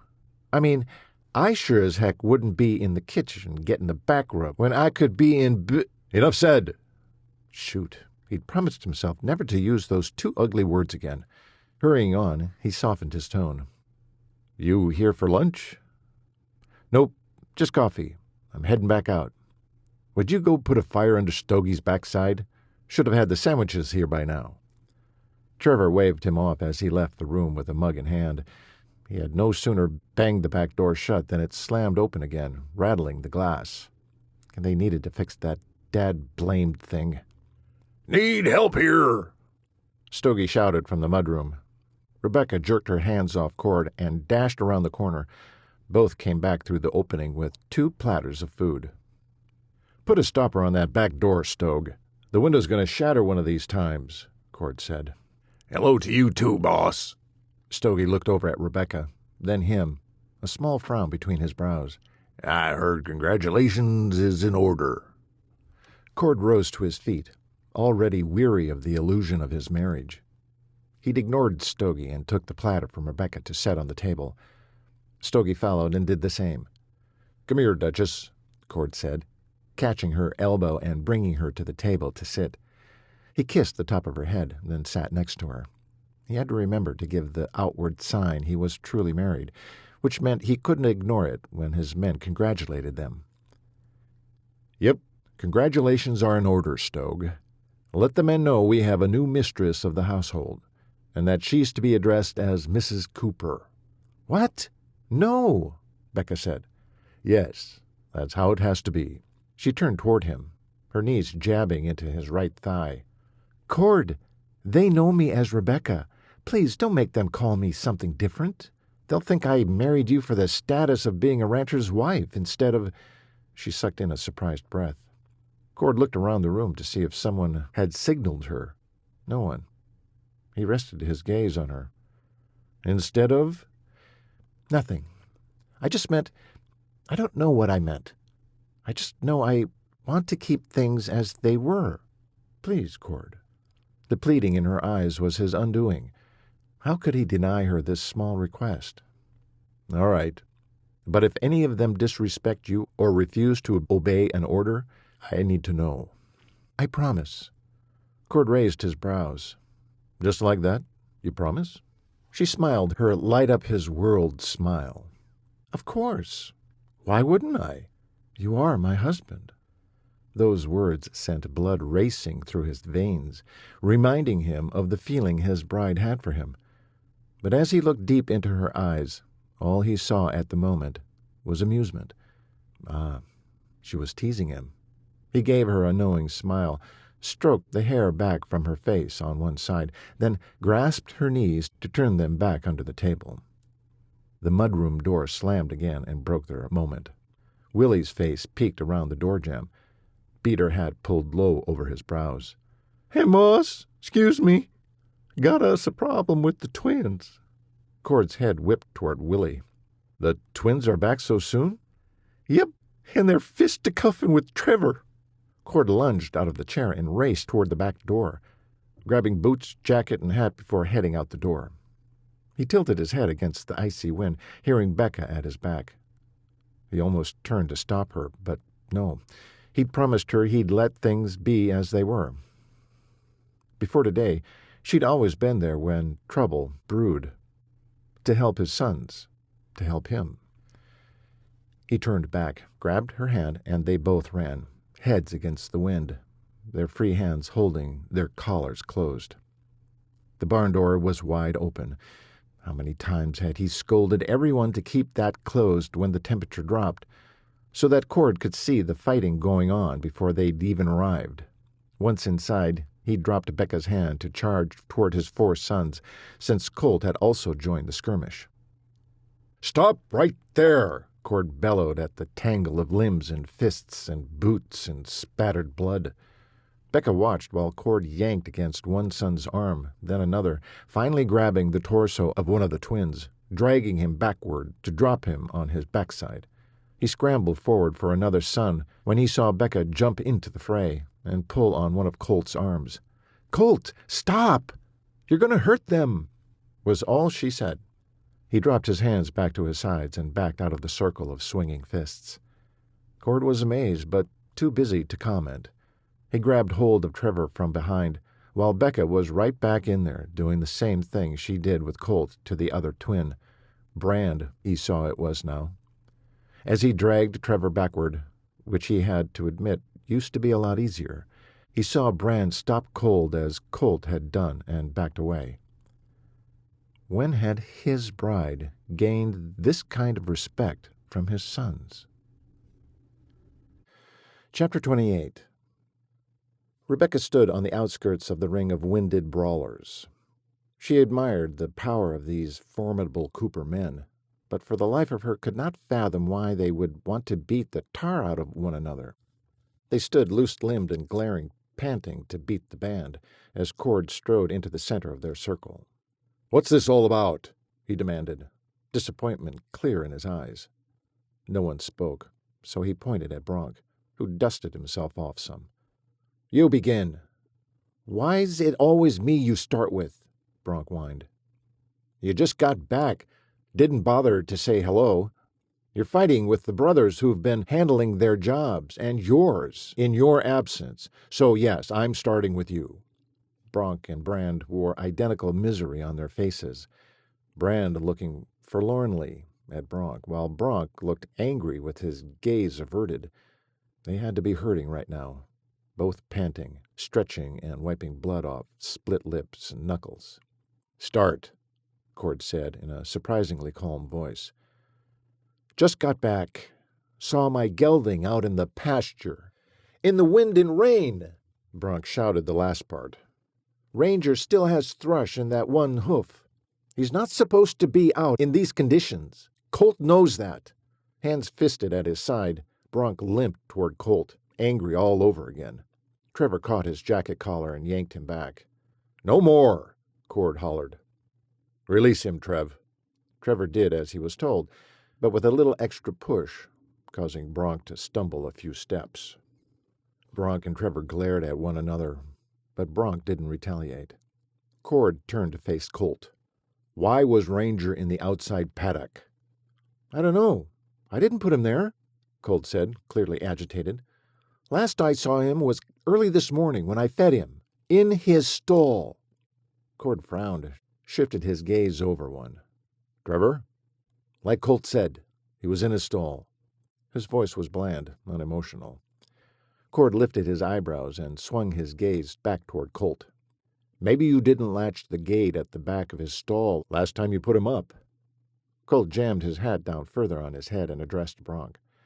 "Other than feed the ornery horse and doctor that dang hoof, I have not done a thing with him since you left." Cord looked at Trevor, who only shook his head. "Brand, go get the hands. All of them. I have an announcement to make, anyway. Cord moseyed over to Rebecca. He looked up into eyes that were filled with fire and regret at having to reprimand his sons. Rebecca rubbed a hand up and down his arm, trying to calm him through touch. Surprisingly, his shoulders slackened a bit. He bent his head to kiss her on the forehead. Thrilled by the public display, she beamed up at him. "How can you smile when there's always something going on with my sons?" Cord said, leaning in for her ears only. "Our sons now, eh?" she said, teasingly, trying to relax him more. His eyes widened at the thought, but then something in his expression changed. Something she didn't know. Bran came through the kitchen entrance at the back of the barn and closed the door behind himself and the 4 cowhands he'd herded together. "Bobby and Ralph went into town," Bran reported. Cord nodded, then faced the group, using a hand gesture to herd the hands toward his sons. They all wore confusion and weariness on their faces. "Eddie? Sam?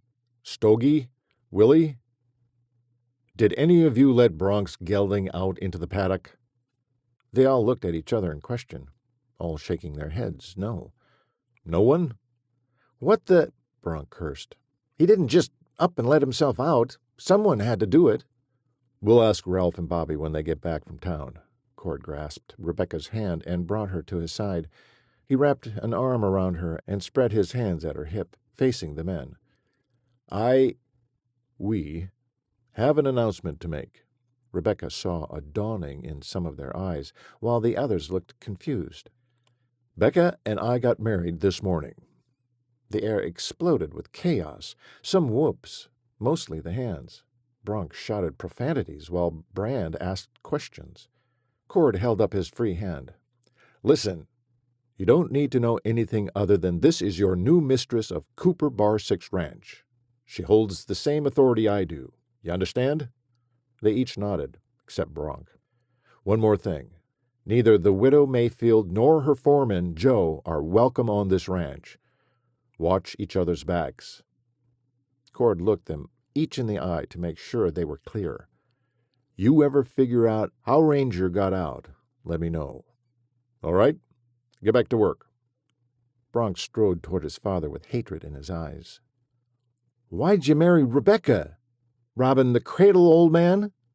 Instead of the defensive stance Rebecca hoped Cord would take, she watched his face drain of color as he dropped his arm from her. Deep down, those were the exact words Cord feared, and not only from his sons. Bronk wasn't daunted by Cord's silence. "What? Not going to tell us why you married the girl?" He tipped his head in her direction. Taking one step toward Bronk and away from her, he said, "Go tend your horse." Then he turned toward the open barn doors and was gone. As white as Cord's face was, Rebecca felt hers burn with fury. Everyone had left but Brand, so she felt safe to step in with full armor intact. "Disrespect, Bronk? That's the way you decide to handle this?" "Yeah, brother. If he wanted to marry Rebecca, that was his choice," Brand said. He turned to her then. "I'm just surprised you want him." Rebecca swung her fiery gaze to Brand. "You need to wake up." She poked her finger toward each of them. "Both of you. Take your dang blinders off. Your dad is a decent, hard-working man trying to pull things together around here. You're not helping. You come in here, see what you want to see, and tear into your brothers, who, by the way, are doing your jobs." "He sent us away," Bronk barked, jabbing a finger at a disappearing Cord. "To do a job. A job. But even when you're here, you do the bare minimum. Care enough, why don't you? Look around. See what needs doing. Get involved. Help out. You want to be treated like grown men? Then grow up." She glared at each twin, then twisted around to follow after Cord. Before she exited the barn, she twisted back to eye Bronk one more time. "You're irresponsible.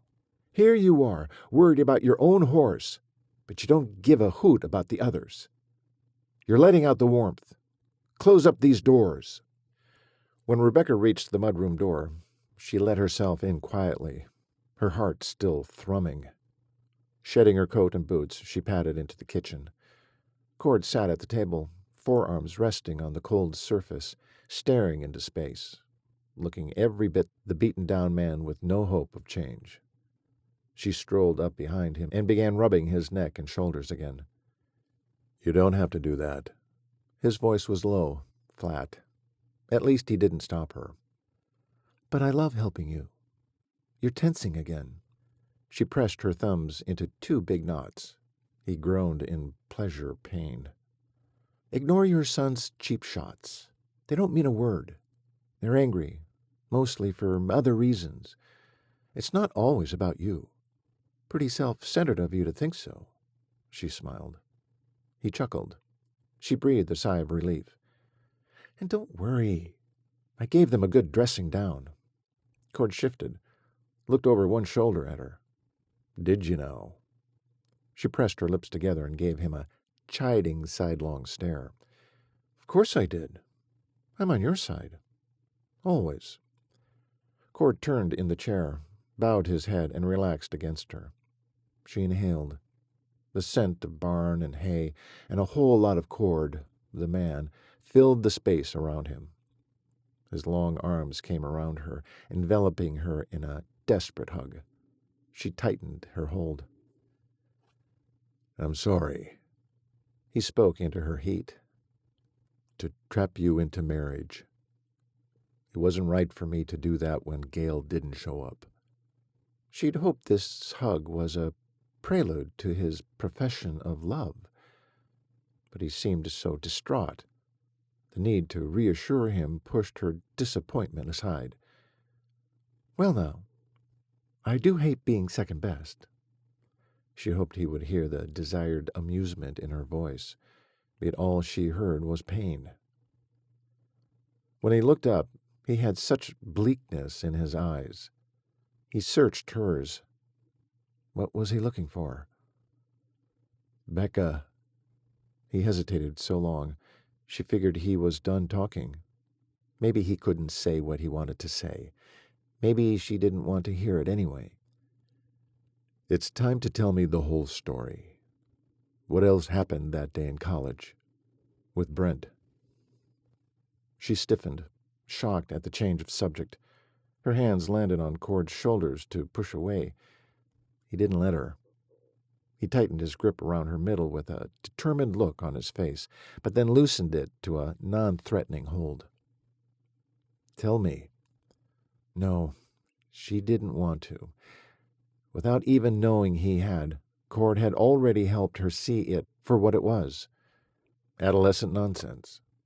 She pushed against him, a little calmer this time. "It's not important anymore. And you could use a full massage. You have knots everywhere. It would be easier if you were laying down. Let's go on up to the bedroom." "It's time, Duchess. Please tell me." She studied his eyes and saw his sympathy, but also his stubbornness. If she told him, she'd risk losing the ground she'd gained on how he saw her, finally as a mature woman. But if she opened up, perhaps he would as well. Maybe he'd tell her the secret that was keeping him prisoner. Rebecca smoothed her fingers over the crease between Cord's brows. His handsome face tilted upward in true concern. "Tell you what, I'll share my past humiliation with you if you tell me what happened with Millie, the final chapter." Cord flinched back, so subtly he probably didn't know how he'd done it. The look of horror on his face told her his was a bigger revelation than hers ever could be. Tell him the story anyway. "I'll tell you, and I'm sure then you'll share with me." The look on his face said no, but she plowed forward anyway. "I told you how Brent kept me talking that day in his room, and then shoved me out the door? How I never spoke to him again?" Cord gave a small nod. "What I didn't tell you was why. I left that hallway where he'd pushed me and went straight to the psychology lecture hall. You know, to add the class. Because without it, I'd have to wait another year before moving on with my degree. The old pain struck her hard. She rocked back. Cord's features softened. It's okay, love. Go on. I, saw my best friend, Marilyn, coming out. Only she had no way of getting into that class. I don't even think she liked psychology, but she was on the hunt for units. It was a popular junior college, almost impossible to get a full load. The minute I saw her, I opened my purse to find my ad card. Marilyn didn't have one. Cord supplied. She couldn't be bothered to stand in line for one, but she'd clearly attended the whole class. She rolled her lips in, bit down. Tears welled. Her chest constricted. What happened then? Feeling like a fool all over again, an adolescent fool, she opened her mouth to tell him and couldn't. Let me go, Cord. She wriggled against his hold. His hands opened at her back and stroked up and down. Take a breath, sweeting. She did, once, twice. His touch soothed her. His voice calmed her. Blinking against the stubborn tears, she tried again. Brent strolled up to Marilyn, kissed her on the mouth, and pulled something out of his shirt to hand to Marilyn. Your ad card, Cord guessed. Rebecca closed her eyes on a nod. They laughed, and Marilyn headed back to where the professor was still talking to a few students. She gulped down the old knot of anger and hurt. Marilyn, my supposed best friend since childhood. She stole from me. My class, my boyfriend, my career. It wasn't the first time either. How stupid am I? She'd been doing it my whole life. I finally realized she'd poisoned my view of the world, mostly of friends, of men. She lowered her gaze. Until I came here. I didn't realize she was still affecting me. Cord started to speak, but she jumped in again. No, that's wrong. She didn't take my career. I willingly handed that over. I allowed her to get in my head. I quit, Cord. I quit school and never went back. The fault is not hers. It's mine. There was wrath laced with sympathy in Cord's blue eyes, and it made her heart swell with love. He rose and pulled her into his solid embrace, snuffled her hair. She wrapped her arms around his middle and breathed him in. He tucked her in close, speaking to the top of her head. You weren't just betrayed by a longtime friend. You were used by a man. It's a wonder you trust anyone. He loosened his arms and leaned back to look in her eyes. I'm so sorry you had to go through that, Becca. Such simple words, but they gave her strength. She drew herself upright, feeling free, all because she had finally unlocked the dungeon door inside her and let fresh air in. Cord needed to purge his pain, too. It's your turn, she said gently. His arms fell from her, and he shifted backward. There was that look of panic on his face again. She grabbed his hand, instinctively knowing he was about to flee. Don't go. Tell me. You can trust me. How bad can it be? Not bad. Vile. Unforgivable. Cord yanked out of her hold and tromped out of the kitchen. She heard him taking 2 steps at a time up the stairs before the words sank in. There is nothing unforgivable.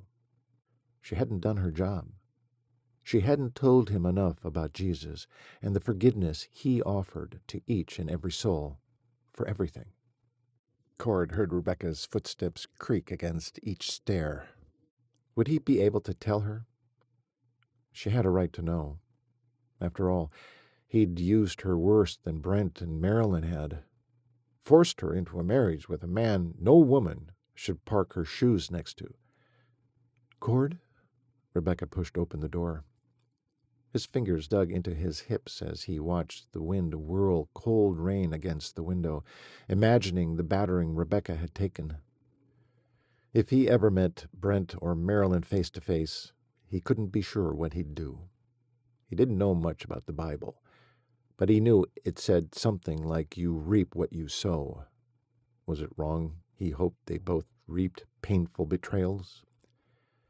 He swallowed hard, just as he should reap a painful consequence for what he'd sown. What he had done was sickening. How could she take his news? He wanted to crawl out of his skin, disappear, and never come back. But he knew it was time to tell Rebecca the truth.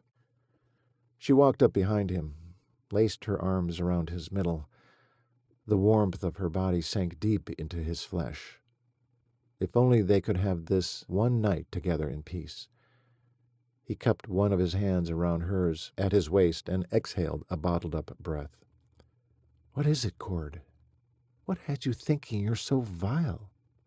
He gave her hands a little squeeze. She released her embrace, and he instantly missed the feel of her.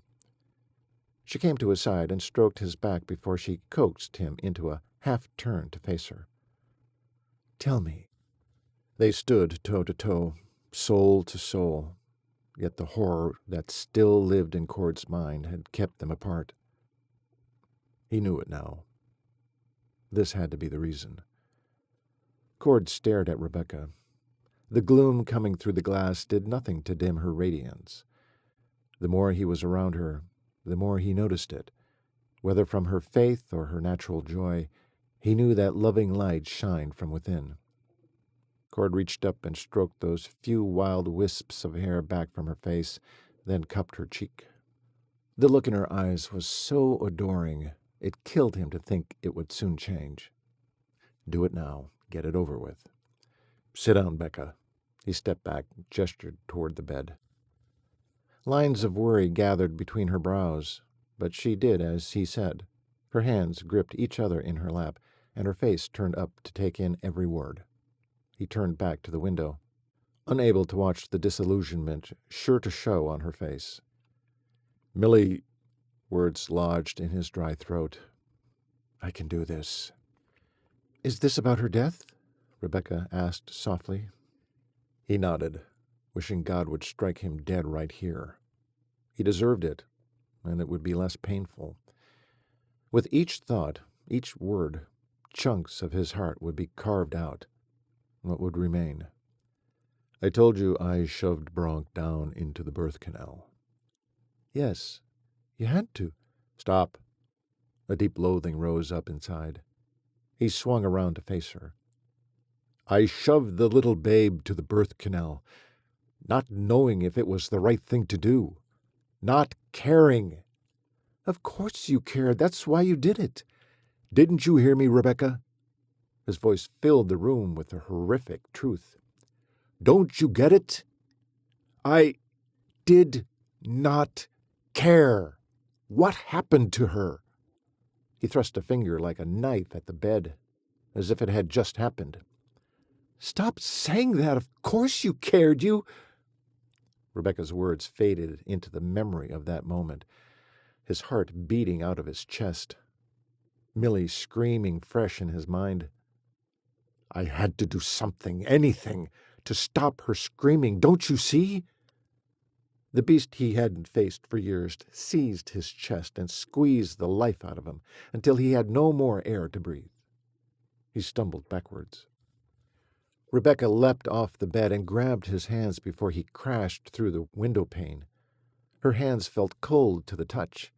She yanked him forward, steadied him before twisting and pushing him backward into the padded chair. Dropping to her knees before him, she palmed his face. "Cord? Can you hear me? Cord?" He pushed her away, braced his elbows on his knees, and crammed his face into his hands. Rebecca stroked his hair over and over, bringing him back to the here and now. She had to hear the rest.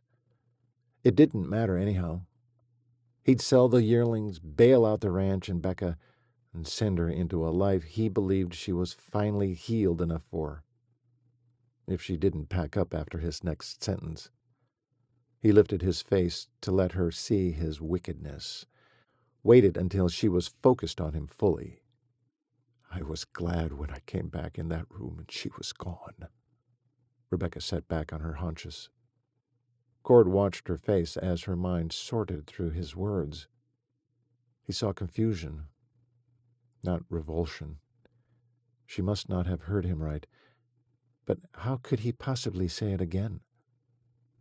Then there it was, a flash of wide-open eyes, blotchy pallor in her cheeks, a blink, and then averted gaze. Say something. Words were Rebecca's mark in this world. He needed to hear them now. For her to lambast him, drive home how despicable he was, slather him on the outside with the black tar that had coated his insides for 19 years. Silence. The only person he gave a rip about, how she'd see this, and she'd become mute. Then she took a breath, choked it in, half sob, half gasp. Cord searched her eyes, dug deep. Where was the reproof, the disgust? Had she not heard what he'd said? Or not processed it yet? Did you hear me, Rebecca? Really hear me? What sick, twisted person would think such a thing? Tears welled in her eyes. Her hands caught hold of his arms, and she crawled into his lap. He stiffened, unsure what she was after, where this was going. What are you doing? She fastened her arms around his neck and brought his face down to hers.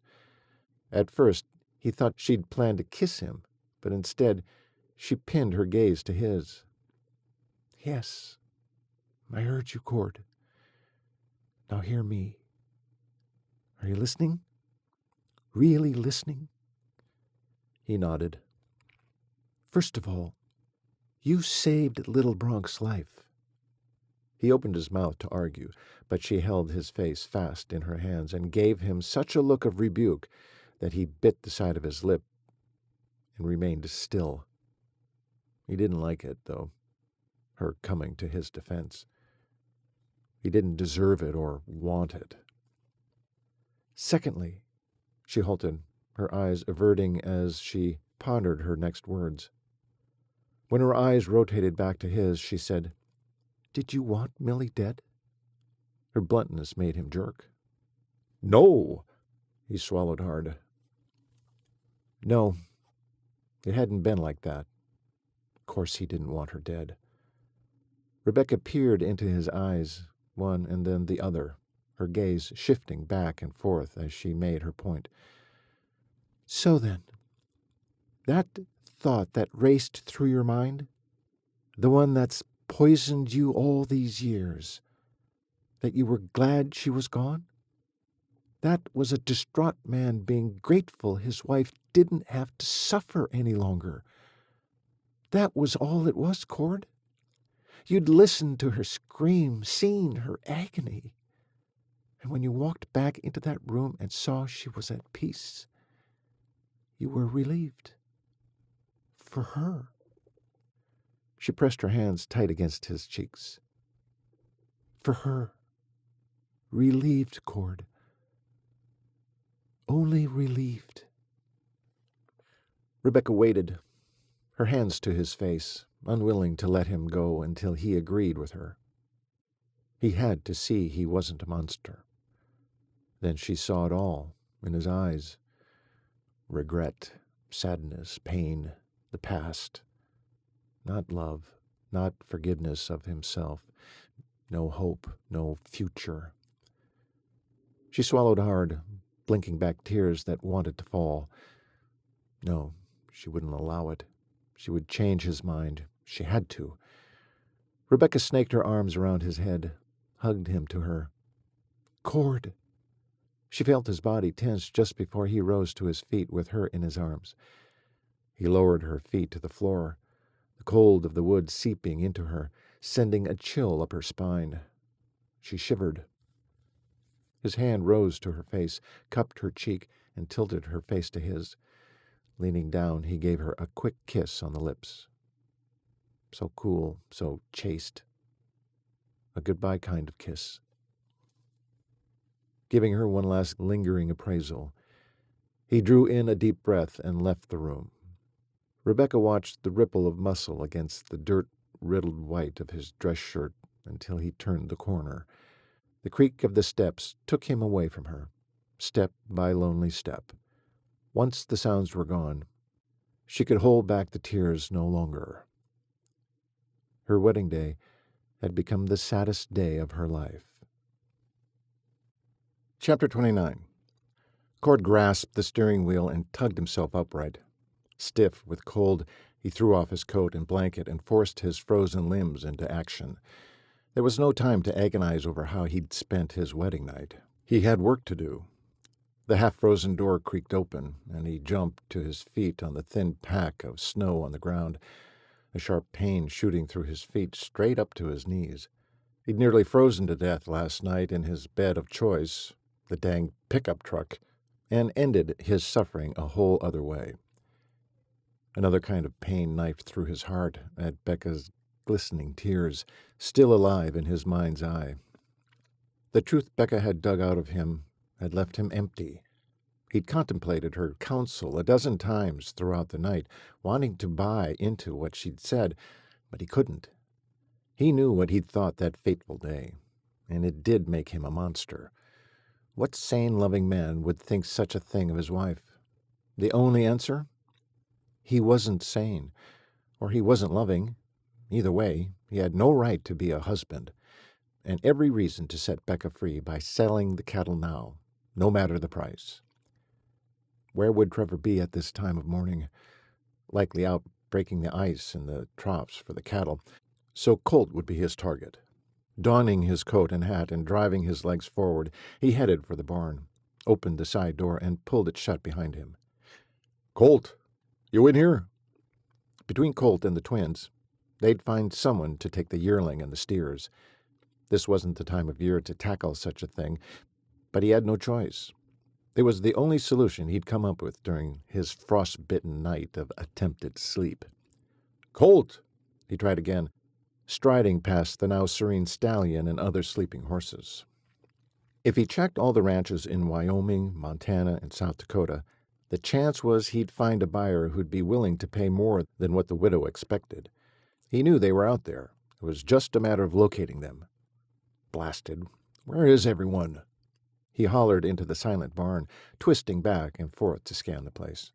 His empty stomach churned as the now bitter memories slipped in from the night before. Becca thought he didn't want her, when the truth was he ached for her, soul deep. Ached to feel her hands on him, ached to lay her down and make sweet, passionate love to her for her first time. It could have been a wedding night of sweet memories to bank for later, for his lonelier days. He wasn't sure of much anymore. But one thing he was sure of. He would have lonelier days. A slap on his shoulder startled the heck out of him, making him jump. "Easy, Sonny. It's just us," Stogie said, with Willie glued to his side. Cord turned, ready to spout demands and questions, but Stogie beat him to it. "Knowed I'd already said it, but wanted to give you our felicitations. About time you got yourself hitched again." "Darn right, boss. Good for you," Willie put in. Cord considered roaring "We won't be married long," to get the two old codgers out of his hair, but these two weren't the ones to confide in. Well, maybe Stogie, but not Willie. Anything Willie overheard covered ground faster than a spooked horse. The whole county would know his business before noon. "Why you out here anyways?" Stogie said. "We got this covered. Go be with your bride." "She's, asleep still. Where are my boys?" Willie elbowed Stogie. "He plumb wore her out, I bet." "Shut up, Willie," Stogie said, shoving the old man aside. "Enough said," Cord barked, then winced. This terrible habit had begun to make him sick to his stomach. He had a lot of changing to do, and it may as well start now. "Sorry, fellas. Didn't mean to bark at you." "It's okay, boss. You want I should go get Trapper for you?" Willie asked. "No, but you can get Colt for me, and the twins." "Glad to," Willie said, then shuffled off. Stogie ambled forward and rested a hand on Cord's shoulder. "What's wrong, son?" Cord averted Stoge's eyes. He'd always had a way of knowing when Cord had had enough. "You worried about Rebecca?" Cord couldn't keep his gaze from the wizened old man's. How'd he always know what ailed him? Stogie was Fort Knox when it came to secrets, even from Willie. He considered sharing his plans concerning Rebecca, but thought better of it. Stogie would find out soon enough. They all would. Stogie shifted then to see Cord's face and slapped him on the shoulder. "Rebecca's tougher than Millie ever was. You know that, don't you, boy?" Yeah, he knew that. If Becca's fortitude were his only worry, then maybe he'd take the risk. But no one besides Rebecca knew the whole story about Millie, and he couldn't get her away from him fast enough. He and his sons would get to work looking for buyers, and soon this whole debacle would be behind him. The barn door slid open, letting in a gust of snow flurries. "You wanted me, Dad?" Colt said as he came through, towing Ranger along behind. Cord turned back and gave Stogie a pat on his shoulder. "Thanks, Stogue." Stogie's frown told him he wanted to talk more, but he nodded and took himself off. Cord strode forward, saw the white snip on Ranger's muzzle as he lifted his head for a rub. "How's his hoof?" "Better. Bronk worries too much." "Where is he?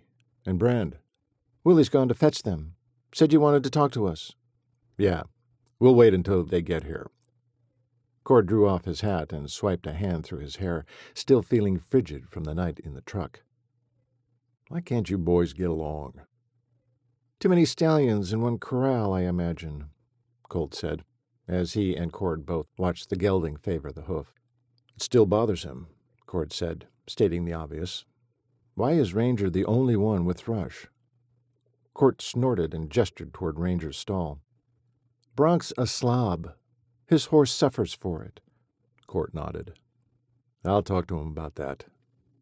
Thanks for doctoring him." "Why'd you do it, Dad?" Colt gave Ranger a pat, then brought his attention to Cord.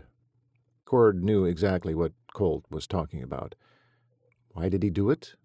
He could have waited, sought out Denise, the cookery owner, gave her a shot at his proposition. He relived the moment Rebecca had come to his rescue. The exhilaration he'd felt. He'd lived in a bubble for the rest of that hour until the marriage was complete and he'd given his new bride a brief kiss. For a short while he'd been in heaven, kissed by the clouds, lifted from the iniquities of his past. And for the brief time, his soul had been free to soar. He'd devoured every moment, right up until he came back down to earth to face himself and one more added transgression. He couldn't bring himself to answer Colt. How could he tell his son he'd done it because he wanted Rebecca soul deep? Duped himself into thinking during that short ceremony that he might actually be worthy of her. Cord stepped back as his answer. Colt nodded as if he'd read the answer in Cord's eyes. And maybe he had. He guided Ranger into his stall, latched it in silence, then came back to join his father face to face. "Do you regret it?" Colt asked. Cord had many regrets, so many they clogged his brain on most days, kept him from thinking clearly. Yeah, he regretted it, but also clung to it, waiting for a miracle. A car roared up to the barn and squeaked to a soggy halt. Colt and Cord swung around to see what the ruckus was about. "Ah, blast!" Colt said, already heading in the direction of the vehicle. "Who is it?" "Jenny Renford," Colt exclaimed over his shoulder. "Tell her I want a word." After a few minutes passed, Colt brought Jenny into the barn with him, though it was clear he was miffed he'd had to do it. "Mr. Cooper, how nice to see you," Jenny said flatly. "Jenny, how's your mother?" His voice dripped bitterness. But her mother had put Rebecca in the situation she was in by not showing up at the courthouse.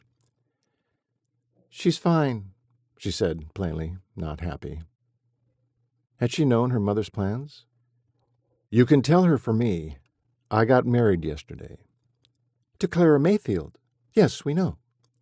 So Gail and Clara had conspired together. Cord rolled in his lip, fury marking his words. "You can tell her for me. I married Rebecca Harper." Jenny's jaw dropped, the look of surprise almost theatrical on her young face. I should go." Colt faced him. "Fastest departure ever." Cord scowled. "Didn't know Clara knew Gail. Now I'm sure Clara paid her off." Colt looked grim. "Seems likely. I wonder what else Clara's cooking up." Rebecca was determined not to be downtrodden any more. Trying not to read anything into Cord avoiding home last night and all day today, she set about transferring her clothes and toiletries to Cord's room in a bold move. Now that it was bedtime and she'd heard Cord's voice in the kitchen, it was time to set her plan in motion. She donned a ruffled white nightgown with lace edges. Not a negligee by any stretch, but pretty and a little bit wedding night-ish, even though that ship had sailed. At least it was only the night after. Footfalls on the stair froze her in place. Could she pull this off? She was the farthest thing from a seductress, so convincing Cord his confession hadn't shaken her and that she was ready to be his wife in all aspects might be the toughest endeavor she'd ever taken on. It was the most important. As she heard the steps growing closer, her heart sped and her palms grew sweaty. Clearly, she wasn't the person to pull this off, but this was Cord. She trusted him, and she loved him. The door swung open, and the muddy and somewhat beaten up ranch owner stood at the threshold. Her heart flipped at the sight. He hadn't changed his white dress shirt from yesterday morning, and it looked destroyed. Was that blood she saw on his sleeve? Instantly ditching her plans, she hurried to his side. "What happened? Are you all right?" Cord's eyes were locked to her white gown. "Becca, what are you doing?" "Come in. Let's get this shirt off you. Is that blood?" She pulled him inside and closed the bedroom door. "Becca, we can't—" She started unbuttoning his shirt, determined to see if he was hurt. He clasped her hands at his chest. "Rebecca!" She sucked in a gasp and cocked her head up. "Yes?" "I can take off my own shirt." She released her grip, and his hands came up to take their place. He unbuttoned the first button, but then dropped his hands back down. "I thought I was pretty clear about our sleeping arrangements. What are you doing in my room?" His brows were knit together. "Cord, you're hurt. Let's get this shirt off you." Her hands came up to his second button. She unbuttoned as she asked. "What happened?" He sighed and let her unbutton his shirt. "I was helping Colt with the stallion, the crabby bastard." He spouted a string of oaths she rarely heard from him. "He bit me." Her eyes went wide. What was he doing helping with that crazy stallion? By the looks of Cord, he'd drawn the short straw for whatever needed doing. "Come here." She led him to the bed and forced him to sit. It didn't take much convincing, so he must be hurting. Rebecca peeled his shirt from his broad shoulders, letting it hang at his elbows. There were actual teeth marks on his upper left arm. 2 spots had broken through the skin. "This doesn't look deep, but it would probably be wise to get a tetanus shot." Cord cranked his head around to see the break in his skin. "I've had one recently." He looked into her eyes. "You should have one. I never thought to ask." "My Uncle Jack, another of my dad's brothers, had tetanus once. Lockjaw is nothing to scoff at. He nearly died of it. So I'm up to date." Cord nodded. Do you think you can manage this? She smiled wryly. Me? Handle ranch injuries? My specialty. Do you have any antibiotic cream on hand? If not, maybe colloidal silver? His grin looked strained. Ranch, remember? It's in the bathroom drawer. She gathered up his hands and tugged. He didn't budge. Where are we going? To the bathroom. You need to clean this. It'll be simpler in there. She tugged again. Yeah, she was going to nickname him Mule. Not a food nickname, but fitting. Finally, a third tug, and he rose, though stiffly. He was hurt more than he was willing to admit, or it was sheer exhaustion. Once in the bathroom, she pressed him down on the toilet cover. Lathering up the washcloth with soap and water, she began cleaning. The marks were already turning purple. Boy, he really got you good. How'd it happen? Cord had his eyes on the scoop neck of her nightgown. Feeling heat sneak up her neck, she shifted a little, hoping he wouldn't notice the blush. Cord? He jerked like she'd slapped him, but lifted his eyes to hers. How did it happen? Should have known better. The stallion's still coming off the loco weed. I got too close. He nipped. I tripped over Colt and landed on my other shoulder before I rolled out of the way. She shook her head. Ouch. I'll check your shoulder in a minute. But this is more than a light nip. He got the muscle, but good. She opened the antibiotic cream and slathered it on the open wound, then bandaged it with gauze and tape. That should do it for now. She straightened. He shifted on the seat, his gaze dropping from her eyes back to her nightgown. Look, Becca, we need to discuss how to go about this. About what? She knew what he meant, but by golly, she wasn't going to make it easy for him. Still sitting on the commode, Cord grabbed her forearms and cocked his neck up to look at her face, an apologetic look beginning to form. Don't, she barked. He released her arms. No, I mean, don't apologize. Fine. I won't apologize. But I will discuss the plan. What plan? We're married. Do you think you can hold me at arm's length and still keep up the facade? She took a step closer. He shoved himself backwards, banging the toilet tank and rattling the tank's lid. Rebecca had no idea how to seduce him, but she'd give it a good college try. His legs were already parted as he sat, so she stepped between them and slipped her fingers into his thick hair, running her fingertips through it all the way down to his nape. He shuddered. It exhilarated her and scared her all at the same time. Cord was formidable on a normal basis, but in this small space, he made her senses spin. Becca. His voice was low, rough, but he didn't stop her.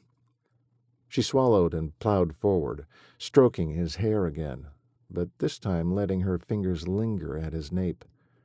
She began to stroke outward. He winced when her fingers got to his shoulders. Oh, I forgot to check this, she said, leaning over to see bruising on the back of one shoulder. Ooh, I'll bet this hurts. She ran a hand lightly over it, and he flinched. Yeah, that's what I thought. Okay, you need a hot shower. Rid you of mud. Heat the shoulder. She reached over and started the shower. I'll rebandage your arm afterwards. Bossy little thing, he said, but gave her a one-sided smile. Not bossy, just resolute. Boy, wasn't that the truth. She wondered if he knew just how determined she was. Rebecca backed out of his space and offered her hand. He studied it, glanced up, and gave her an admonishing look. But in the end, he took the proffered hand with a sigh of acceptance. She pulled him up, the stiffness causing him to groan, and pulled the shirt off his arms and into a pile on the bathroom floor. When she reached up to unbuckle his belt, he caught her hands. I can manage the shower, Becca. Go on back to your room and get some sleep. She shook her head. Who will rebandage your arm? No, I think I'll stay. He didn't look happy, so she scooted out of the bathroom before he could argue more and closed the door. Rebecca tiptoed to the bed, half jubilant, half furtive, as if expecting to be apprehended in the middle of a crime. But the memory of her vows yesterday settled the flutter in her heart. She sank onto Cord's bed and buried her face in his pillow. The scent of him enveloped her, soothing her jumbled nerves. But her mind was a mess, all twisted up with her heart. This marriage was a blessing, something only God could devise, it seemed to her. But it wasn't going as it should. So far nothing she did was working to convince Cord to keep her, make her his wife in body and soul. She was naive when it came to the carnal aspects of marriage. How was she, an innocent, supposed to seduce a seasoned man like Cord? All she knew for certain was she wanted the man, and not just his body, but his heart as well, with more force every day. The longer Cord's shower went on, was he avoiding her? The more her nerves fried. She curled herself around Cord's pillow and tried to quiet the chaos in her mind enough to hear the Lord's whisper. Father God, you see my dilemma. Help me, please. Only you will know what's needed next. Cord is such a decent man. He tries so hard, yet he doesn't see his own worth. Please help him. With this marriage, with his sons, eliminate his undeserved guilt over his wife's death. Help him to forgive himself. Let him wake up to find the solution for this crazy contract he's bound himself to. It's all in your hands. Please quiet my heart and make my part clear. Thank you, Lord. Amen. She felt a tug at her heart, then another, then a thought that floated through her mind, wistful, yet luminous and deep. Something straight from the throne of God. He had answered her prayer in the quiet of her mind. She was clear now. What Cord didn't need was one more pressure in his life. That meant she had to back off, remain his wife in name only, as he requested, and then move on when he was done with her. No more seduction, no more manipulations to force the man into a real marriage. She felt shame for having devised such a tactic. Forgive me, Lord. I should have brought this to you sooner. Help me to help Cord with what's best for him. But please, Lord, keep my heart from being crushed. Cord awoke with a start. He shifted slightly, waking up stiff muscles he knew had been in one spot for too long. Blinking his eyes open, he saw an angel with a cloud of chestnut hair within touching distance. Becca. She faced him with both hands prayer-like under her cheek. Pure, soft skin, long lashes fanning her cheeks. She looked even younger in sleep. Delicate, fragile, not like Rebecca at all. The woman he'd grown to cherish was strong, hardy, made of the kind of stuff ranchers' wives had to be. Rebuking himself for the kind of thinking that got a man in trouble, and having no time to contemplate what couldn't be, he tried to focus on what he needed to get done today. The last thing he remembered from the night before was coming through the bathroom door after a shower so long the last 5 minutes had been under frosty water. He thought he would have to face a vixen bent on seducing him. What he'd found was an angel, asleep on top of the covers of his bed. Couldn't muster the will to wake her. She looked so peaceful. So instead he covered her with a heavy blanket and rounded the bed to lie next to her, belly down, so he could gaze upon Becca for the first time and last time in his bed. Becca stirred. She opened her eyes. He'd forgotten how big, how swirled in autumn color her irises were. She blinked, focused, then gave him the most adoring, sweet smile. His heart skipped a beat before it pounded into a canter. "Good morning, Cord. How's your shoulder and arm?" It figured her first concern was for him. He felt her compassion soul deep. It seemed to heal the raw places rubbed thin from years of abuse, mostly from his own bad judgment and wrong thinking. The hot shower was perfect. Problem is, then I fell asleep.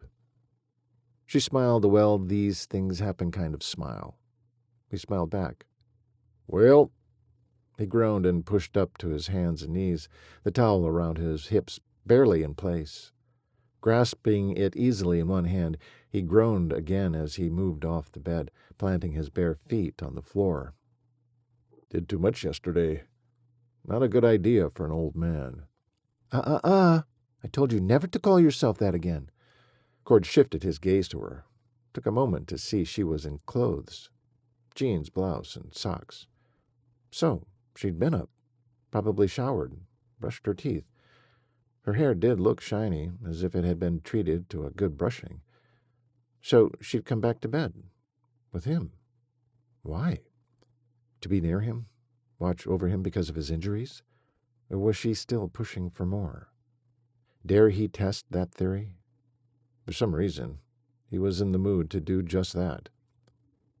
What are you going to do about it? Her eyes popped open more. What do you mean?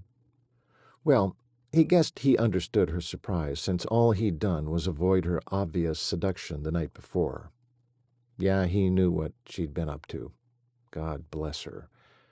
He desired nothing more than to capitulate, but kept his restraint.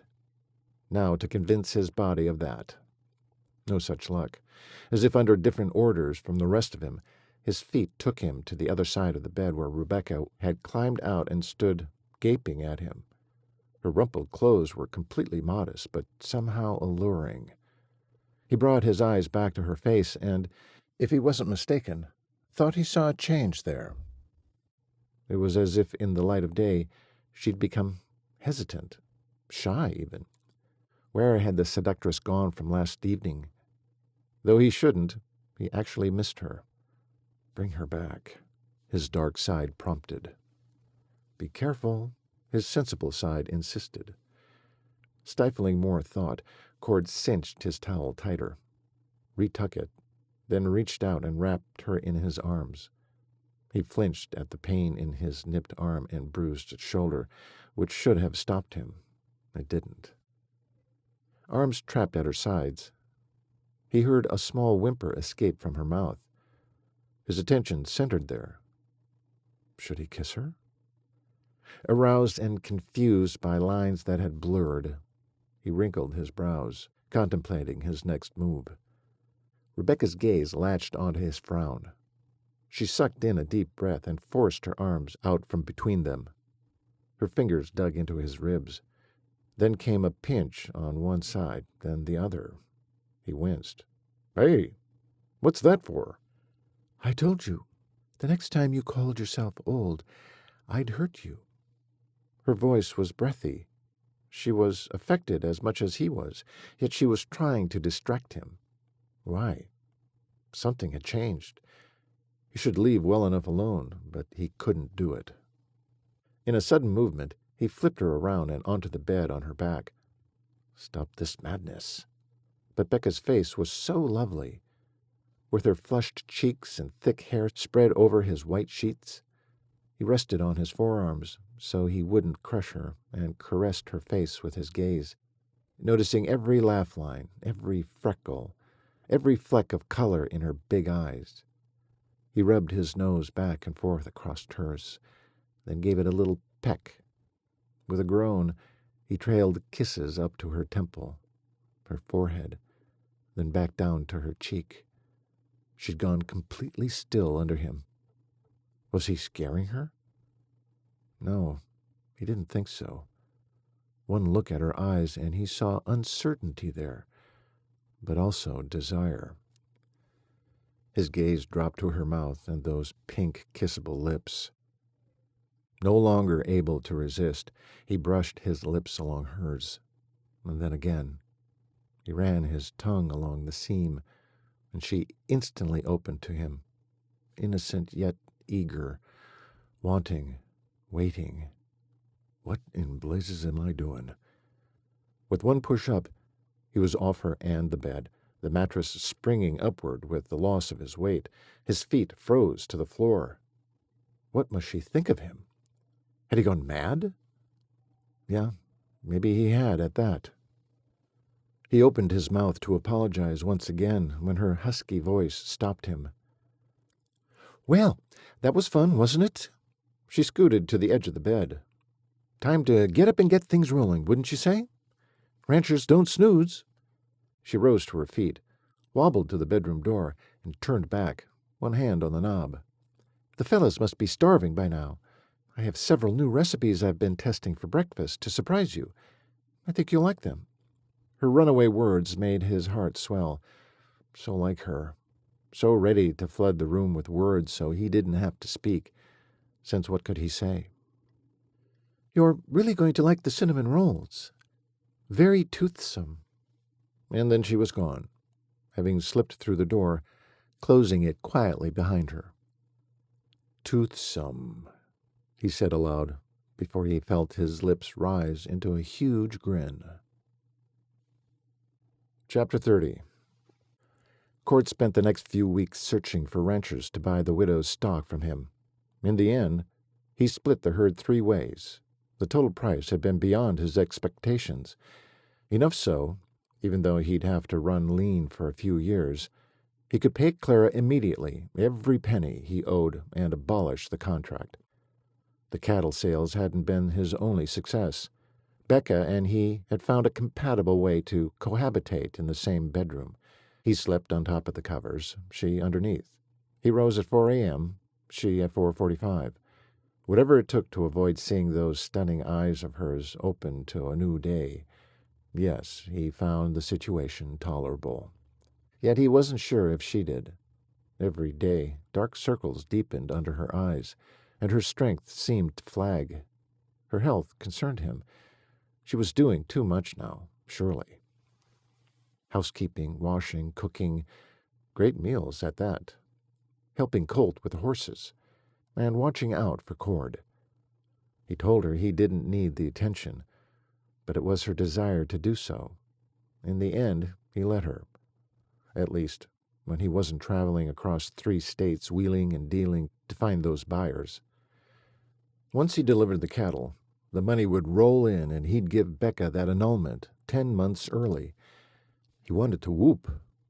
In the meantime, they worked out such an effective platonic existence, he was sure he could convince her to stay on once this was over. As long as none of his sons pursued her, it was a way to keep her here, keep her close to him. Eventually, he'd find her another cook to take that load off.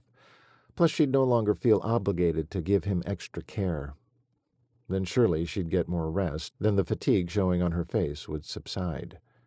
He would miss their conversation in bed before they slept, when they discussed the events of the day or how he was progressing with his sons, though.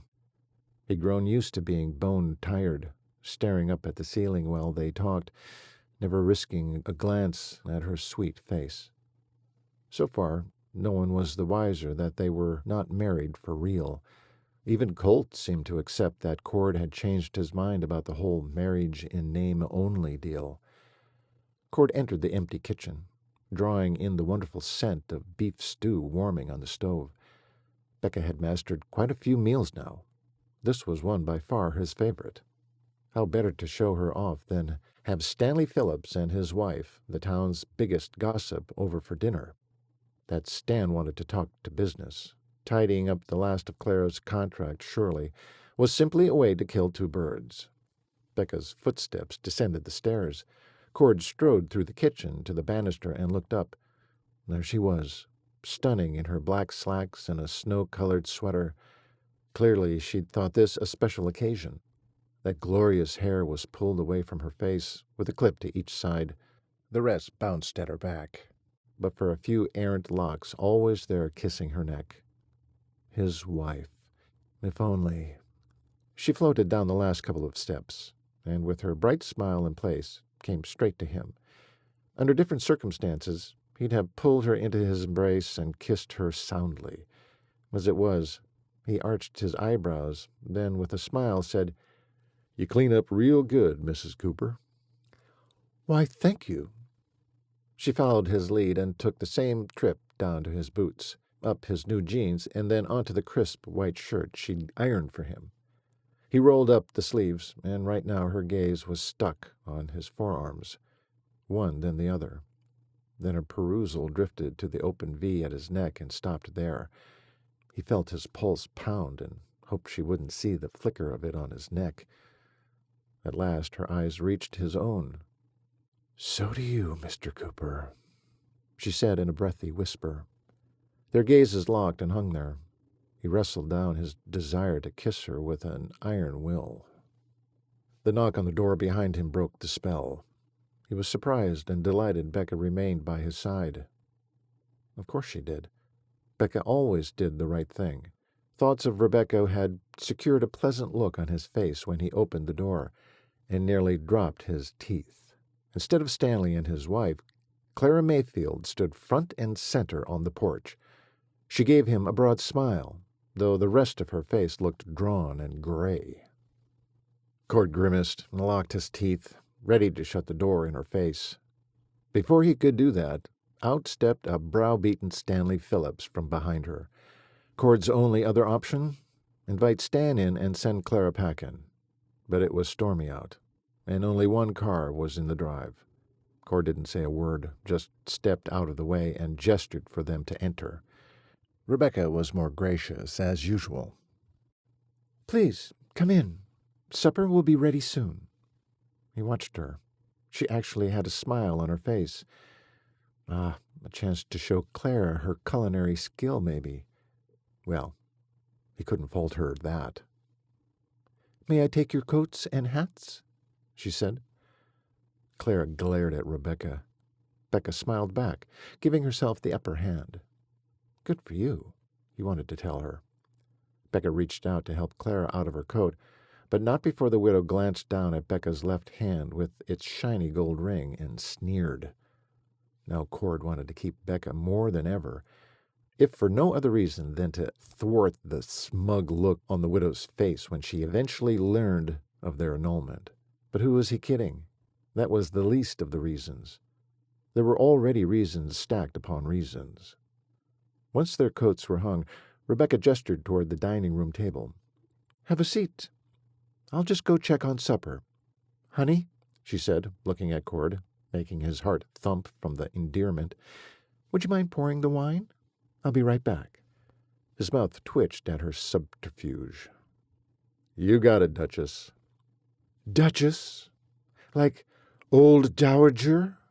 the widow said, speaking for the first time. Cord had never thought of it sounding like that, and now he felt ridiculous. What must Becca think of the nickname? He thought of how he'd first used it to insult her. Now it encapsulated everything he adored about Rebecca Harper. Rebecca Cooper. The reminder made him grace the widow with a brief smile of pity. Hearing the commotion beyond the swinging door, he knew Becca was taking care of his sons at the kitchen table. He'd asked them to eat quietly and sleep with the cowhands tonight, so he and Becca could have a private evening with their guests. Guests implied an invitation. What would Trevor do if he knew it was the widow one wall away? Cord's mouth twitched, thinking he might just want to find out. He grasped the bottle of opened wine from the perfectly set table, another show of hospitality from Becca, and poured a bit in Clara's glass, then Stanley's. "Well, how are you, my man? How's married life?" Stan said. The widow scowled. Cord beamed. "Wonderful. Couldn't have asked for a better wife." He looked at Clara and grinned. Good, good," Stan said, appearing more uncomfortable by the minute. Becca came through the kitchen door with a big pot in hand. Cord bounded over to help her. "Sweeting, you should have hollered at me," he said, placing the heavy pot on the pad near his plate at the table. "Sweeting," the widow said. "How many nicknames does one woman need?" She glanced at Stan. "Isn't that silly, Stanley?" He nodded timidly, looking flustered.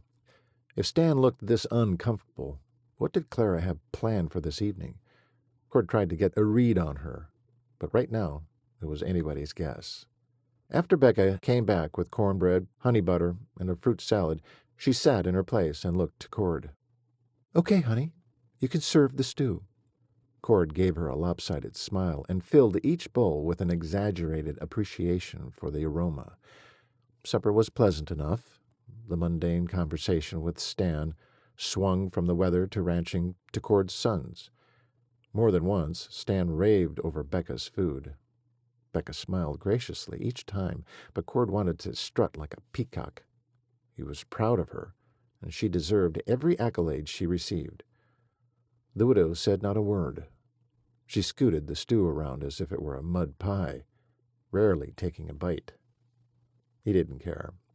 He and Stan indulged in seconds, mopping up every drop of stew with the last of their cornbread crumbs.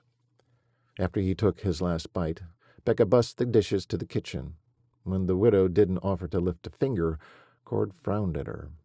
He opened his mouth to excuse himself to go help, but Stan cleared his throat before Cord could get a word out.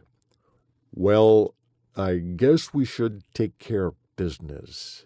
I have something to discuss with you." "Why don't we wait for Becca?" Cord said, as a statement, not a question. "She doesn't need to be here. You can answer these questions just fine," Clara spouted. Cord wiped his mouth with his napkin, then threw it down harder than he'd planned. He glowered at the widow, wondering how he could have ever been intimate with such a monster. "What questions?" "Oh, for Pete's sake, Stanley. I'll ask him then." She shifted in her chair so she could face him straight on. "We need to know if you've consummated your marriage." Cord nearly swallowed his tongue. "How is that any of your business?" he demanded. He scraped his chair back, ready to kick them out of his house when Stan stopped him. "Hold on there, Cord," Stan said, looking apologetic. He turned toward Clara. "Let me handle this." Stan usually treated Clara with kid gloves, but that terse statement had put the woman in her place. Stan stared Clara down for a few silent seconds, then turned back to Cord. "What she means is, there has been talk that your marriage to Rebecca is a sham. If that's the case, the contract has been violated." "Violated? As in, I could go to jail violated?" If only his transactions with the three ranchers were complete, he would tell Stanley Phillips and Clara Mayfield to take their contract and... he couldn't yet. Not only that, he had no intention of tipping them off until he walked through the door of the attorney's office with money in hand. "I'm afraid so," Stan continued, clearly uncomfortable delivering the news.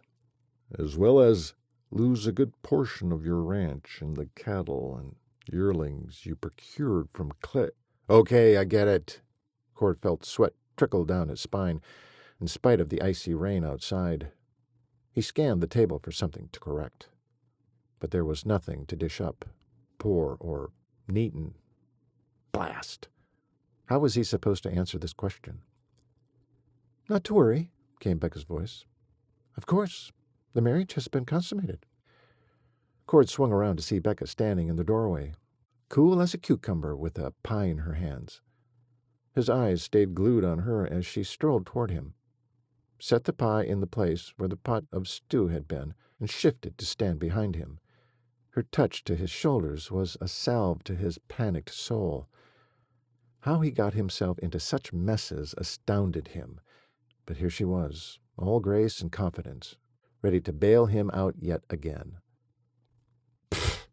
We need proof, of course," Clara said matter-of-factly. Becca's hands squeezed against him. Cord stiffened.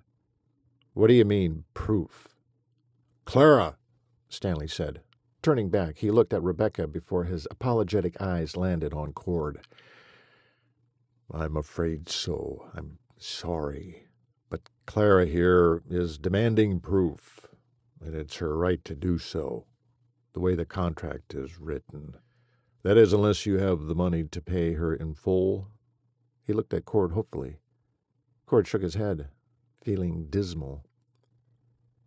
For the record, I apologize for my part in this. I had no idea she'd go to such lengths." Clara scowled deeply. "You're going to regret that statement, Stanley Phillips." He twisted in his chair to face her head on. "I don't care anymore, Clara. You and I are finished. You've gone too far, unless I can talk you out of this." "No, you can't." Cord reached up and took hold of one of Rebecca's hands from his shoulder. "What do you hope to gain from all of this, Clara?" She stood and jabbed a finger into Cord's chest. "You already know what I had coming to me, Cord Cooper." Her glare lifted to Rebecca. Cord had a bad feeling about this. "Clara," he warned, "she'd better not." "Your husband here had no qualms about pleasuring me in my bed. So yes, expected him to legitimize our relationship." Cord felt the flush of shame fill his face. Becca pulled her hand out of his, then dropped both to her sides. He cocked his head back. "Becca?" But she'd already circled around for the kitchen. Cord leapt to his feet, grabbed the finger Clara had at his chest, and pressed upward. She screeched in pain. He hadn't heard her. It was typical for her to act the part. He was sick of her, of Stanley, of the whole damn situation. "Out! Get out of my house! Both of you!" He prodded Clara towards the door. Stanley meekly followed. "You'll regret this, Cord. You'll see," she hollered, as her feet tried to keep up with the long strides. "If you don't have proof in Stanley's office by Monday morning, you're through." Cord grabbed her coat off the hook and the floppy hat she'd worn, pushed them into her arms, and shoved her out of his door. She stood under the porch eave to put her coat on in a huff. Stan took his own coat and hat from Cord. "How am I supposed to give you proof, other than my wife giving you her testimony?" The older man looked downright green. He gulped. "A doctor. Rebecca will have to get proof from a doctor. After some research, we presume Rebecca was unsullied before you married her. It'll be a simple task for a doctor to determine." The blood rushed into Cord's face so fast he didn't hear the next words Stan said.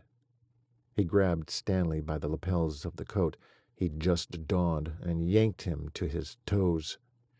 "You expect me to put my wife through that?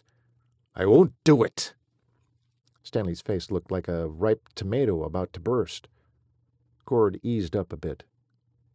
"I'm sorry, Cord. This should never have happened," he sputtered. Cord released him. His boot heels dropped back to the floor with a thunk.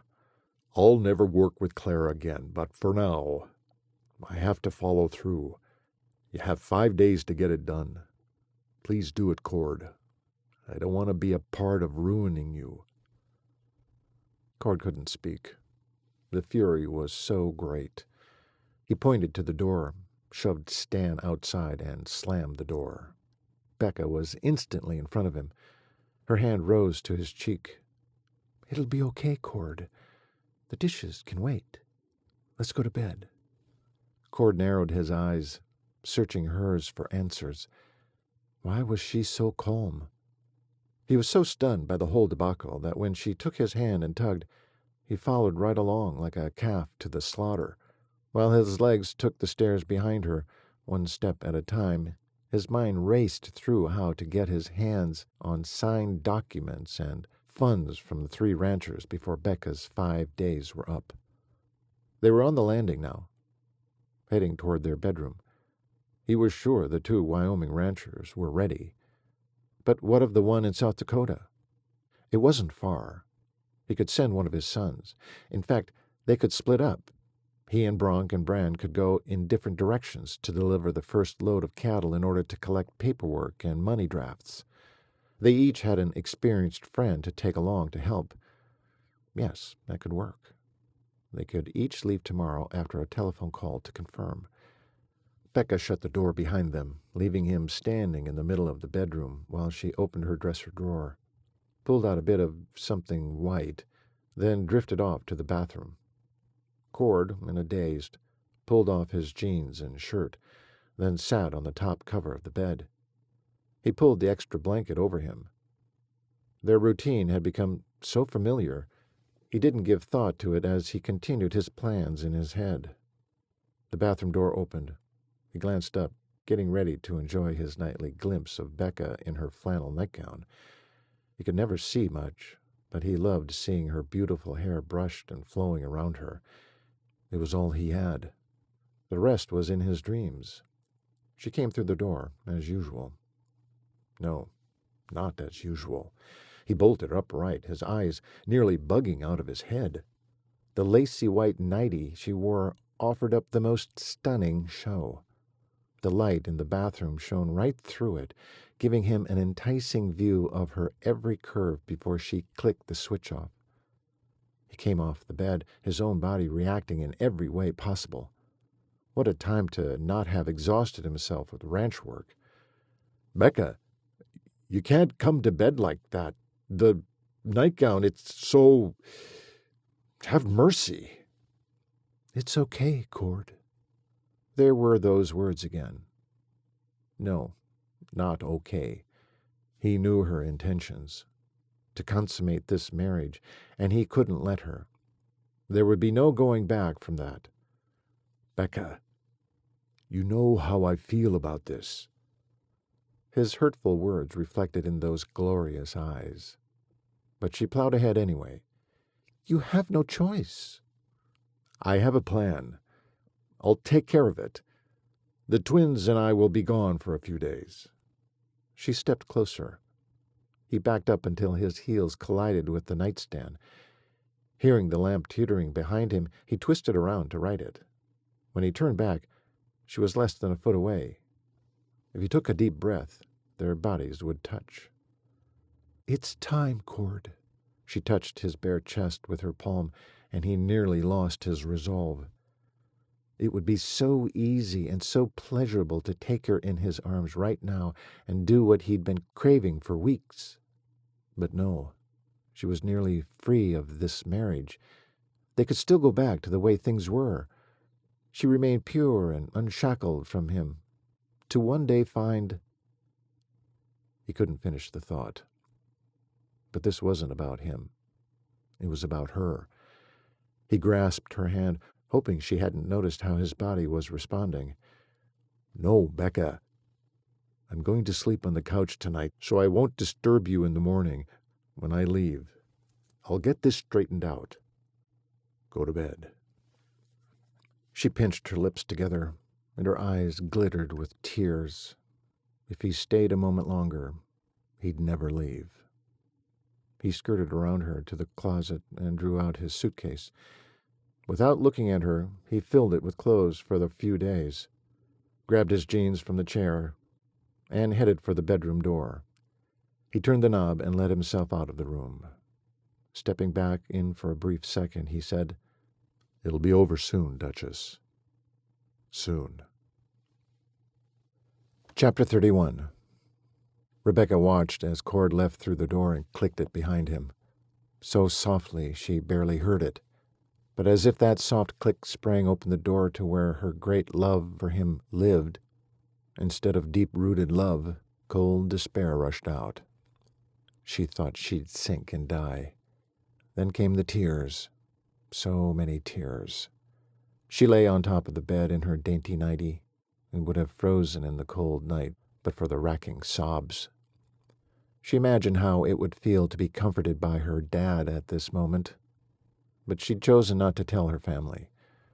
Not knowing if Cord would keep her had been hard enough to bear, but if she'd told her family about the marriage and then had to tell them he rejected her, well, she was glad she'd opted for silence.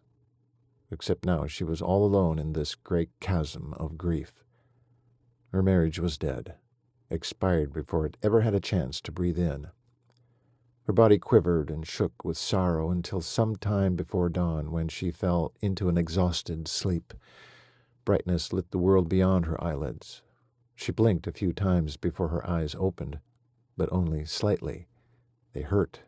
She reached up and felt them, swollen. No wonder she couldn't open them all the way. Just the thought of her painful night brought moisture to her eyes that couldn't possibly form tears again. Cord was leaving to escape her. It took that final blow for her to finally realize Cord didn't want her. How would she survive the coming days? The answer was obvious. She couldn't. She would figure out how to fool the doctor, for Cord's sake, and then she would leave Cooper Bar 6 Ranch and never return. Her heart would remain in Wyoming, but living a spinster's life back on Harper Ranch was her fate. She endured it. People lived with less. She dressed stiffly and made her way downstairs. She intended to turn toward the kitchen. Instead, she found herself staring at the imprint of Cord's body on the couch. The blanket and pillow he'd used were neatly folded and placed at one end. Feeling more tears form, she blinked them back. She had to get out of this house. Colt was checking Ranger's hoof when Rebecca came through the barn door and up to the stall. He glanced at her, looked back down, then whipped his head back up. "What in the—" he cursed. She'd forgotten how awful she must look, from the red-rimmed, swollen eyes to the ratty hair thrown up into a tangled ponytail. "I know I look bad." Colt placed the hoof on the ground and straightened. "Yeah, bad. What's going on, Muffin?" He opened the latch and came out of the stall, closing it behind him. It's nothing." With great concern in his eyes, Colt stepped toward her and tried to take her in his arms. She backed away. "Okay, now I know something's off. Rebecca Cooper not accepting a hug?" Her breath hitched at her new name. She shook her head, reached over the stall boards to rub the white snip on Ranger's muzzle. The velvety nose eased her sadness a bit. "Come on, Rebecca. You can tell me. I know it has to do with Dad. May as well get it off your chest." Oh my gosh, I don't think I can say it anyway. I just came out here to see you, be near the horses. I'll be fine." Her voice broke. She heard it. Knew Colt had to. Colt ignored her protest and gathered her in his arms, rocked her back and forth. Tears threatened again, but she swallowed them. She had a job to do, and maybe Colt would have a solution. She looked up into his concerned face. "Can we sit?" He led her to 2 overturned buckets. He sat on one, gestured to the other. Once she sat, he readjusted his hat and asked, "What'd he do this time?" She sniffed. Oh, Colt, it's not his fault, really. Your dad, he tries so hard to do the right thing. I'm just now learning that. He gets himself into messes, tries to maneuver his way out, only to fall into another problem, not of his doing. He disappoints his sons, but I can't for the life of me figure out why. None of you have bothered to look close enough to see his decent heart, and how much he loves each one of you." Colt just sat there, staring at her. Frowning, she thought back over what she'd said that had put him in such a state. Before she could open her mouth to ask what was wrong, Colt tilted his head and grinned. She jumped off her bucket. "What?" she said, at once embarrassed by how much he could see. He shook his head, trying to put an end to his amusement. He was left with a crooked grin that could melt an ice mass, let alone a lady's heart. "That was quite the speech. Kinda agree with you. He needs you, don't you think?" "That's just it, Colt," she said, as she sat back on her bucket. "He needs... That is... I have to... Shoot." "What is it? Spit it out, girl." She took a huge breath, glanced around to make sure the barn was clear of people, then pushed the words out before she lost her nerve. "I need to prove I'm a married woman in the biblical sense." The shock and confusion on Colt's face would have been comical if she were in the mood for humor, which she wasn't. He scrambled to his feet. "You... what?" The bucket crashed behind him and rolled into a post with a clang. "Never mind. Listen, I gotta go. Have an appointment in town." His eyes landed everywhere but on her face as he backed up, grabbed the jacket he'd haphazardly thrown across a hay bale, and thrust one arm in it. Rebecca marched over to him and planted her hands on her hips. "Coward!" He tried to ward her away with upraised arms, half of his jacket dangling on the barn floor. "This is not a subject I'm willing to talk about with you." Her hands dropped off her hips, and she plopped down on the bucket with a sigh.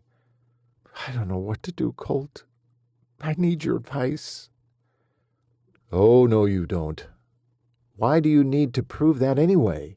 Then he rolled his eyes like he'd said more than he wanted. "Forget I asked that." "No. You asked. Please, Colt, sit down. Hear me out." He scrubbed a hand over his face and groaned. "I'm going to regret this, aren't I?" "Probably. But there's no one else I can go to. My sisters aren't available." "So I'm your substitute sister now?" She wanted to laugh at how his voice squeaked. "No, you're my stepson, actually." She couldn't help her smile, but it instantly fell off when she remembered her mission. "Crap." He twisted around and kicked the bucket out of his way. It clanked loudly, making the horses jump and scuttle around their stalls. "This is getting weirder by the second. Colt, please, just sit down. I'll tell you everything, and then you can see if you have any ideas. Please." He groaned so loud, Trapper snorted and tossed his head. But he turned the bucket over and sat, coat still dangling. "If I have to listen, you have to start from the beginning." Rebecca delved in and ended with the zinger Clara had laid on them. His discomfort seemed to shift to anger as she talked. When she finished, he shook his head. "I still can't believe Dad signed that dang thing. At the very least, he should fight it now." "Colt, your dad is not going to take money away from the ranch to fight his battles. That would be money out of his son's pockets, and I can tell you for sure he will never take another thing from his sons. He already believes he's let you guys down enough. He'd rather live a nightmare with a wife he hates rather than that." Cord blew out a breath of anguish, rubbed a hand down his face, and held it over his mouth for a few seconds. "Ah, Dad." He dropped his chin to his chest, shook his head. Rebecca gave him time to assimilate the information. When he looked back up, he said, "And now he's married to you, but has to prove you've consummated your marriage. Did I get that straight?" "Yes." "That vicious broad. Dad should have never gotten involved with that conniving witch." Rebecca was surprised Colt saw her that way. She agreed with him, of course. "He did it for the money, for the ranch, you know that." By the look on his face, he did know that. He stood, began to pace up and back. Dust from the dirt floor poofed up with each step. Rebecca let him pace, hoping his brain could find a solution where hers could not. After a good 5 minutes, he stopped, retrieved his bucket, and sat before her. "Go see Doc Carlson. He can give you the proof you need. A simple exam." She bit her bottom lip. Hadn't he figured it out? "Are you afraid? You can do it, Rebecca. I've seen you go through worse." She shook her head. "No, it's not that. It's that—" Colt stiffened, squeezed his knees with rigid fingers. "Are you saying he won't find the proof?" Her misery was too painful to breathe around. "Your dad refused to. He says he wants to set me free when he sells the yearlings. Wants me not ruined so I can find someone else." A dry sob burst out with that last word. "Someone not him. He says he thinks he's too old for me." Silent tears rolled down her cheeks. She couldn't divulge his real reason. "Ah, Rebecca." Colt reached over, patted her knee. "He's not who he thinks he is, Colt. He's so much better. And I'm in love with him. Can't he see that? Without him, I'm... Colt grasped one of her hands with both of his and held it. Rebecca looked at Colt through a haze of tears. Do you know how I can fool the doctor? Colt seemed to think on that one. He rubbed a hand back and forth across his neck, his gaze looking off at nothing in particular. Finally, coming to some sort of conclusion, he shook his head. Not that didn't involve... No, there's nothing. She jumped up, let out a string of profanities. Rebecca! Oh, stop it! I'm a grown woman. One who doesn't need to start talking like a sailor or a rancher. Now what do I do? Sit down, Muffin. I have something to tell you. Well, that's just perfect. More bad news. Her legs nearly gave out as she bent them to sit on her bucket. He pulled his bucket closer to her and grasped her hands in his. The blood drained from her skull in anticipation. Dad has sold Clara's cattle and yearlings. Bronk, Brand, and Dad all went in different directions today to deliver and collect the money. But we don't have that many trailers. And why is he doing that this early? He won't get the price. What's going on, Colt? Her voice had grown softer and softer as she spoke.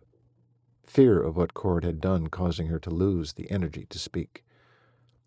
Pressing his lips together, Colt studied her for a moment, trying to decide if she could take the news. He borrowed 2 trailers from neighbors. They'll be back in a day or two with the money to pay off the stock. He got a great price by splitting them up between 3 ranchers, all in desperate need to increase their herds. He also had to sell one of our bulls to one of them. But it's all right. We have a couple more. He's going to come back and annul our marriage. She bore her eyes into Colt's. Isn't he? In light of what you've told me, he nodded slowly. Likely. I'm sorry, Muffin. Oh, Colt. Grief hit her so hard her head spun. She crumpled over, wrapped her arms around her knees. Colt patted her back, then rubbed up and down. Hard to believe now, but everything will be all right. She shook her head, drawing in slow draughts of air in order to speak. I thought I'd have a year to make him love me. I can't stay. I have to leave. I have to go.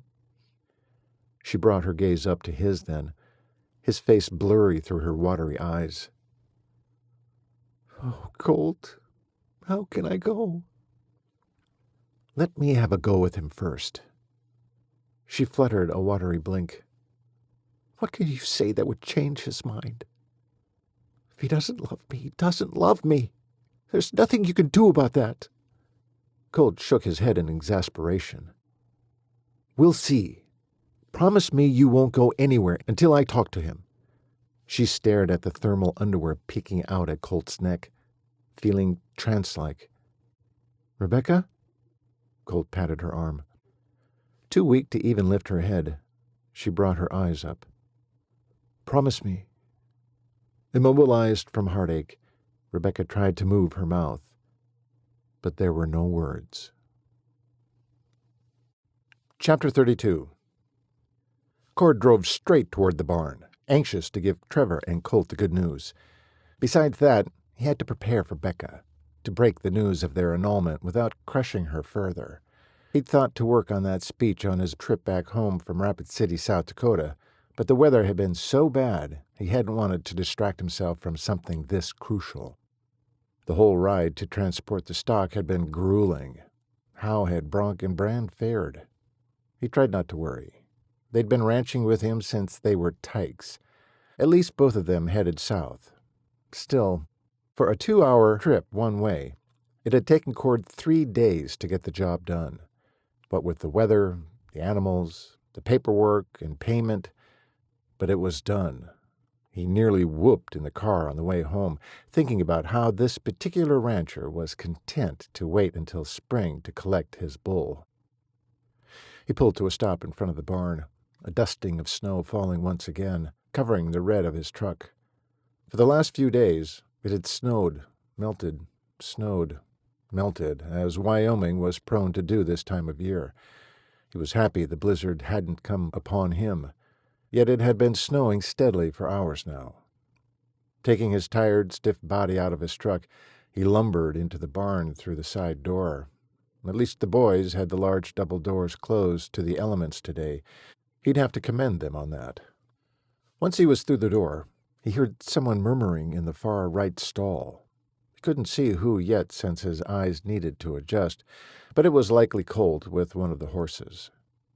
"Hey there, Dad. Glad you're back safe." Yep, Colt's voice. "Glad to be back.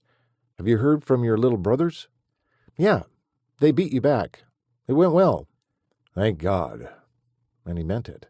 His prayers had been answered with a resounding yes. "Where are they?" "In back with the boys."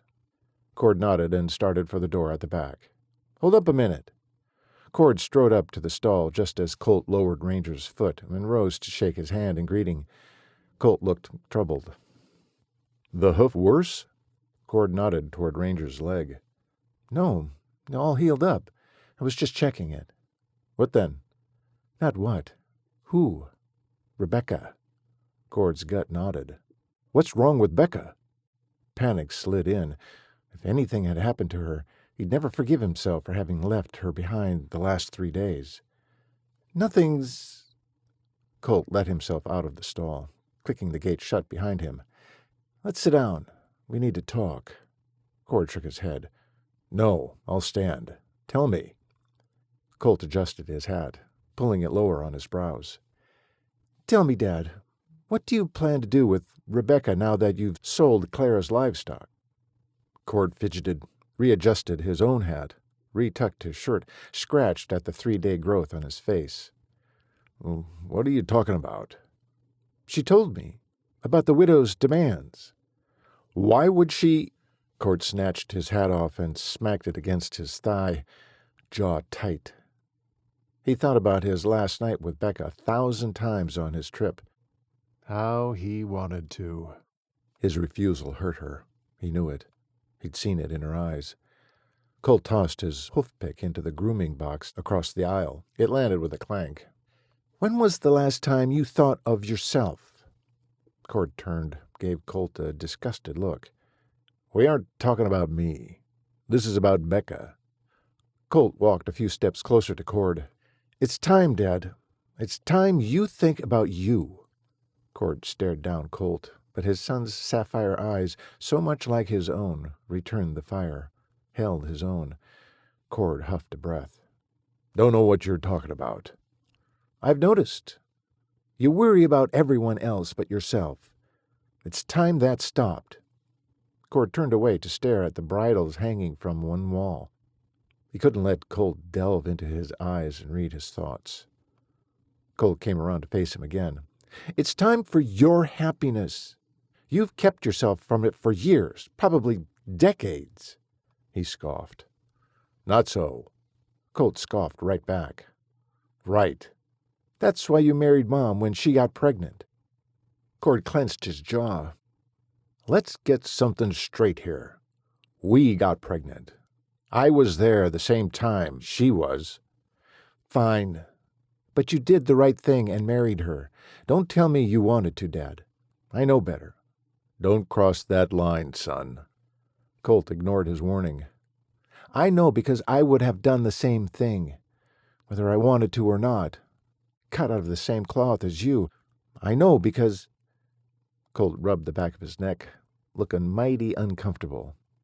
Finally, he said, "Because I had a close call myself." "You?" That got Cord's attention like nothing else could.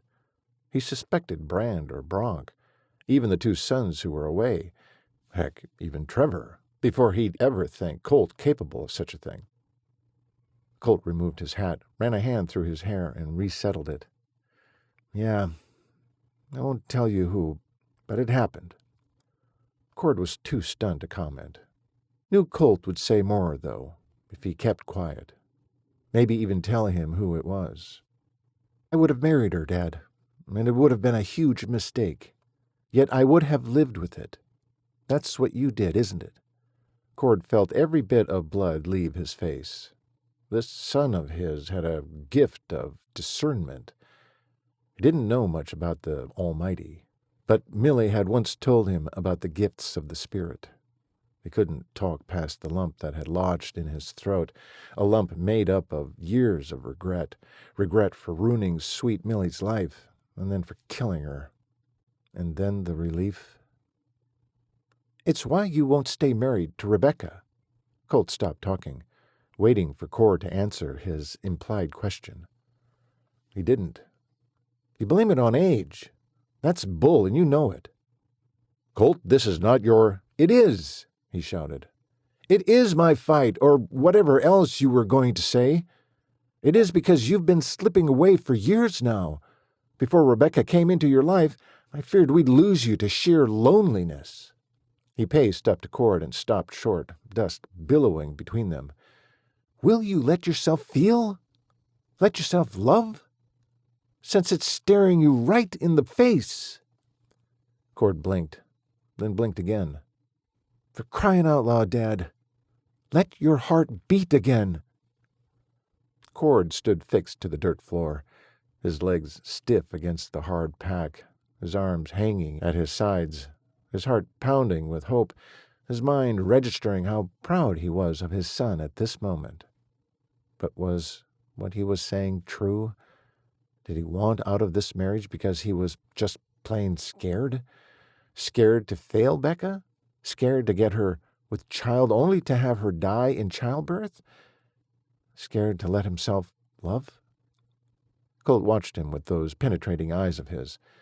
Cord was sure every emotion roiling through him was flashing across his face, one after another. "Dad?" Cord focused on Colt, nodded. "Rebecca came to me and asked me if I knew a way to fool the doctor about her virginity." It took a few seconds for that to sink in. Then he pulled his hand into fists. "Tell me what you mean by that, and do it fast." Colt didn't budge. "Yep. She wants to help you. She's trying to think up ways to get past the widow's sick demands." Cord's eyes felt like they would bug out of his face.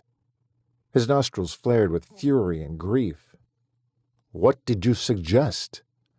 Colt seemed content to let Cord's fury magnify. What was he waiting for? For Cord to get the gravity of the situation? Well, he was beyond that. "What did you do?" His son's lips remained a thin line on his face. Cord waited while stewing in his angst, wanting to wring the kid's neck. "I told her to go to Doc Carlson. A simple exam. What she told me made me furious. You have this beautiful wife who wants you in all ways, and you reject her? Have you lost your ever-loving mind?" Yeah, Cord was pretty sure he'd lost more than his mind. "She's alone. She's in love, and the man who should be loving her back, making her a woman and putting an end to the widow's double cross, wants to annul their marriage." Colt stared him down. The scrutiny was too much. Cord twisted and stepped away. "I can't do it, Colt. I can't make her live with a person who will die decades before her. What kind of a life would that be?" Colt didn't know the half of it, the worst half. Colt was right about one thing, though. If he'd had a choice, he wouldn't have married Millie. He hadn't loved her like that. "You're doing it again, blaming your age. Who gives a hoot?" True, age didn't matter.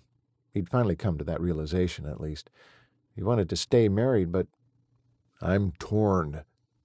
"Dad!" Cord sucked in a deep breath and faced Colt. "Tell me, do you love her?" That's none of your business," he finally said. "Well, maybe it's not, but it sure as heck is yours. Do something about it. Rebecca is getting ready to leave." Cord grabbed Colt's forearm. "Wait, why? How do you know?" When Colt didn't throw off his hand, he dug his fingers in deeper. "Just a guess." Cord charged out of the barn's side door. If Colt was right, he had to stop her. What could he offer that would keep Becca from going, other than the marriage she thought she wanted? He needed to be reasonable about that. Snow was falling harder now, disorienting him. He plowed forward through it, knowing the road well enough to map a straight line to the house. He turned the knob to the mudroom and stepped into warmth. Silence met him. He used the boot tree, then strode into the kitchen.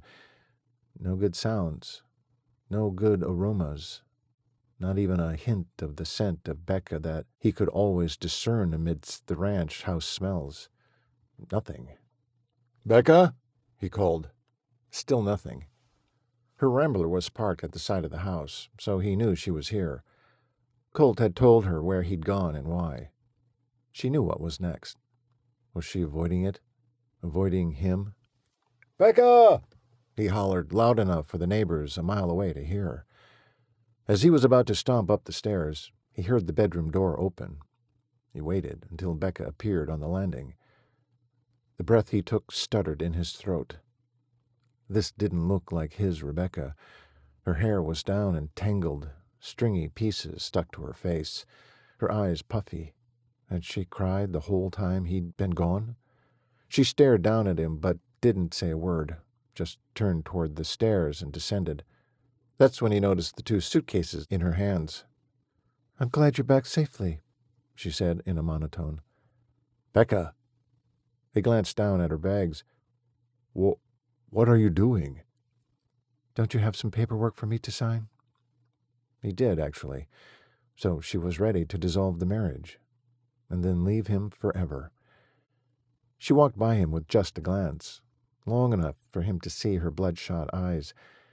Ditching her suitcases at the door, she plodded to the dining table. Without a word, she held out her hand. "Hold on. What's this all about, Rebecca?" Panic churned his gut. "Annulment papers, please." The sadness in her voice broke his heart. Where would she go? He thought she'd stay here, resume her post. "No, we're not doing it this way." He yanked off his hat and threw it on the table for emphasis. "Cord, have mercy," she said, throwing his words back at him. "Give me the papers. Otherwise, you can mail them to me." Mail them? Where? Her eyes met his, and he was sure he'd never seen anything so wretched in all his life. Grief, anguish, pain, it was all there. Dimming, dull eyes that once sparkled. For him. What kind of beast was he? At least give her this, you selfish good-for-nothing. They're in the... His voice gave out. He choked, then cleared his throat. He stepped toward her. "Becca." "No!" She snapped and stepped back, her jaw clenched. "Becca, sit down. Think this through. You can't go, not like this." He paused, rolled his lips in, and bit down. "We can go back to how it was. It'll be fine." If it was possible for a person to look more crushed, she did. Tears flooded her eyes and slid silently down her cheeks. Okay. The papers are in the truck. I'll get them. Don't cry. Just don't cry. I'll be right back." Cord raced to the mudroom and stuffed his feet back into his boots. He didn't give a thought to a coat as he flew out the back door and ran through the white out to his truck, still parked in front of the barn. Throwing the passenger door open, Cord yanked open the glove compartment and retrieved the annulment papers, cramming them in his shirt. Just as he neared the house, he heard the sound of the Rambler's engine and saw the red glow of taillights within the white swirls of drifting snow. "No! Rebecca! Come back!" He ran after her. "You can't go out in this!" Knowing his chase was futile, he halted, watching the taillights dim and then disappear into the frozen distance. His own hope flickered and died along with them. Snow drifted down and stuck to his cheeks and eyelashes. "How am I supposed to breathe without you?" he murmured on a scavenged breath. Those words finished him. They were as true as his own heartbeat. He couldn't let Rebecca go. Not now. Not ever. In a whirlwind of renewed determination, he tore back to the barn, throwing open the barn doors, not giving a thought to whether he froze out the animals or the cowboys. He hollered from the threshold. Colt came running. "Rebecca just took off in her Rambler. In this soup. I'm going after her." Cord glanced up, and behind him, snowflakes swam around him, building drifts along the edges of the barn and against the truck's tires. "If I'm not back in a couple of hours, come looking, with a come-along." "You got it. And Dad." Cord swung back, furious Colt had detained him. "I won't ask to come with you. I know you need to do this alone. But when you find her, do the right thing." Cord didn't have to be told. He knew what he wanted. He wanted Becca. He wanted to stay married to her, and most of all wanted her safe in his arms, right now. He vaulted into the truck and gunned it into the blinding snow. Cord found himself thinking back to the day he'd met Rebecca, the day a storm had brought them together. If he lost her... Concentrate. Where will we be if I end up stuck in a snowdrift myself? But it wasn't enough to focus. He needed more. Gripping the wheel so tight he thought he might break it in two, he strained his eyes for the red glow of her taillights. All he wanted right now was to hold the chestnut-haired angel who'd turned his world upside down. At the end of the Bar 6 drive, Cord looked right, then left, all signs of tire tracks covered by white powder. Where would she head in this weather? Could it be she'd start out for Harper Ranch? Go all the way to Montana? No, she was way smarter than that. Where then? Susanna and Jake's. Even if they weren't there, she had a key. They hadn't quite gotten all their stuff moved to the new house yet, but they'd been staying there off and on. The place was up and running. It would be a good place to hide out, and that's what Rebecca wanted right now. She hadn't looked in good enough shape to drive anywhere long distance. Susanna and Jake's it was, then. Turning right, Cord stepped on the gas, only to fishtail and nearly lose control already. "Slow it down," he scolded himself. Under control now, he took his time, using his experience on this particular road, his skill driving in heavy snow, and sheer instinct. But the same dread came over him. He needed more to negotiate this road and find Becca. Minutes strummed by with his mind blank. Worry had made him numb. The steady slap of the windshield wipers against the driving snow hypnotized him until his eyes blurred with moisture, impairing his vision. Becca. The reason he woke up every morning. The wide smile that lit him up deep inside. The tinkling laugh that stirred his heart and awakened his soul. The one woman whose compassion was so great, it surely came from God himself. And oh, what a heart! How he loved it! How he loved her! "Lord," the word rolled off his tongue with such ease, "I need you." This was the more he'd been missing. "Please keep Becca safe. Please help me find her." A tight corner he hadn't remembered came upon him. Applying his brakes as slowly as possible, his tires skidded and bumped off the steep shoulder of the road. He'd held the steering wheel with all his strength, let off the gas, and coasted for a bit before he carefully turned the wheel ever so slightly to the left, bouncing the truck back onto the road. Within a couple of seconds, all was back to normal. The maneuver was routine enough for him, but what about for Becca? The thought knifed his gut. Frantically, he scanned the frozen landscape. Was that a red glow? Sure enough. He slowed, then braked gently. The red lights looked off to him. Then he realized why. They were stacked on top of each other, not side by side. Terror arrested his breath. He stared, then prayed, "Lord, please let her be all right." He inched the truck closer, then saw the green paint of the Rambler itself in the ditch on its right side. After parking as close to the edge as he dared without tipping his own vehicle, he hopped out of the truck. Without a jacket, the icy snow melted as it hit his body, soaking his shirt and pants immediately. His hat protected his face some, so at least he could see enough to slog his way to Becca's car. The snow was deep in the ditch. Thank goodness the car was small. He climbed on top and scooted on hands and knees to the driver's window. "Becca!" he yelled, swiping snow off the window with an open hand. He remembered another time when his hat bill had tapped against this same window. If only he could rewind time back to that day, he would do it all so differently. "Becca!" When the window was cleared of most of the snow, he leaned down and cupped his hand against the glass to see in.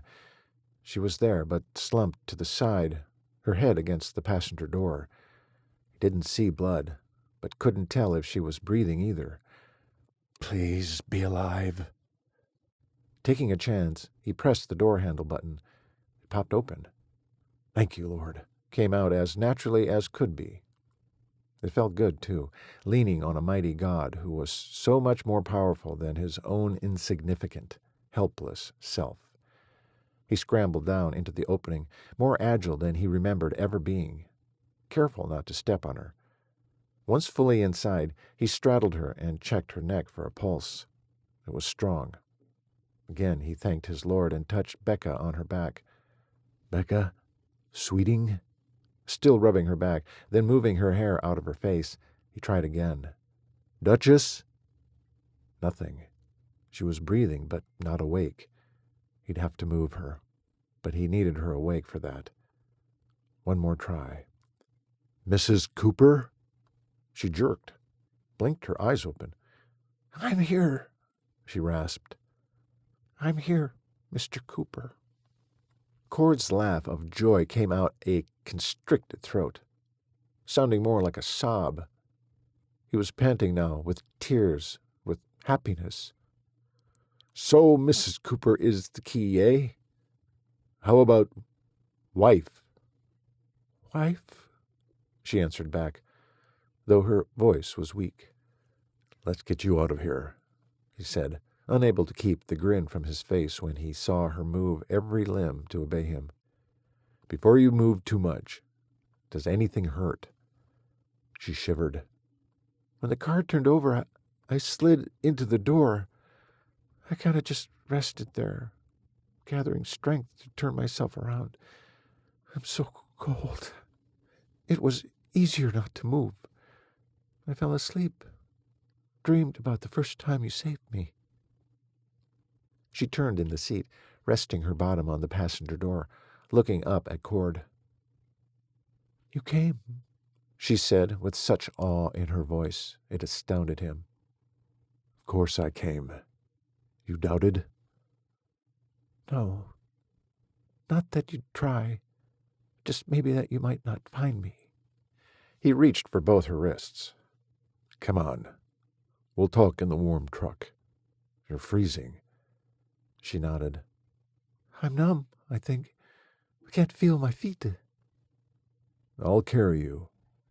He tugged. "Up you go." "You are not going to carry me again, Cord Cooper." "Yes, I am. No more talk. Work." She smiled, then pushed upward. "I'll back out the door, then hold it open for you. Do you think you can climb through?" "I'll try." Once situated on the edge of the Rambler's roof with the door propped, he guided her hands to the metal pillar behind the door. "Okay, I'm going to lift you from the back of your pants. Promise not to punch me for getting fresh." He couldn't help but tease her. He was so elated she was in one piece. She promised with a chuckle. As he lifted, so did she, hefting herself onto the side of the car. Then she crawled off and landed in 2 feet of mud and snow. She tried to slosh her way up the bank a few steps, but slid back down. "Hold up there, Duchess. I'll give you a hand." Cord plodded to her side, grabbed the back of her pants again, then trudged up the bank, with Becca moving her legs as fast as she could to keep up with his strides. Once at the top, he scooped her in his arms. She shrieked. "I can walk." "I've got you." He grinned down at her in spite of the frigid cold. The flurrying snow and the mud splattered up his pant legs. The heat from the love he felt at that moment radiated from within. He hoped her shivering body would feel it too. Once at the pickup, he slid her onto the seat, then hefted himself inside, started the engine, and turned the heater on high. Reaching behind the seat, he pulled out the same blanket he'd used for her that first night. That night, when he'd taken one look at her and fallen off the edge of his solitary life. He'd been scrambling for the familiar ever since. Only now, he didn't want the old familiar anymore. He wanted his wife. He wanted Rebecca. Cord used the blanket to scrub at her face, then her clothes, until she was only damp. Then he turned the blanket over and wrapped it around her snugly. The heater was gaining warmth. "Better?" he asked. She nodded. He pulled some wet strands of hair away from her face and rubbed each one out of its clump before he hooked it behind her ear. He played that way for long minutes, giving her time to warm up, gain her strength, and figured out what they would say to each other. Every now and then he glanced into her eyes, judging if she was ready to talk yet. "I'm sorry," she said. His eyes met hers then. "For what, sweet?" "For being dumb." Here they were, frozen to the bone, stuck in a whiteout along a deserted highway, and he felt downright giddy because she was alive, unhurt, and clever enough to feel dumb. She smacked him on the arm, startling him. "Stop laughing at me." "What?" he said. "I'm not laughing at you." "Yes, you are. I'm probably the only one who knows that wee little twitch of yours is amusement." Stunned, he sat back and stared at her, straight-faced and stern. "What wee little twitch?" "That one right there." She freed one of her hands and poked him on the corner of his upper lip. His smile broadened, and her fingers slipped into his mouth. He sucked it in further, and she gasped. He'd shocked her. Good, the little minx. He reached up, pulled her finger out, and kissed the tip. His gaze met hers as he ran his thumb over her cheek. His heart swelled at the thought of their future together. "Ready to talk to me yet?" She raised her brows in question. A laugh nearly escaped him. He felt so good. His wife was going to be his forever, and he couldn't wait to tell her. "About what?" She sounded so unsure. He had caused that, made Rebecca Cooper a more insecure jumble of her former self. That grieved him. Anger rose for all the things he'd done wrong. He shoved the guilt back. No more. From now on, he'd treat her like the Duchess he'd named her for. The lovely, compassionate, amazing woman in charge. The mistress of his household. His Rebecca. "I need to ask, drat." He should have thought through how to start this conversation. She was gazing up at him so expectantly. He wanted to kiss her, and more. Make her his wife in the biblical sense. Becca pulled back so she could see his eyes. Her brows were knit in worry. "What is it?" Cord released her and unbuttoned his top 2 buttons. Becca's eyes were glued to his hands. He removed the annulment papers, peeled them open. She watched his every move, no doubt thinking he wanted her to sign. Tears welled up in her beautiful eyes. They couldn't torture her any longer. "Becca?" He positioned his fingers at the top of the paper and tore them in half, realigning the halves and tore again and again. and again, until the pieces were too small to tear. He tossed the papers to the floor of the truck he planned to sell to the next rancher who came along. No more reminders of the widow. From now on, Cord would only move forward. There were challenges ahead. To find the rancher's saboteur, to find his way with his sons, to make the Bar Six thrive again. But he could handle it, gladly even, with his wife by his side. This woman who had restarted his heart. I've wanted you from the first time I rescued you from that rambler of yours, but I fell in love with you at the cabin when you showed me your heart. You are the other half of my soul, Rebecca. I want to wake up with you in my arms every morning, with both of us under the covers. Rebecca pulled the blanket down from her chin until he found both her hands and cradled them in his. If I had room, I'd get down on one knee. Becca sucked in a breath and held it. Fat tears welled up and fell over her lower lashes. He prayed they were happy tears.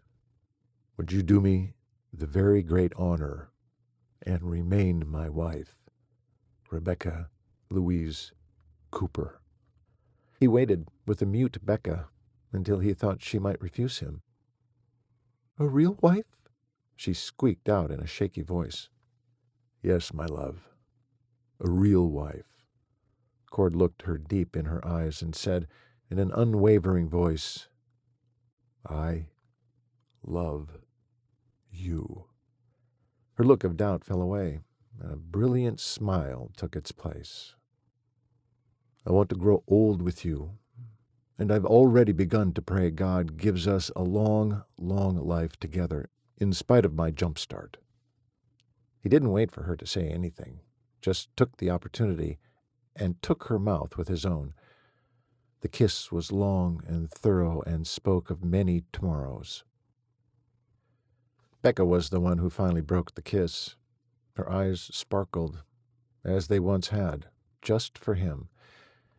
Yes, yes, Cord Cooper. I want you with every fiber of my being. I want to stay married to you, for life. The grin that overtook his mouth felt unfamiliar. His heart thumped once, twice, a third time in a new tempo. He took a breath, a second, and another, finally able to fill his lungs with new life. He could finally breathe, really breathe, for the first time with a new burning emotion, love. He kept her face in both hands and plunged down for another kiss. He tried to make it sweet and tender this time, but his joy and passion took over. His mouth brushed hers. He nipped, tasted, heightened, made her his own with the sealing of their lips. It was a possessive thing, this meeting of mouths, commanding, enduring, a promise of more to come. When he finally backed away, they were both breathless. He searched her eyes, looking for a mirror of the emotions he felt. They were there, multiplied. How could one man be so blessed? We should go. I'll put you to bed. Take care of you. You're probably sore from that dang Nash rambler trying to trounce you again. He smiled, but then grew somber. We don't have to make this a real marriage tonight, sweeting. We can. She grasped his face with both hands, then scratched her nails lightly down the 3-day growth on his cheeks and chin, deftly shifting his thoughts back to the night ahead. Tonight, Mr. Cooper. I don't want to wait a moment longer. Cord pressed his forehead to Becca's, submitted, and at peace. I'm yours, beloved. Becca inhaled as if caught by surprise. I am beloved's, and my beloved is mine, she said with awe in her voice. He grinned, at her words, at the joy radiating from her. That sounds like scripture.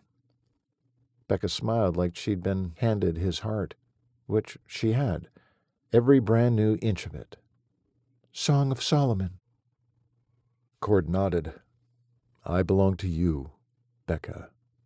She reached up, placed that sweet palm against his cheek, and looked deep into his eyes. You are the one I trust with my soul. I am yours, and you are mine. So, Cord said playfully, what else does the good King Solomon have to say? Becca giggled. It gets a bit racy, you know. Cord pressed her palms between his own in a posture of prayer. About time we head home and have ourselves an old-fashioned Bible study. His smile turned rakish. Don't you think? The end. Did you enjoy Cord and Rebecca's book? If you did, would you take a moment and leave a ratings and review on the retailer where you purchased this audiobook? Thank you. Let Your Heart Beat Again. Copyright 2017. Audiobook copyright 2021.